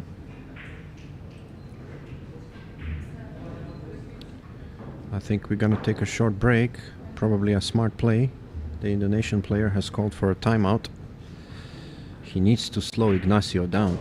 The freight train is still on course. He needs to derail him.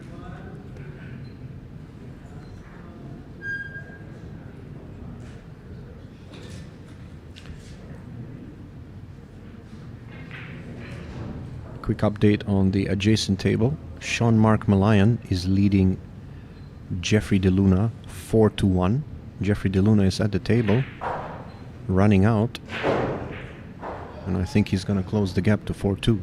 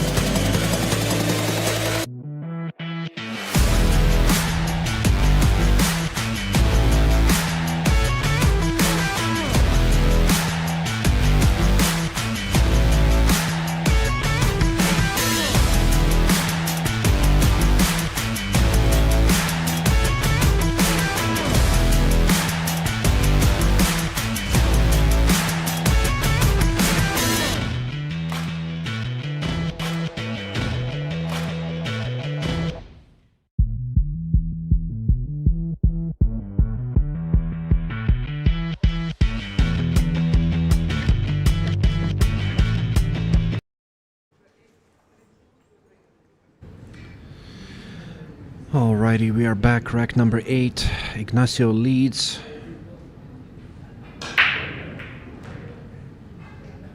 And he's breaking the best I have seen him this tournament.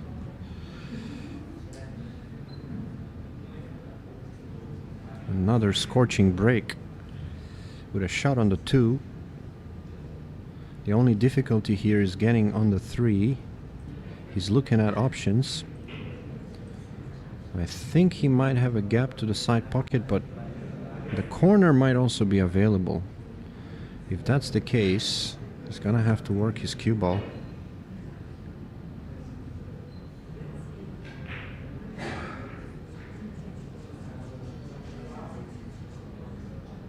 There is a close-up of his routine.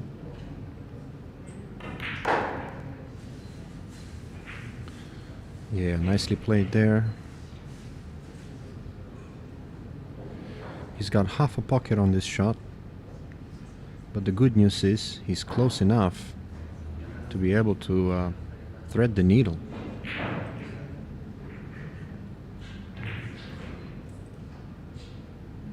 I'm curious to see whether he chooses to follow this ball. He could follow it down table, one rail. He could also draw it with a low outside spin. I think playing a follow shot allows you to cue the ball a little bit more accurately. But he likes to draw, so yeah, no problem.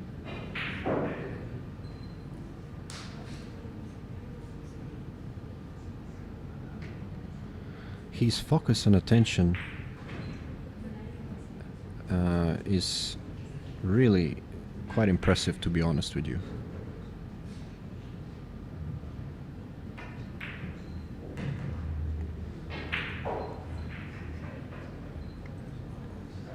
He does everything while standing up. He really visualizes the lines. When he's down on the shot, he spends just less than 10 seconds down on the shot. You see a lot of other players spending much longer time when they're cueing the ball, feathering and feeling out the angles. He just commits, and there's no turning back when he's down. I don't think I've ever seen Ignacio get up when he's down on a shot. Look at that. He might have overcooked this ball though. He might have overcooked it. Oh boy. Here we go. First big mistake.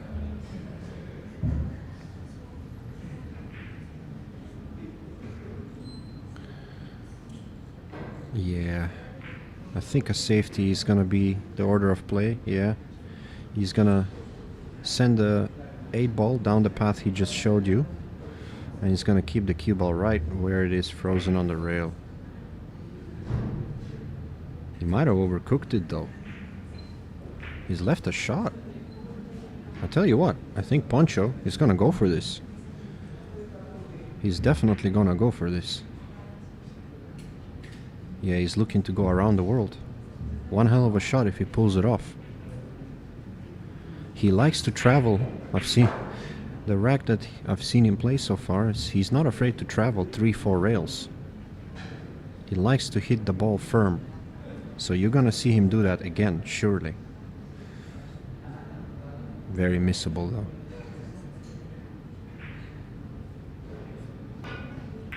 Very missable.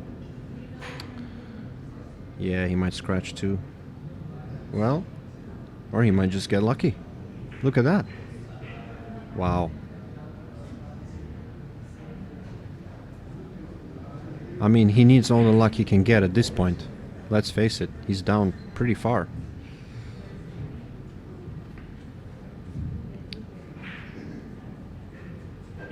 I don't know if Ignacio is gonna jump or if he's gonna try to...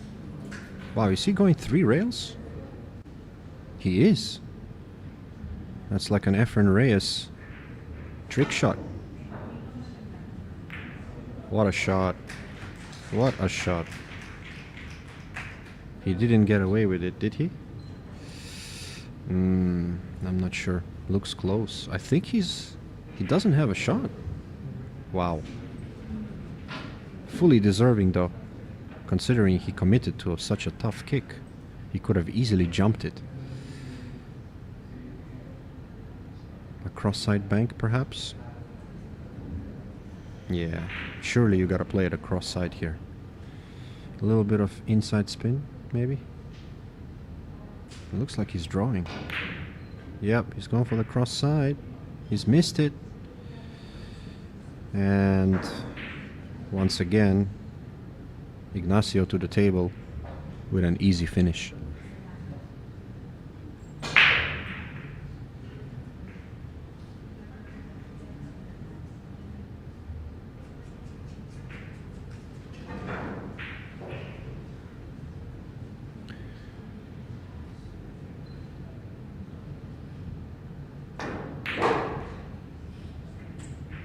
Yeah, what a shot that was. That looked a lot tougher than it was. He didn't get the position, but I think he'll make it anyway. It's not too bad. Certainly within his capabilities. He'll take more time now, sizing it up, but once he's down, he's not gonna spend much time. Look at that. He's missed it though. He's missed it.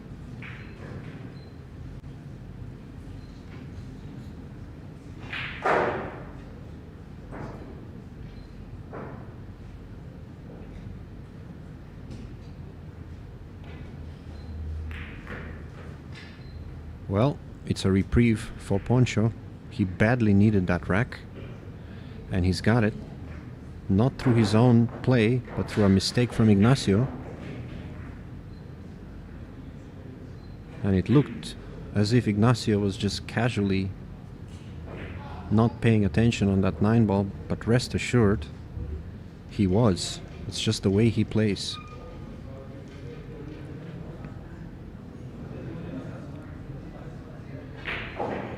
Let's see whether this is gonna be the turning point in this match.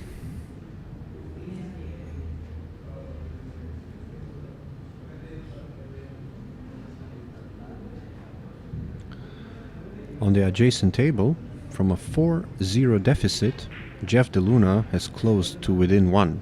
The score is 4-3 to Sean Mark Malayan, and he is at the table.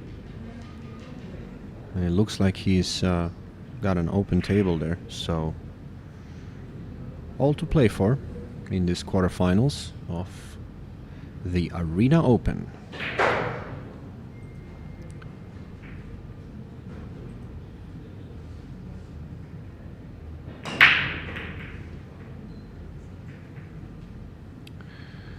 Yeah, he made a lot of noise, as they say, but that's about all he did. This table's been breaking kind of funny. I think it's all down to the referee, maybe different referee racking the balls. We are using a template, so wait, are we? Yeah, we are using a template, I think.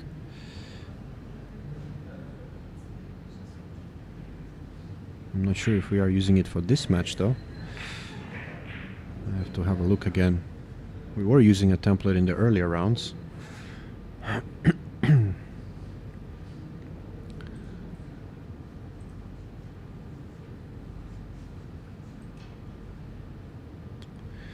Okay, what do you do here? Yeah, a nice little kind of a hay ball safety, really. You see a lot of safes like this on the Chinese table. He's left him an edge. He can counter. He's got a good line here. He's got a good line to counter. And he's done just that.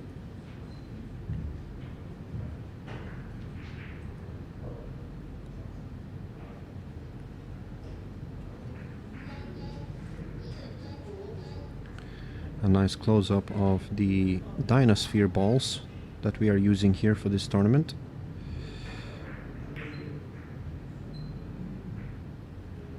Yeah.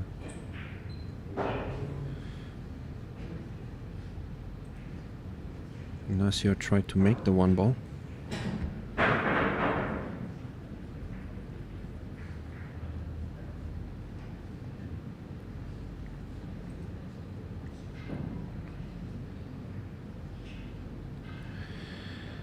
Okay.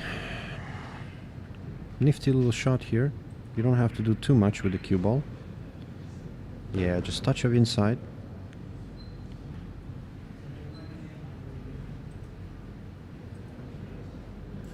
Now here's where he has to decide whether he wants to play for the combination. I think that's probably all he's got, really.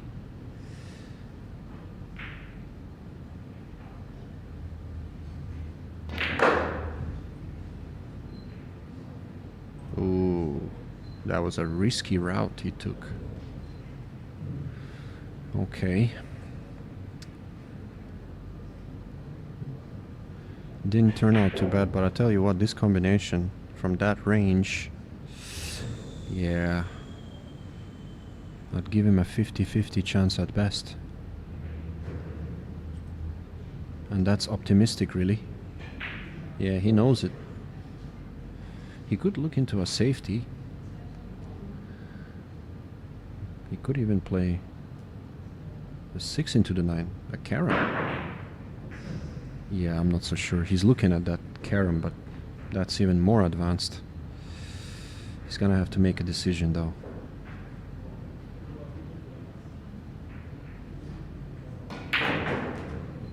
Wow. I mean, he's played an absolute blast of a shot, but the cue ball went into the pocket. How does he follow that? He stun followed it into the pocket. He could not believe his luck there. Wow. Made the 9 too. That's a crazy shot. Absolutely crazy. Well, crazy shot. Wild results. And I feel like Poncho is definitely a very confident player, but maybe he's fighting too hard in this match, to the point that he's making very silly mistakes.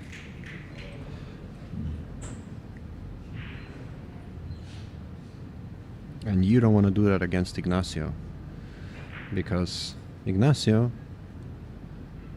is just gonna strangle you with quiet confidence.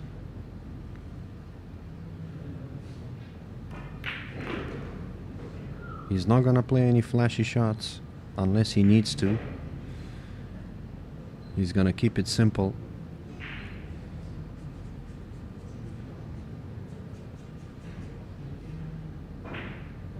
And I think here we have 7-2 written all over it.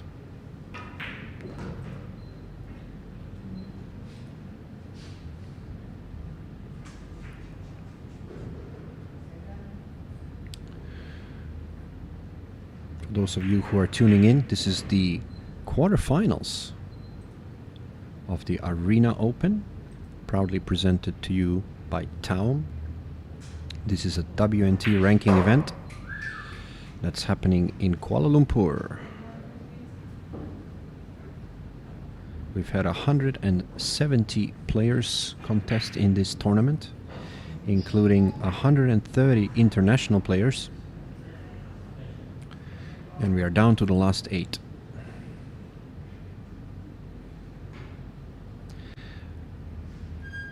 A lot of the top seeds have been knocked out.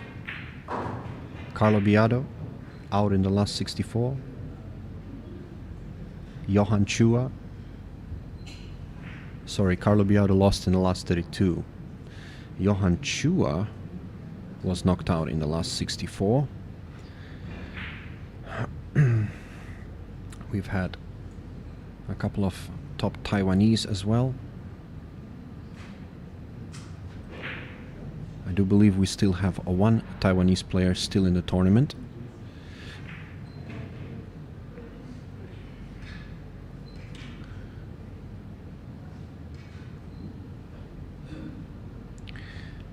We've had legends like Ralph Souquet playing this tournament as well.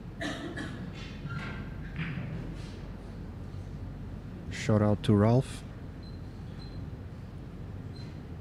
I think it's his first time in Malaysia. And I think he is the prime example of a true professional.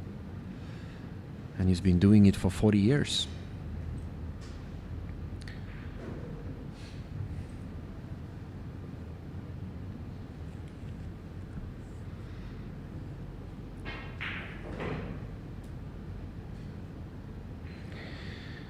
Okay, a very nice break from Ignacio. Yeah, keeping it simple. Wasn't too happy about that, but it's good enough. He has half a pocket on the 3. Whenever you have a small part of the pocket, you actually want to be close and straight. A lot of the time you want an angle, but when you're working with just a fraction of a pocket, you want to be as straight as you can, if possible. But for Ignacio, it seems like that's not an obstacle. Yeah, it's gonna be 8-2, I believe, based on what I see on the table. The only thing that can hurt him here is the 9, if he has a low angle, but I think he's gonna go on the left side. Yeah, you see that? He's gone for the other angle. He looked at it. There was no chance of him getting hooked on the 9. And now, I think he's gonna swing the cue ball around the 8 ball, out of the corner.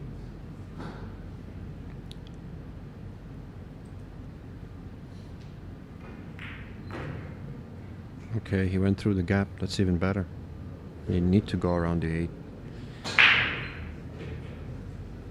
Yeah, this looks pretty elementary from here. I'll be curious to see whether he stuns this with a lot of force or whether he will draw this. I think he will stun. Yeah, nicely done. The Rasson tables do allow you to stun the ball with a lot of energy. Coming out for one rail positional play. They do play quite springy. So if you have a good stun game, the Rasson table is for you.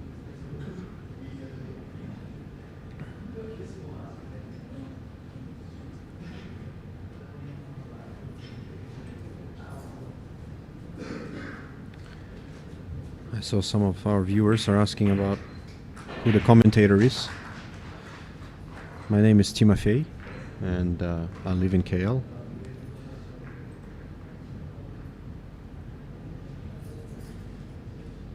I was the only Ukrainian player in this tournament.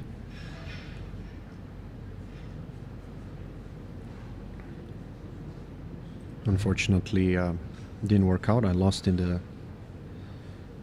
qualifying decider on the loser's side to a very strong Filipino, Bernie Regalario, who also was knocked out in the next stage, unfortunately.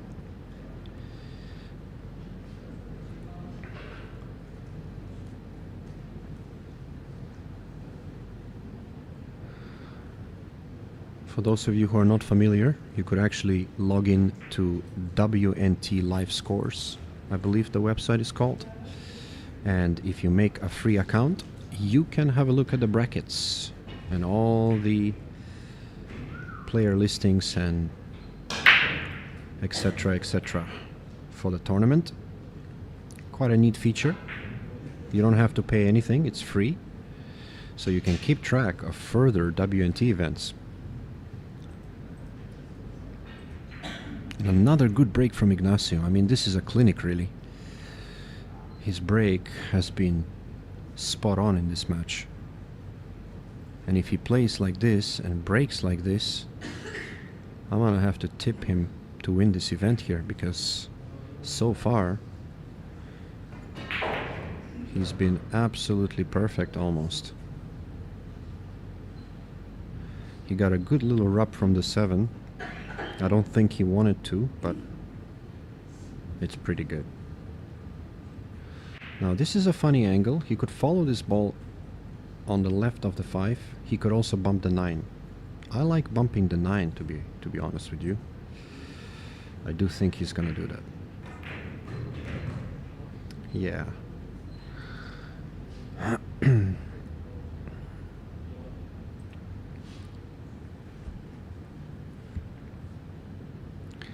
Now this shot on the Rasson table, it is pretty springy.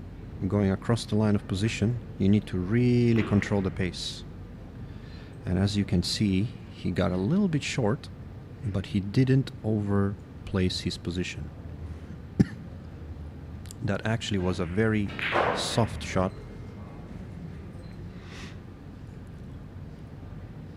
So Jeffrey certainly knows the tables like the back of his palm.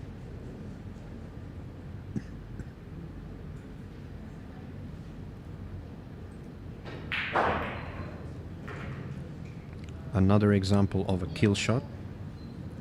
If you were to watch the cue ball on that, he had a little bit of check side.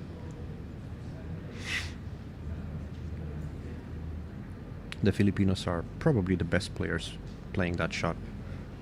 A low check side kill shot.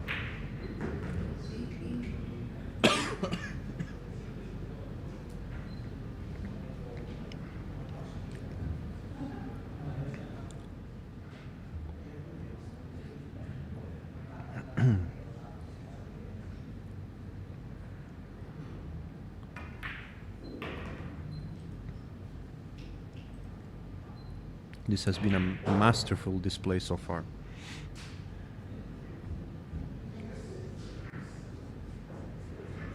From all the sets I've watched and played,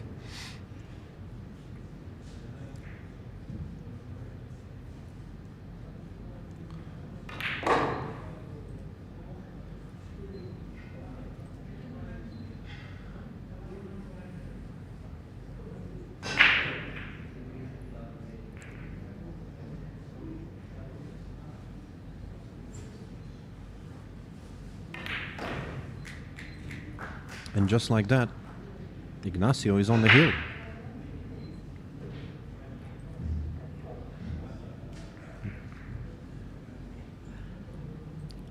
On the other match that I see in here, Sean-Marc Melayan is leading 6-4, and I think he's just made a mistake because his body language suggests he's not too happy. So Jeff DeLuna to the table.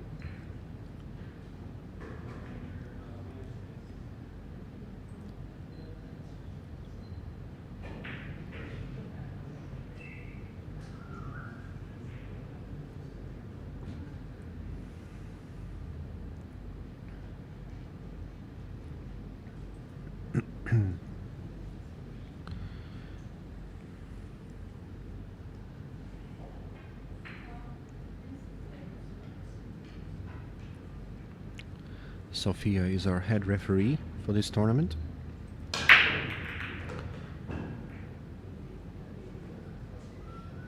And she's gonna have an early break because I think Ignacio is on course for another break and run. I think he's 4th or 5th of the match. There's not much of a chance there for Poncho. He's been a spectator like the rest of us.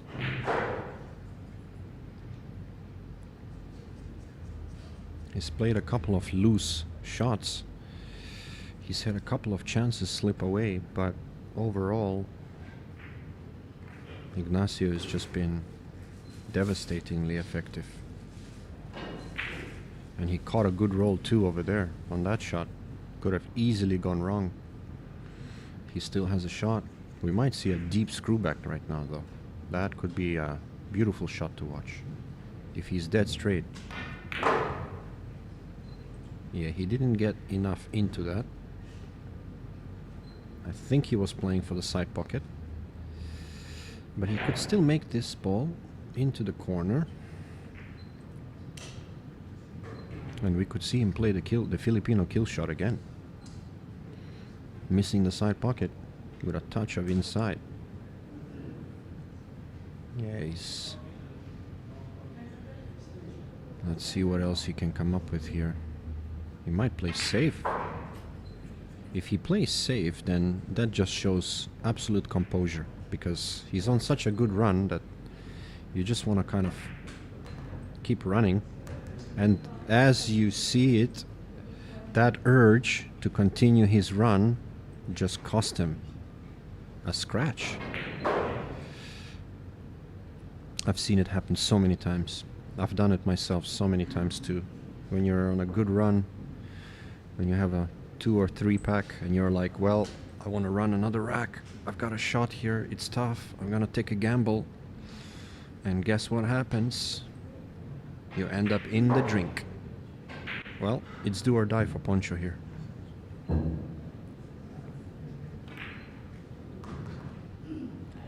He's been sitting in his chair for the last 3 or 4 racks. Can he produce a miracle comeback?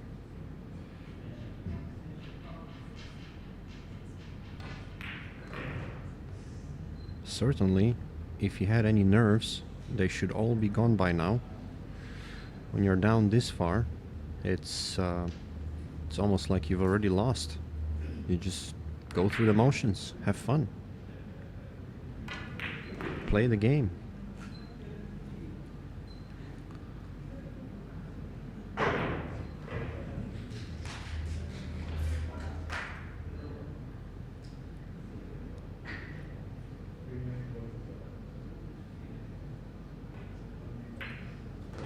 Nicely done, good shot. He's certainly a very skillful player, I can see that. He's got a lot of confidence. He's not shaky, for sure. He's not tentative when he plays, even though he's losing 9-2. So all he has to do is catch a really good gear, run a couple racks, maybe bring the score to 9-5, 9-6. Only then will Ignacio start feeling the heat. At this moment in time, I don't think he'll be too concerned.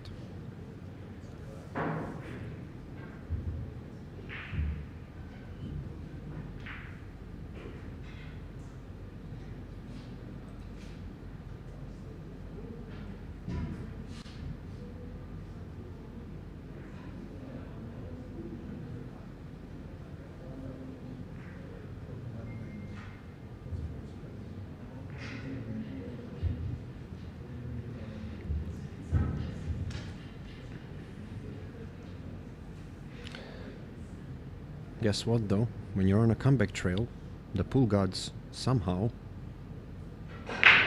give you a bit of a boost. So I'm looking for a good break here.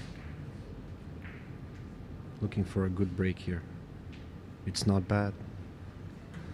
He can't see the 2. It's not the best, but it's a shot. All he could ask for. Now, can he roll this 2 ball? I think the white ball is gonna go close to the 9. He might be able to just flick that pair there, or maybe get a cross at the bottom so he can play the 3 in the side pocket. Yeah, I don't like elevating on that. He's elevating. I don't like it. It's very difficult. I think rolling it in and taking your medicine, maybe playing the 3 in the side is the way to go. Let's see what he does. Yeah, he's done well.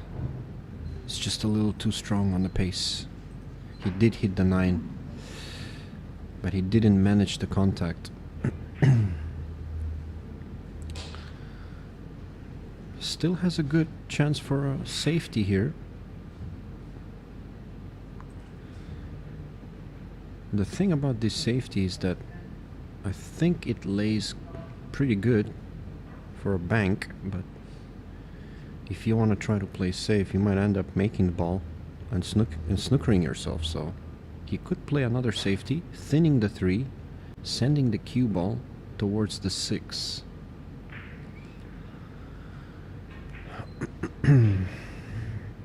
Or he could try to send the cue ball towards the 9. Let's see what he does. Okay. Well, he's done well. Can't fault him there. He's done very well. Ignacio might have a one-rail kick though, a kick and stick.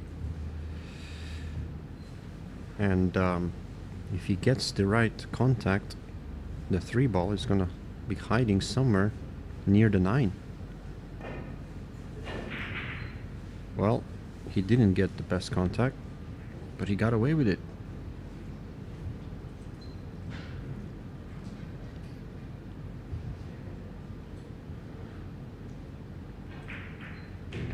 A jump shot coming up. And this could be his last shot of the match. Unless he makes a miracle jump shot here. Tough shot.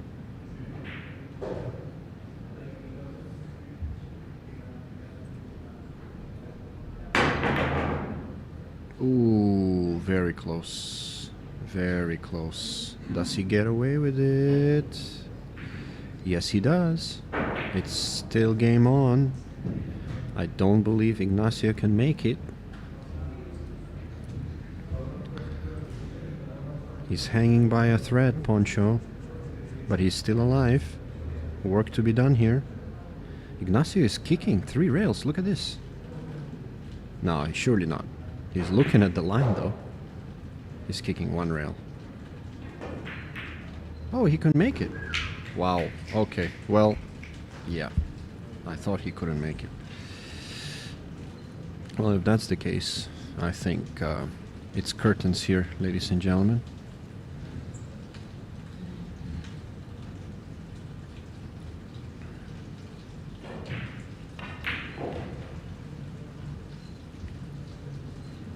Yeah, nothing stopping him now. Just a bad play on the 6 to the 7 could be his only difficulty, but I just don't see him screwing up here.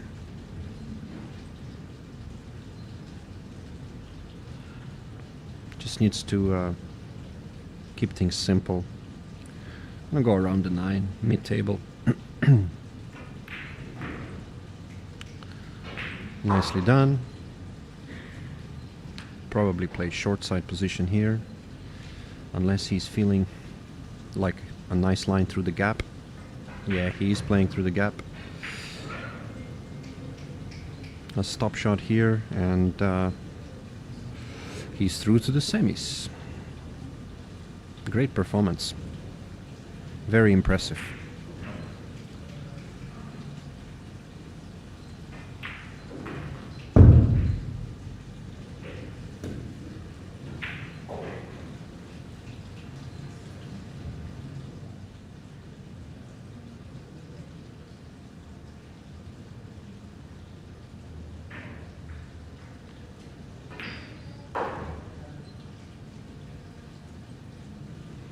Yeah, masterclass performance from Jeffrey Ignacio.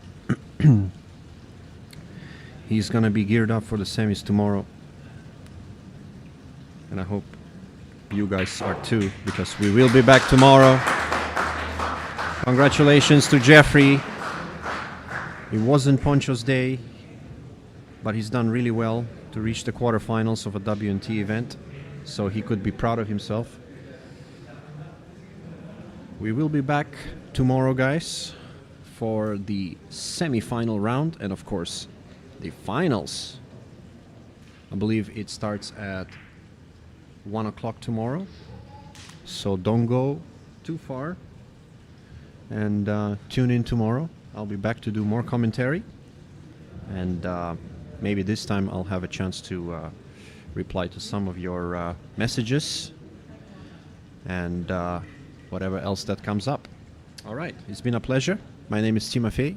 I hope you enjoyed that match. We will be back for the semis tomorrow at 1 o'clock Malaysia time. Take care.